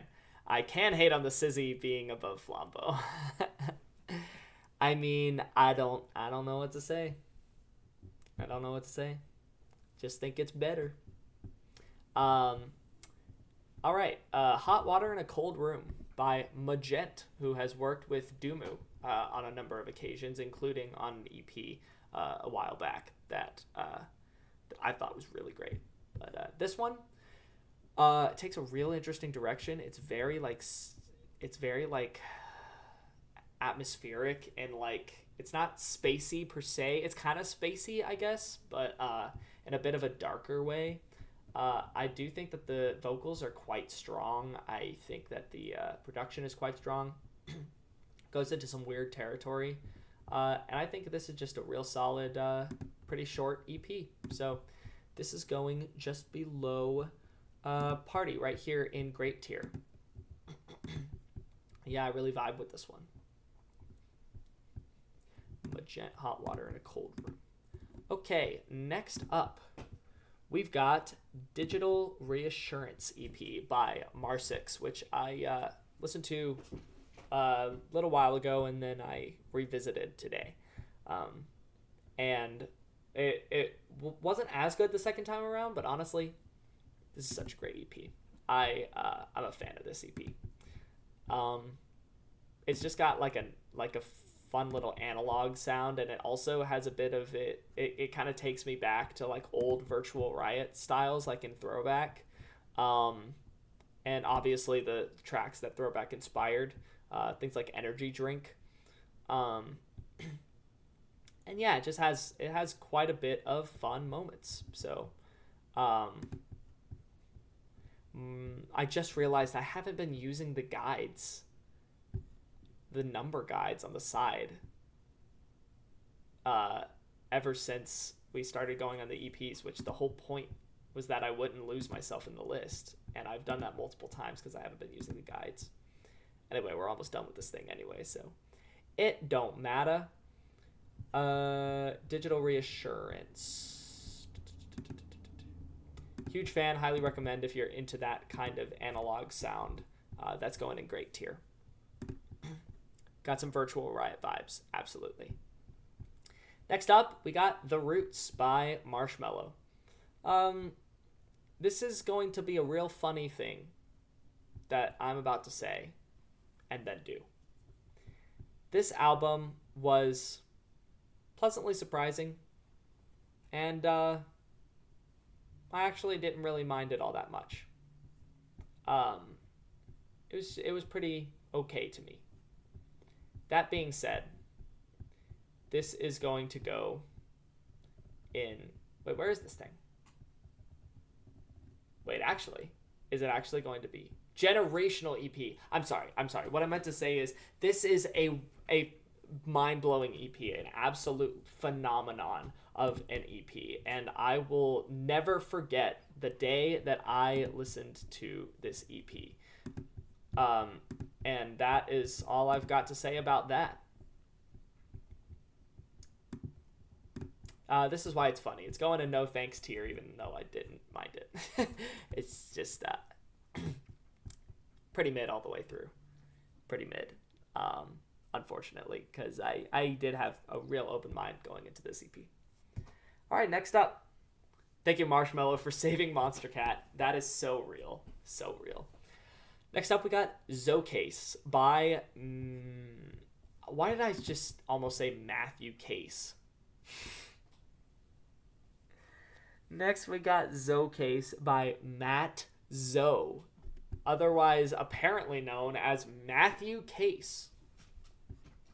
I really enjoyed this one. I liked the fact that it was a 3-track EP with a much longer runtime. I'm real interested in just EPs like that. So this definitely delivered. I think that the progression was quite good. I think that the styles that he decided to go melodically and genre-wise, it was just a real interesting EP all around. So I was quite a fan of that. Where, though, is Matthew Cason in this ranking? There he is. So this guy is going to go probably above Unsaid. Yeah. He's going above Unsaid. There he is in good tier.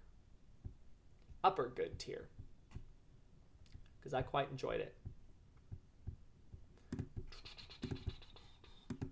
We might be nearing the scrolling time.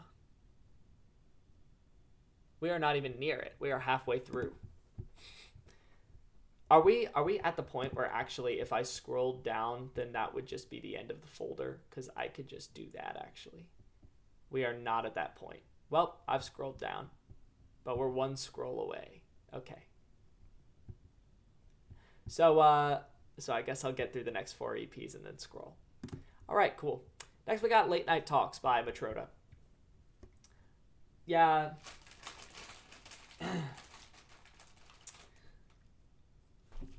I don't know what happened. I don't know what happened to Matroda. Dude was coming out with some of the most interesting house music I had ever heard on his EP on Monster Cat. And then the red tape sort of deal. So cool.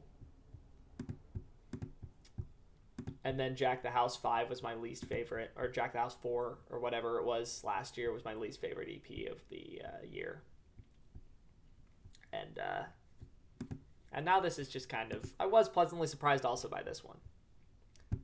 Because it wasn't horrible. And there were some things that I kind of liked. It's just like, I don't know. It wasn't great to me, unfortunately. So that's landing in no thanks tier. Cover art makes it look like this project is from 2009. That is true. That is true. It sounds like the project was in 2009. It's stuck in 2009. I'm not going to eat that grape. Anyway, next album. To cheer us up, we've got The Losers Club by Mazar. This one is not too far off.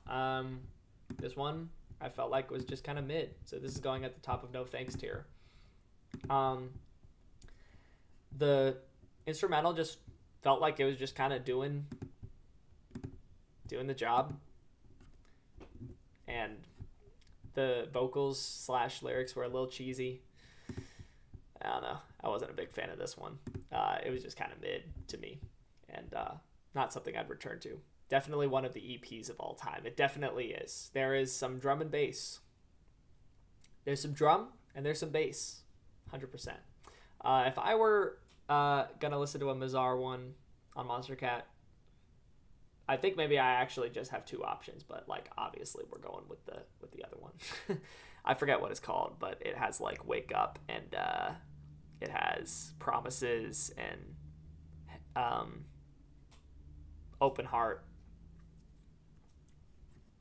I'm taking that one. Next up. Oh, did I add yeah, I did add Losers Club to the next one. Or to the list. What am I saying? Next up. This has been a long day. This has been a long stream. Longer stream than I intended. Next up, we got Humor Me by More Kismet. This one had some real interesting tracks. And I just was kind of expecting a little more from More Kismet. But it did have some interesting tracks. It did have some interesting ideas. I feel like you can never listen to a More Kismet EP without expecting some interesting ideas and getting at least some. But like, yeah, it wasn't anything crazy. So this is going in tier for me. Where are we at? Humor Me.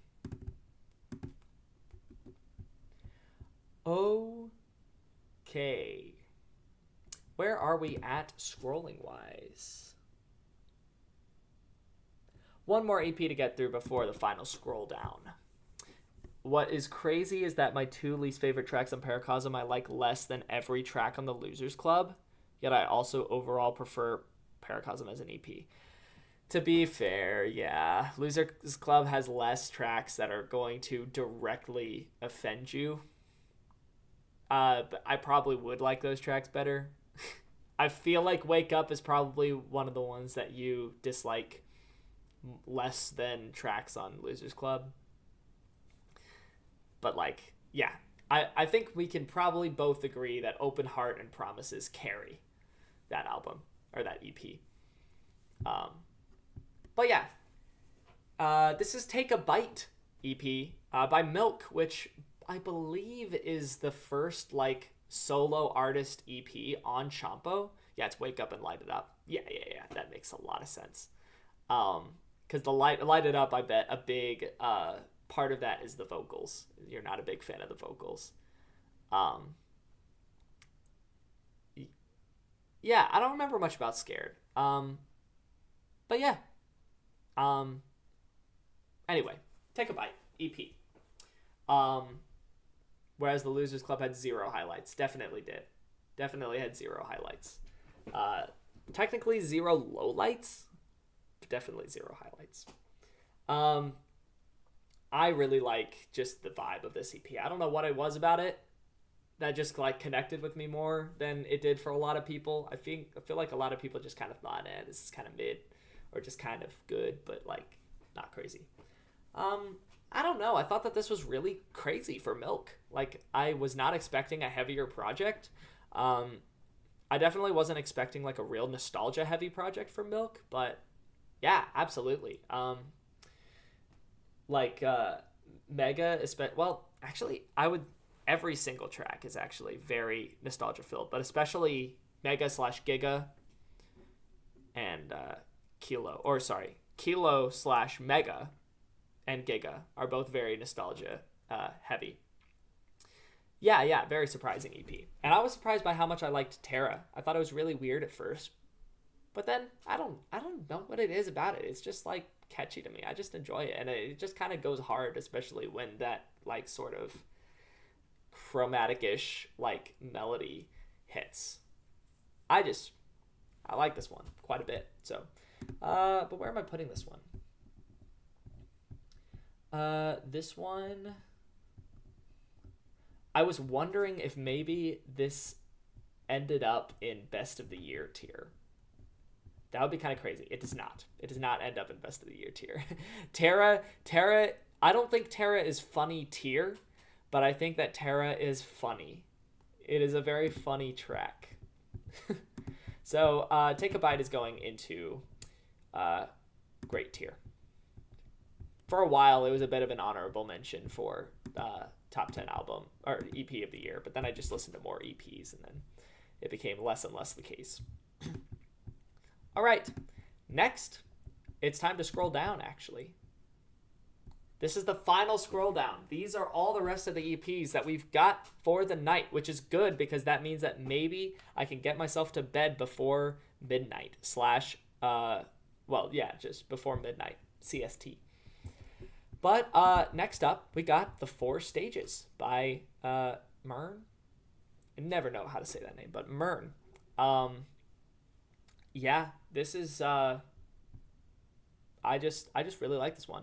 Yes, also a very pleasant surprise. I wasn't really expecting Mern to go like a melodic house route, but yeah, he really delivered. I thought that he did a great job with this EP, and I liked the heart behind it as well, especially that one track that was a dedication. I really like the heart behind it. He does usually cook, yeah. Agreed. I think the closest that I had heard him try this style was All for Nothing with Doomu. Other than that, I knew him for like After Dark, Confessions, basically all of his Monster Cat stuff, and then Worlds Away and that album as a whole. Yeah, it is very consistent. And honestly, I think it's consistent because it kind of plays within, it knows its strengths very well, and it plays within its strengths for the whole thing. So you could make the criticism that the EP sounds pretty samey across the way, and that would be pretty valid. But honestly, the sound is just so nice that it doesn't really matter to me. It's just such a vibey EP. So this one is probably gonna be pretty solidly in great tier if I can find it. And actually,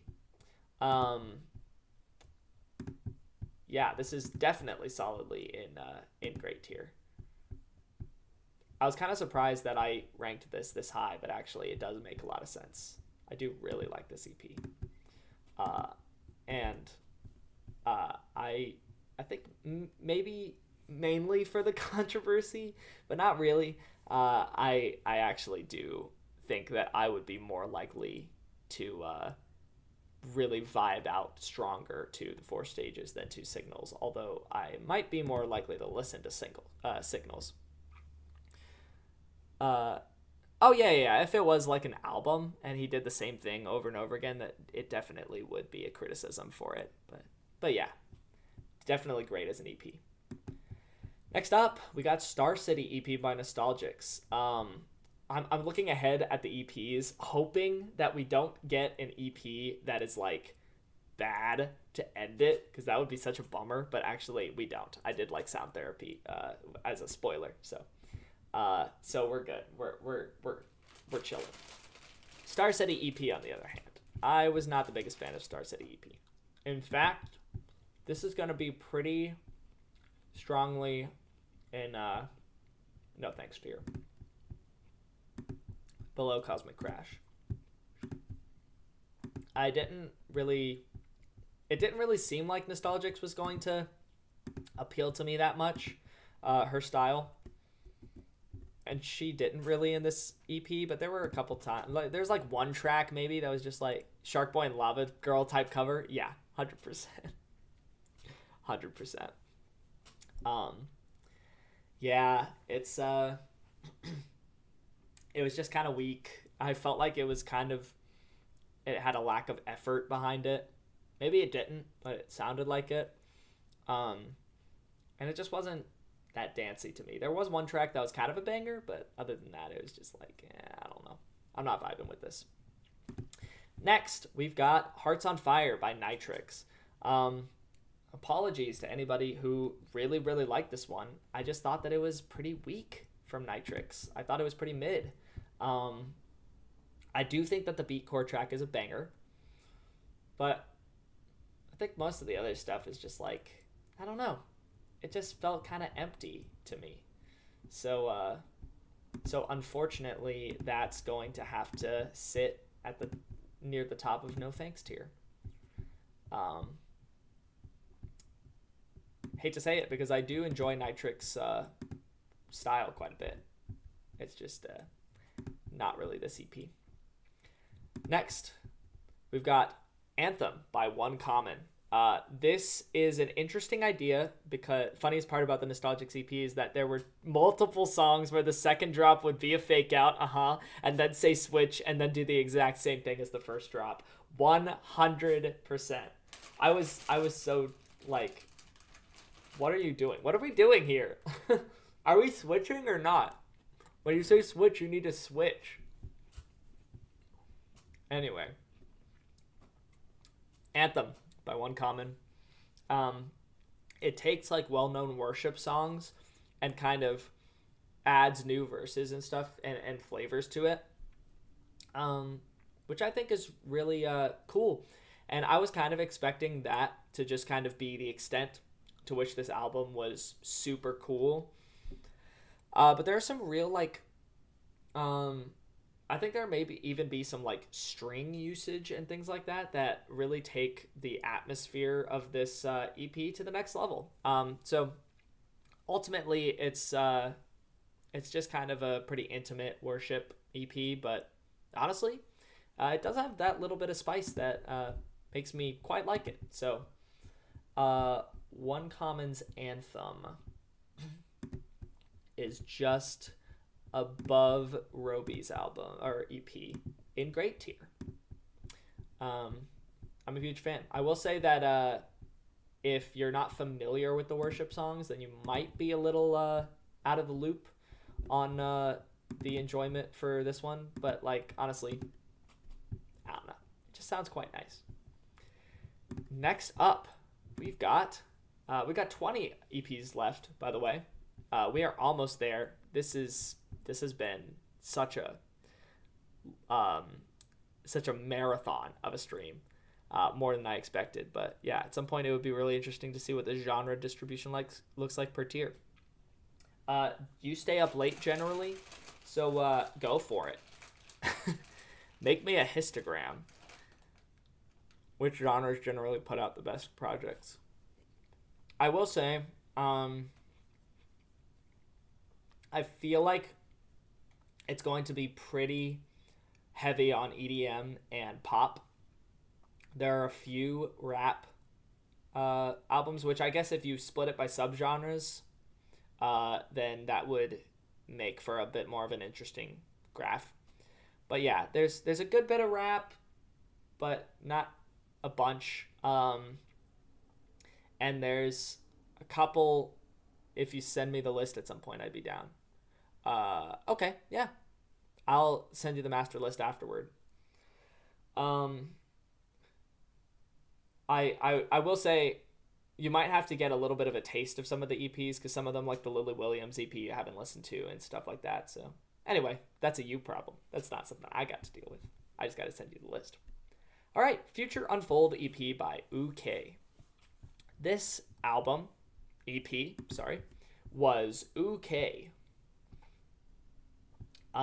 It was pretty polarizing actually though, because it did have like, you don't really stay that late. It's mostly just because I'm 2 hours.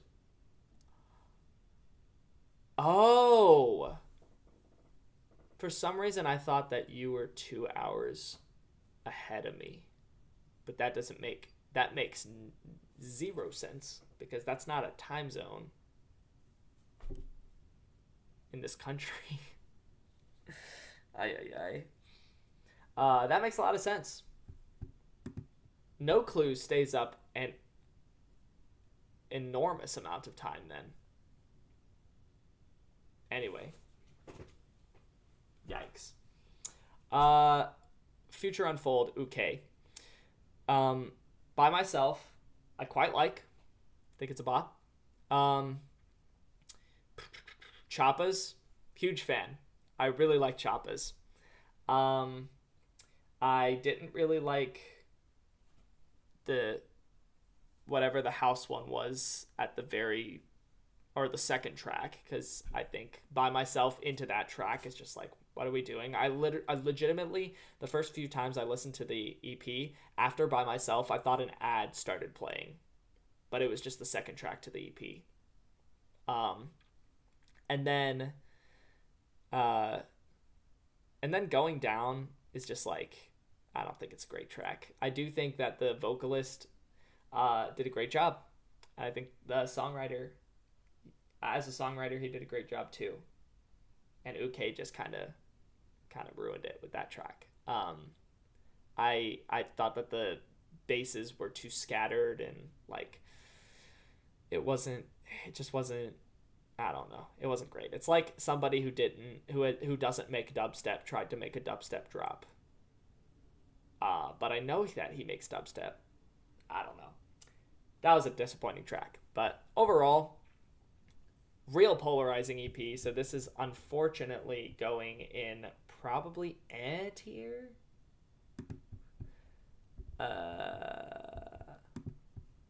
Above Forwards ? Yeah. Because funnily enough, out of any track in or no thanks tier, I listened to this EP probably the most. But mainly for like Choppas or By Myself. Those were the two main reasons why I returned to this EP. Let me elongate. Let me enlarge this. Okay. All right, next up, we've got Untitled Signs by Apadan. I got put onto this by Bowtied Media through a This Week in EDM episode. And I got put onto this and the Butte Noise EP. I was expecting to really like the Butte Noise EP and think that this was just pretty good. But I thought that the Butte Noise EP was just pretty good, and I really liked this EP. Which project this year do you think had the biggest gap between best and worst song?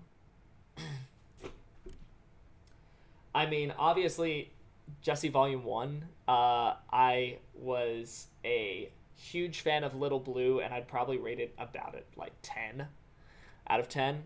Whereas Over You was the one track that I didn't really like all that much. And it was, I would rate it at about a 5 probably. So that's a big gap. Choppas I'd probably rate at about a 7.5 or an 8, and Going Down at about a 3. So that's a big gap. That's probably the biggest gaps we got. Except for, I mean, Elite for back to back, I'd probably rate at about a 6.5. And the other tracks, I think I rated one track like a 1.5. And also Meghan Trainor's Timeless, I did have one track that I rated a 1. And a couple tracks that I rated a 7. So actually, that's probably it. That's probably Timeless. Because there were a couple tracks I rated a 7, but one track I rated a 1. The first time that you asked me a question like that, and I gave you a straight answer that was, like, hopefully satisfying. But yeah, Untitled Signs, super fun house EP. Big fan. I just really enjoy this one. It even does, like, a bit of a funny thing with Mr. Sandman at the very beginning. That Mr. Sandman, exactly what you're thinking, that song. Yeah, I just really enjoy it. Where'd I put this thing? I rated this about a 75 on album of the year. So this is in between Digital Reassurance and Transmissions. Right here. I think this is a great EP. Go Apadan. Which for this style, I'm kind of surprised that I rated this so high. Well, I'm not surprised I rated this so high, but I'm surprised that it was this good. And I connected with it so much, I guess I was trying to say. But there it is. All right, next we got Pied Keys 4 from Pied Keys, or Pied Keys. Pied Keys? I don't know. It's, I think, kind of lo-fi-ish with a little bit of spice. I only listened to it once, but I quite liked it. This is Opa Dan Dan style. Oh my goodness, he's on fire. Pied Keys, by the way, is an artist that featured several times, or probably a couple times, on the Aquarius 4th album. So I thought there had to be a little bit of spice in Pied Keys 4, and there was. And I quite liked it. It wasn't gonna like amaze me, but it got pretty close for the style that it was going for. So,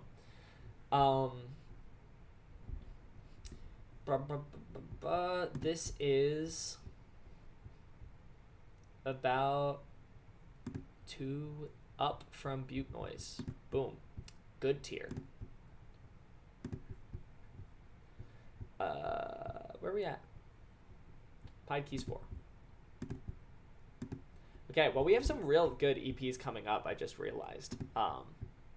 So, let's keep going. Breathe Underwater by Psytrance Mafia, i.e. Infected Mushroom and Blastoise. I like this one. I think that it was pretty good. It wasn't, like, crazy, but it was pretty good. Infected Mushroom have, like, obviously done better,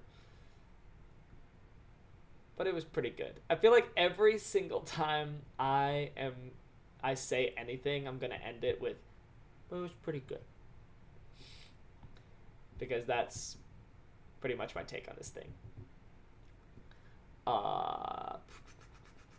Where did I put it though? Where's Psytrance Mafia? There it is. It's below Exobolt 011. Right here. Good EP. If you don't like Psytrance, you're out of luck. As I said on my album of the year, if you do, you're in luck. Pretty Infected Mushroomy. I'm sure it's pretty Blastoise-y. Yeah. I don't know if you feel the same thing, but I feel like Psytrance as a genre doesn't have anything to offer that it hasn't done already, if that makes sense. I feel like it does have things to offer, but people just aren't offering them. Like, we could use some different, like, whatever that offbeat bass, like the that little burp. We could use something a little interesting there. Maybe some color Psytrance or something like that. Or maybe I don't know. I feel like there are some things that you could do, but nobody is doing those things. Nobody is pushing the genre. As far as I know, nobody is pushing the genre of Psytrance to new heights, and hasn't for a long time. So this definitely also doesn't push the color Psytrance. Honestly, I would not be mad if we just took color-based styles and just tried to put them into every genre. That would be nuts. I've already heard color D&B. I've already heard sort of like color electro type stuff as far as I remember, but I cannot give you an example. But yeah, it's such an interesting idea to kind of like vocode a bass to a synth, and yeah, nuts. So that's Breathe Underwater. Next, we got the sole no clue recommendation, as far as I know, on this list, and that's On Time by Ren. This one was quite good. I really enjoyed this one. I thought that On Time was an absolute banger, and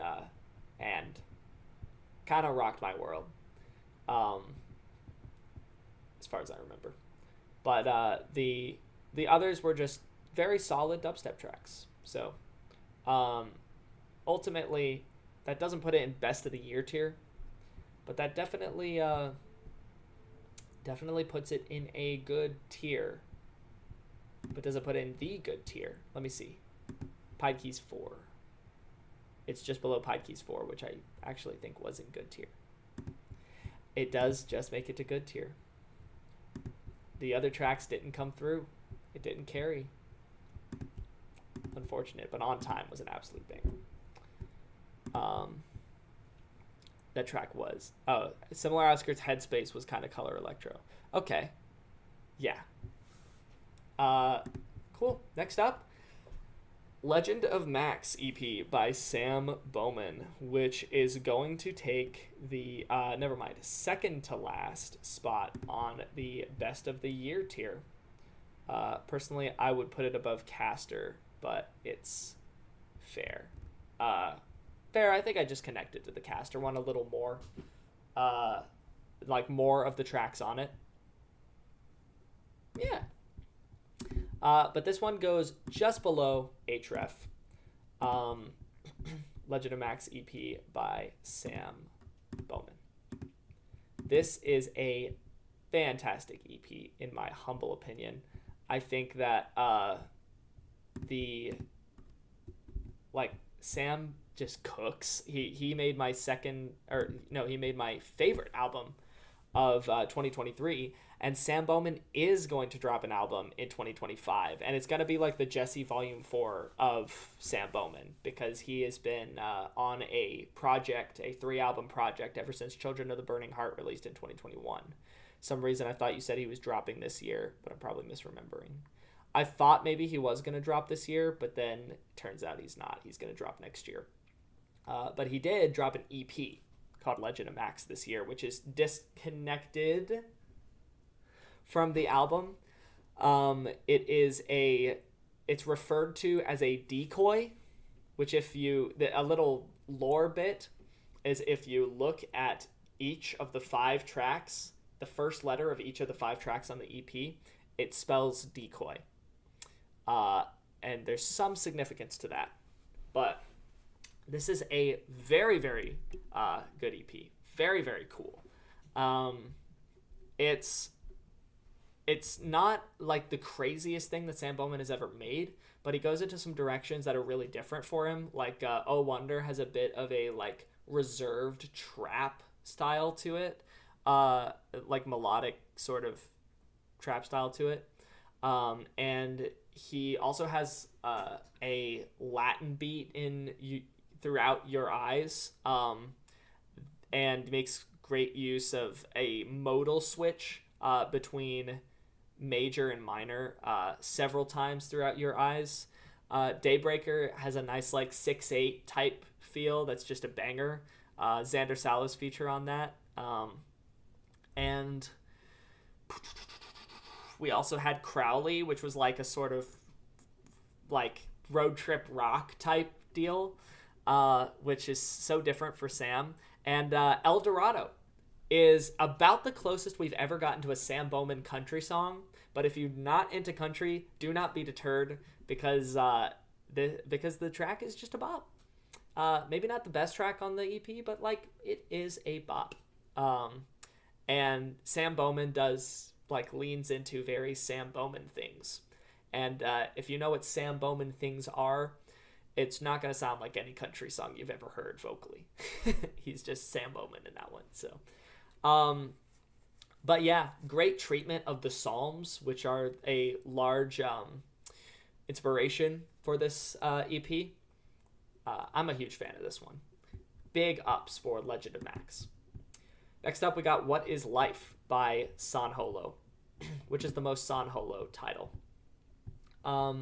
This one at first really impressed me, and then with further listens, I was just kind of like, okay, this is San Holo doing San Holo things, so that's good. But he doesn't do like San Holo things, like crazy stuff. that he can sometimes. I guess he doesn't do anything really crazy now, but sometimes he can really hit those feels. You know, I feel like there were parts of existential dance music that really hit those feels. But yeah, this one was just pretty good. It did have a bit of experimentation in it, and the track with Bipolar Sunshine at the very beginning, it's just pretty nice and starry, solid. All right, next up, Scro Belly by Scro and Underbelly. IDK when the last time we got a crazy Son Holo track. Yeah. I don't really know either. Haven't been listening to all of his music, but it's definitely been a long while for me. Yeah, I think existential dance music is quite a good album. Like, go for it with What Is Life if you want to. It's pretty good. I did enjoy it. But yeah, he's definitely has stronger projects. Scrobelly, I am a huge fan of. I think that Underbelly is very experimental and cool in this EP. Scro does a great job with the vocals. You may not agree, Mastrino. Or maybe you might agree, but you just wouldn't like some of the vocals because it gets a little screamy sometimes. But I do think that this is quite a solid EP, and I think that Scro and Underbelly work quite well together. So that being said, where did I put Scrobelly? There we go. It is just under 10 days. Right here. Great EP, in my humble opinion. Gets into some real creative territory. Where did I put this thing just now? There we go. Okay. We are starting to run out of places in the tier list, but don't worry. Artists are only allowed to use their inside voice on the track. No one is ever allowed to be loud ever in their vocals. Next up, Pixelize 2 by Snail's House. I feel like people like this one better than I did. I don't know. I felt like it was a little much for how little it was trying to do. I don't know. It was very like nightcore-ish. I showed up on your front page and you've never watched me before? Or have heard of any of these albums? What genre do I primarily listen to? That is a real good question, and I'm going to field that question to Mastrino. Because what I'll say is, if you look through this list, you see a lot of EDM, you see a lot of pop, but also there's like a 2 or 3 metal albums in here. There's a Dago album, there's some rap albums, Jacob Collier's at the top. There's an Imagine Dragons album, so I'm kind of all over the place. But primarily, I would say I listen to EDM and pop. And I especially like pop songs that are EDM inspired. Probably more than EDM songs that are pop inspired. But I'm really down to, you would say primarily EDM, pop, and worship music. I guess. I don't listen to that much like worship music, like the genre, but I do listen to a lot of Christian pop, and definite ton of other genres as well. Well, I can't field the question to you and then criticize you for answering the question, so never mind. I rescind my criticism. But thanks for hopping on. Appreciate it. We are almost done with this tier list, but yeah. So we got a couple more to go. Pixelize 2. Didn't really connect with me that much. I just kind of felt overstimulated after listening to it, and not really in a great way. So I don't know. This is a no thanks tier, unfortunately. All right. Next up, we have ourselves Destinations by Sultan. Pretty diverse selection. Definitely so. especially this year. This year I've been doing something really different where I've been listening to as many albums and EPs as possible. And I'm probably not going to listen to this many in future years, but yeah, this has just been a fun experiment to go down. So we're vibing. Destinations has it has a couple bangers, a couple that are not really bangers. That's the EP for you, but generally I think it's a net positive. Sultan does know definitely how to make a banger, so this is going in all right tier, because I did quite enjoy the tracks that were bangers. All right, next up we've got Before You Go by Sora. It's going to be really interesting to see how many of these projects / songs you keep coming back to in 2025, 2026. That is going to be real interesting because I could not predict. I genuinely don't know if I'm going to listen to Jesse Volume 4 that much in 2025. So yeah, I don't know. We'll see. All right, Before You Go by Sora. This was definitely not one of Disciple's high points. I do think that Sora, like, I don't know, it was a little boring, a little grating at times, but like overall it was all right.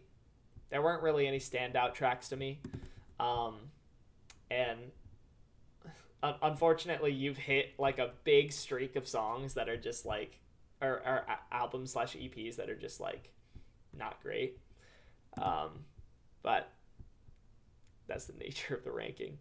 So this is below Forwards. Yeah, below Forwards, not the greatest outing, but that's, I don't know what else to say. I'm just yapping. Moving on, The Big Boil by Spaghetti. I haven't gotten to listen to The Leftovers yet, which is Spaghetti's other album. Or actually just only album of the year. But yeah, this one, I quite enjoyed it. You also just realized that All Right tier is the first one to be completely filled up. Oh, true. Are any of the others completely filled up? No. We still don't have all the others completely filled up. We have one more for Best of the Year tier. We have one more for Great tier. We have like 4 more for Good tier. 1 more for tier. 2 more for No Thanks tier. That worked out really well. This was really just alphabetical in its organization. So, yeah, The Big Boil, I thought was a banger EP. I really enjoyed it. I was not expecting to enjoy it as much as I did, but I do like the noodle gimmick that he has throughout the whole thing. I think that it could certainly be overdone, but I don't think Spaghetti does that. I think that he takes it in several different directions, and it's definitely just a funny EP. So that is going to be just below Sorcerer's Symphony, right here in Good tier.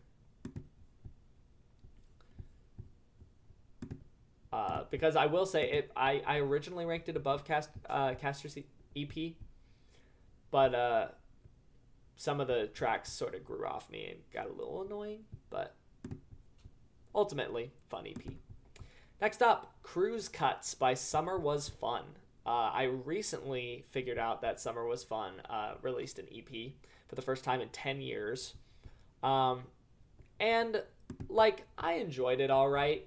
It was newer Summer Was Fun. And when I say newer Summer Was Fun, I think I might have mentioned this, and then Mustrina was like, well, what are you talking about? New Summer Was Fun. And I'm like, well, 2019 era, you know? But, so I guess not new.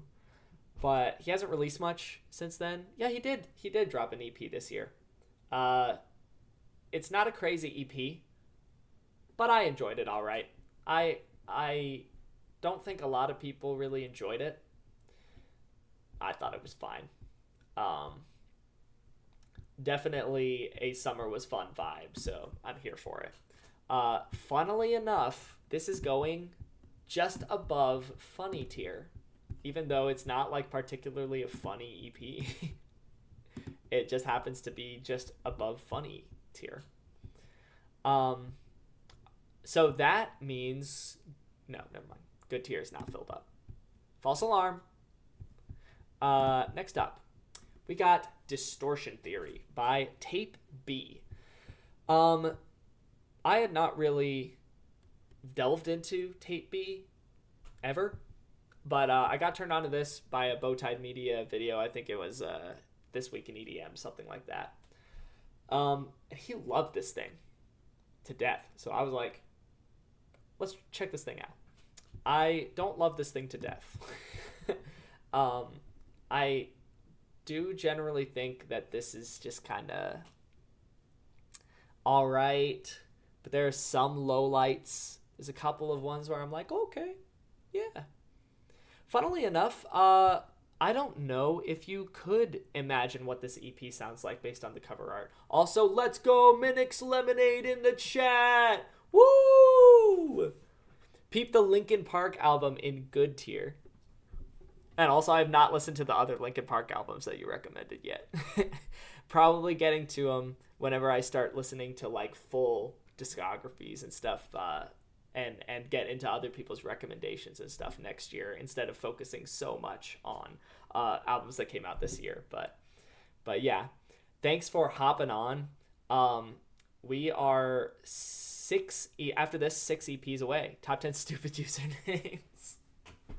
Indeed. Top 10 funny moments. I can't imagine that you would agree, by the way, Minix Lemonade, but just so that you're aware, this right here, this string of albums, EPs, is funny tier. We have designated this as funny tier. This mainly because of the Alan Walker on Monster Cat lore. This because it is funny, and this because it is funny but a little less funny. So in case you were interested, didn't actually listen to the new EP, you knew you'd hate it. Fair enough. Yeah, there's like, I was talking about earlier how I didn't have all the history with Linkin Park to be like that turned off by like Emily trying to sound like Chester Bennington. So I was able to kind of get past that just because I didn't have a problem with that much in the first place. But yeah, I can totally see how people would hate this album given that they've got a vocalist that's just trying to be the main vocalist, you know, so I totally get that. All that's to say, I don't know that you'd be able to guess, Monstrino, whether this EP, like it's not a super tear out type, you know, album or EP. It actually is a pretty older, like vintage dubstep sound, like a lot of wub wubs and stuff like that. So, and I get what he's going for, but it didn't really connect with me that much. It at times it was kind of a banger, but I don't know. I wasn't the hugest fan of this. It was just kind of okay to me. So this is going to go between After Hours Mixtape and Future Unfold in tier, which that fully fills up tier. There we go. So all right tier completely filled up, tier completely filled up. Let's see what we're filling the other tiers up with. 6 EPs left. First, we've got Dolphin by Tennyson and Leslie. I had a bit of a roller coaster with this EP. I thought that I would really love Dolphin, and then I ended up not really liking Dolphin at first, like the title track, and then I liked every other track, especially the ending ones, a whole lot. And then I came around to Dolphin. So actually, this EP I think is an amazing EP. And actually, this is probably going in Best of the Year tier, pretty high. Yeah. This is going right here. This is going to complete Best of the Year tier. Tennyson and Leslie's Dolphin EP. It's got such a fun carefree style at first, and then it gets a little deeper. And it has like a real, I don't know how to describe it other than just to tell you to listen to the EP. But it's like almost a real intimate style while still being kind of grand and also funky and stuff like that. Just super cool. I have no idea what Leslie does, but Tennyson, I need to listen to more of this guy's stuff because he sounds like he really cooks. There's even like a bit of a Botanica like track on it, which you all know. I think that that we've run through it, Mostrino. But yeah, huge fan of this EP. Next, we've got Good Music by Tynan. That is an apt title. It is good music. I enjoyed this album, or this EP. All 3 EPs kind of run together for me. I haven't listened to the Frogs and Stuff double single, but Angry Music is, well, actually all of them basically just have like one track that is less good, one track that is super good or very good, and then one track in the middle. And this is pretty much that, except for each track is just a little better. Somehow both like the sound design music, but also quite palatable. Good music, definitely. Angry music, definitely not. Idiot Personified, definitely not. But definitely good music is that sort of deal. So that's going in good tier. I did actually enjoy that one. Okay, my eyes are killing me right now, but we've got 4 EPs. This marathon's almost done, baby. Next up, we've got Computer Music by Wales, folks. We're not completing the no thanks tier with this one, but we are definitely adding to the no thanks tier with this one. Now I gotta move this back. This was a bad EP. This was not a good one. This was a bad one. It had some interesting ideas, but all it was just different ideas. I'm running late on the thing on the chat. Comment was about the Tennyson EP. Oh, yes. It is very sound design music, but also quite palatable. The Tennyson EP is. Bro has not heard good music? You have not heard good music? Unbelievable. I need to show you some Jaren. I need to show you some Jaren tracks. You've clearly never heard them because you've never heard good music. MGMT Loss of Life will unfortunately not be discussed. I did not listen to that album because I did not know it existed. So yes, Whale's my goat. He can make any sound he wants. Yeah. This guy can make any sounds he wants, apparently. Which, like, I guess maybe. But if you wanted to make any sound you wanted, like, why aren't you doing it? Why are you making sounds that sound like everybody else in the rhythm scene? And B, why are you getting AI to finish your songs for you? Like, that's a funny gimmick and everything, but, like, if you're looking to make a good EP, that's not how you're gonna do it. So, yeah. This is what you get for making AI finish your songs. Yeah. What else have we got? We've got Is This Real? Chat, Is This Real? By Whipped Cream. It's not actually Chat, Is This Real? It's just Is This Real?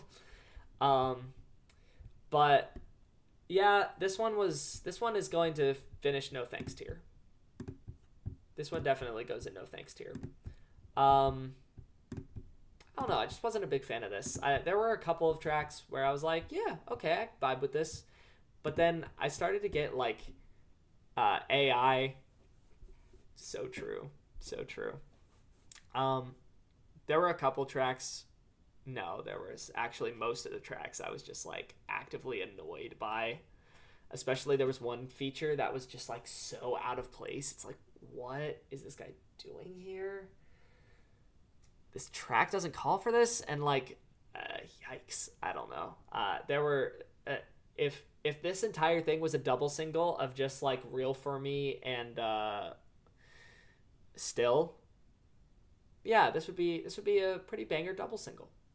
This would be a pretty good one, but it wasn't. It had a bunch of annoying songs. Not a fan. Not interested. Who's Laughing Now feature was not on the. Who's Laughing Now is actually not on the EP, but I don't think so. I don't even remember if the song. No, I don't think it was, but maybe I gotta go listen to that one. Maybe I don't. I have no idea. Whipped Cream was so cool when she released Shouldn't with Reaper. But then, I don't know. Maybe she's better. Maybe she's better than that EP leads me to believe. But all that's to say, here's one that we were waiting for, at least me and Mostrino. This is Seeing Double by Wink and Nico. This is just a fun one. This is also a little bit funny, but not in funny tier. If we need to do it in VC, I want to see a reaction. Okay, let's do this in VC. But yes, this is just a banger. This is a banger of a trap EP. And I feel like I wasn't as impressed on first listen as I ended up being. It's not like necessarily I was impressed, but it was like I just really ended up liking it. My head spinning, head spinning. Yeah, I think that this is just fun. This is unfortunately going to go below the other funny album, The Big Boil. Just because there were some parts where I was like, what is this section doing here? And the sound was a little jarring. But other than that, just a banger trap EP. Ladies and gentlemen, we got one EP left, and it is definitely going in great tier, which is a great way to end. Not enough funny drum. True. If there's more funny drum, 100%. All right, final one, Sound Therapy, Zensei. I was, it's like another secret funny tier. We unlocked the secret funny tier. We unlocked the great funny tier and the good funny tier. Wait, hold on. Did Wink? No. They're both in good tier. Wait, hold on. The upper good funny tier and the lower good funny tier. There we go. Those are the two secret worlds that we've created of World of Funny. Why do I listen to so much music? Very Mustic. Very good question. Because I like Mustic. I like to listen to it. Listen to like 10 new albums this year. Honestly, like, yeah, based. There are a lot of good albums and a lot of good EPs that came out this year, but like 95% of the projects you listen to are because of me. Yeah, honestly, a lot of the albums / EPs that were EDM, I listened to mainly because of you. But there were, I get from a lot of sources. I get it from you. I get it from like several like personal friends. I get it from different group chats and things like that. I get it from other people that I follow, like Bowtied Media, and the Hudson Lee album I discovered because of Glacier and stuff like that. Listened to the same album this year like 57 times. I want to go back to those times, bro. I want to go back to those times when I binged an album. And I'm excited next year. I can do that. I'm allowing myself to. And I technically allowed myself to throughout the whole year this year, but it's just like, I don't know. Cold Self-Titled. Oh, yeah. Basically, look at this guy's album of the year. That's what he's bumping. 57 times. And he's based for that. you have like a million album recommendations for me that I need to get to. I need to get to the Coldplay albums. I think I did listen to the Swimming with Dolphins track with you, actually. But yeah, I need to get on those. Definitely beginning of next year. All that's to say, final EP of the day and of the year that I listened to, Sound Therapy by Zensei. Just a nice, like, chilled out EP that I was just really surprised by. I guess I wasn't expecting a Silk EP to just, like, take me away.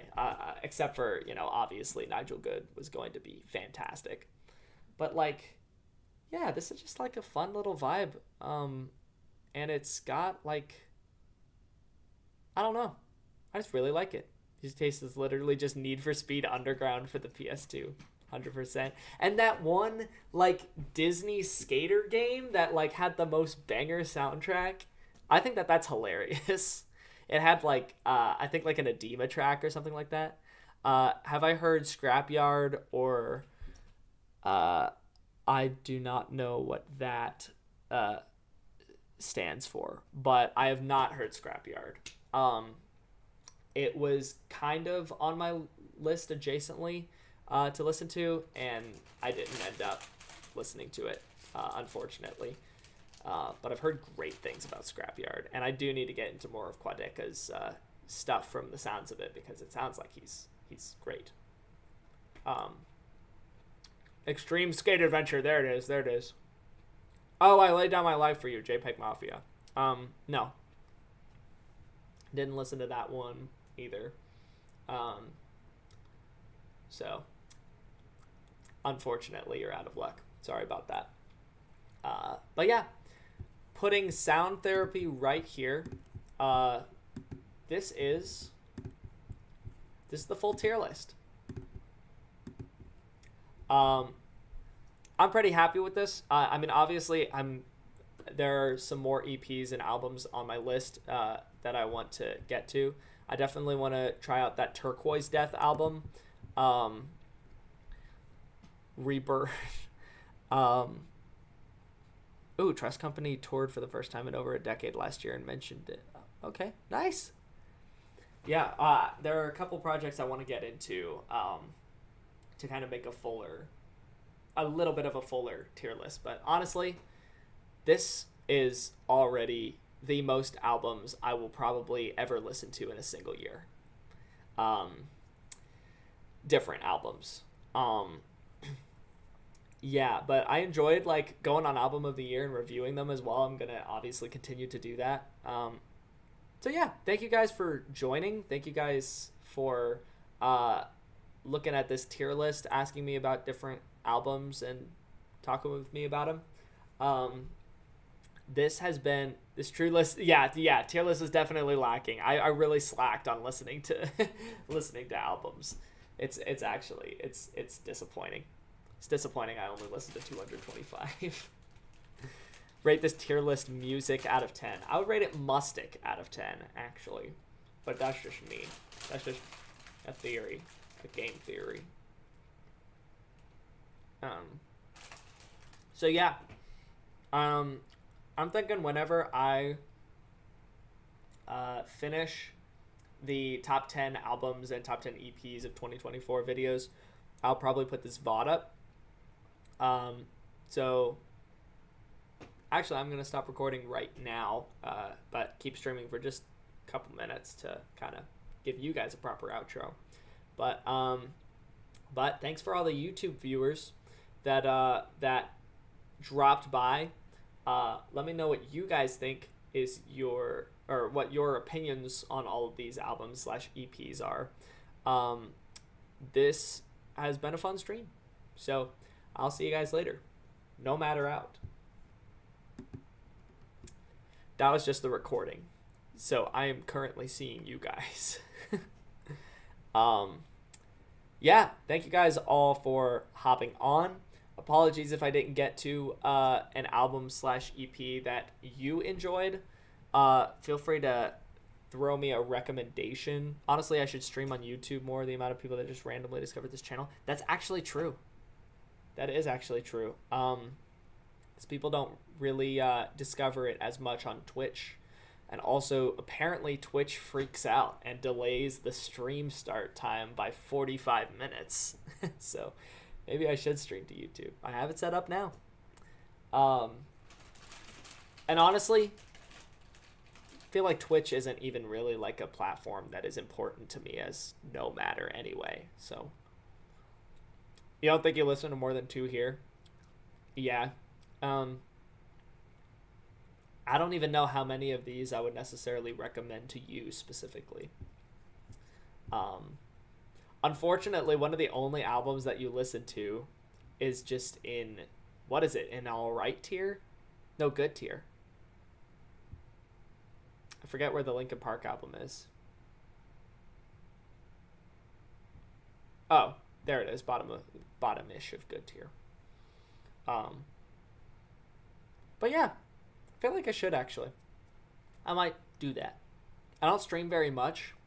I think if I got a capture card, I might stream more Smash, for instance. Because I do have time to play that quite a bit. Didn't listen to the new LP. Oh, yeah. You did listen to Moon music. True. So, those two. I don't know about any of the others. I feel like a lot of these EPs / albums, like next to nobody that I know has listened to it. EU Smash player, indeed. Man, these grapes, they're not hitting. Yikes. Am I just gonna have to throw this thing away? I don't know. What I really need to do is go to bed. So I'm gonna do that. Thank you guys for joining. And I will see ya. When I see ya, get ready for some more content on the YouTube channel. Specifically, I've got a top 10 albums video, top 10 EPs video. Planning on talking about the Disqualified, or not all the Disqualified albums, but planning on talking about 3 of them and kind of my idea behind why I disqualify albums from ranking. And then that might be it. I don't know. Get ready for some more content on YouTube. I will see you guys later. No matter out.